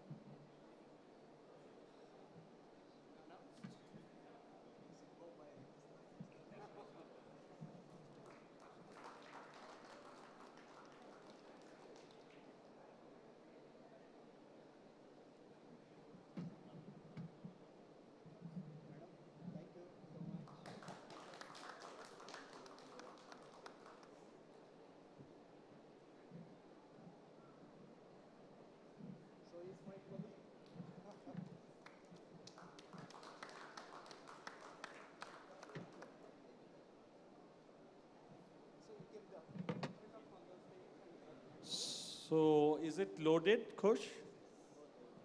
Almost. So it'll give us an idea also. I mean, it is in a context, but in a much more modern context and a much more modern way.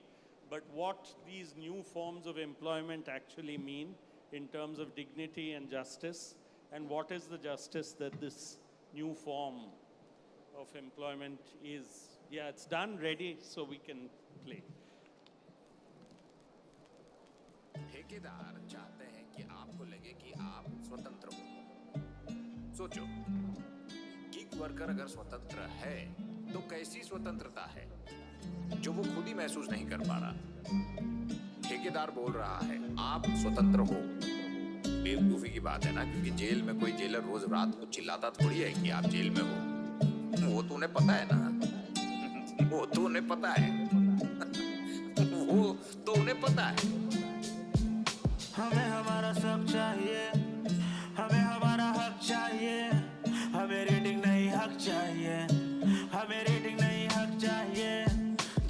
सूचना में जारी चल निकलो मेरे साथ या कुछ कर साथ मेरे मैं हूँ साथ खड़ा जान सूचना में जारी चल निकलो मेरे साथ या कुछ कर साथ मेरे मैं हूँ साथ खड़ा ये काम हमारा आम नहीं ये बात हमारी आम नहीं तुम कान खोल के सुन लो रे इंसान है हम गुलाम नहीं ये काम हमारा आम नहीं ये बात हमारी आम नहीं तुम कान खोल के सुन लो रे इंसान है हम गुलाम नहीं सुबह से रात को घिसते हैं हम ट्रैफिक में ही तो पिसते हैं हम खाना डिलीवर करते हैं ओवरनाइट कर थक कर सोते हैं पर शर्म का तुमको नाम नहीं तुम देते फिर भी दाम नहीं कान खोल के सुन लो रे इंसान है हम गुलाम नहीं तुम किकिंग बोल के लाए थे हमको बढ़िया फंसाए थे क्या झूठे ड्रीम से दिखाए थे अब इंश्योरेंस ना मेडिकल ना कोई सुनवाई दे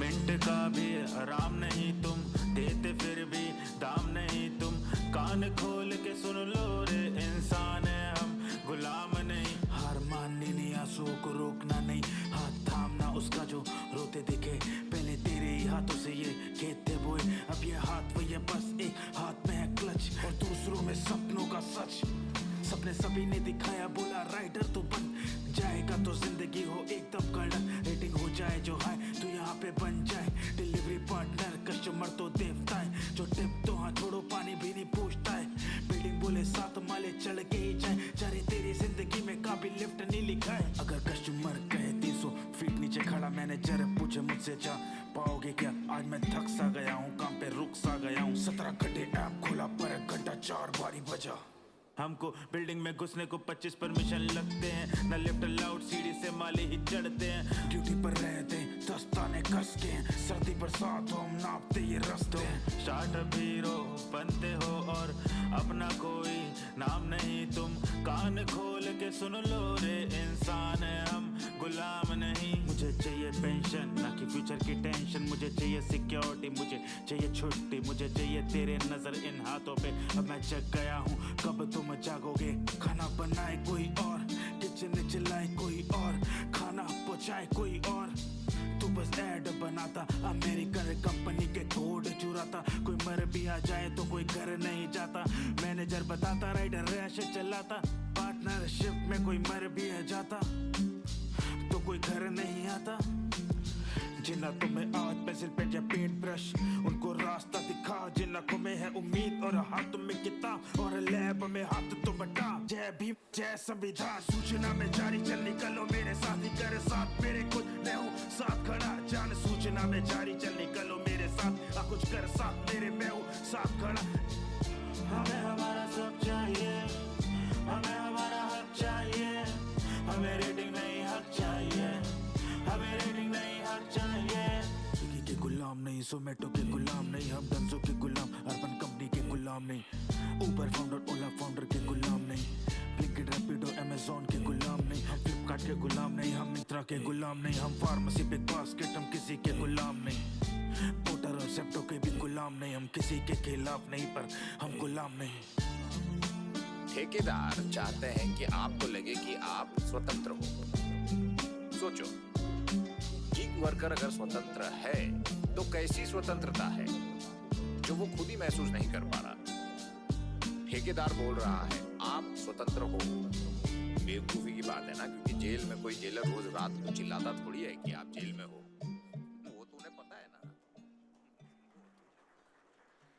I extend a heartfelt vote of thanks to everyone who has contributed to the success of this conference.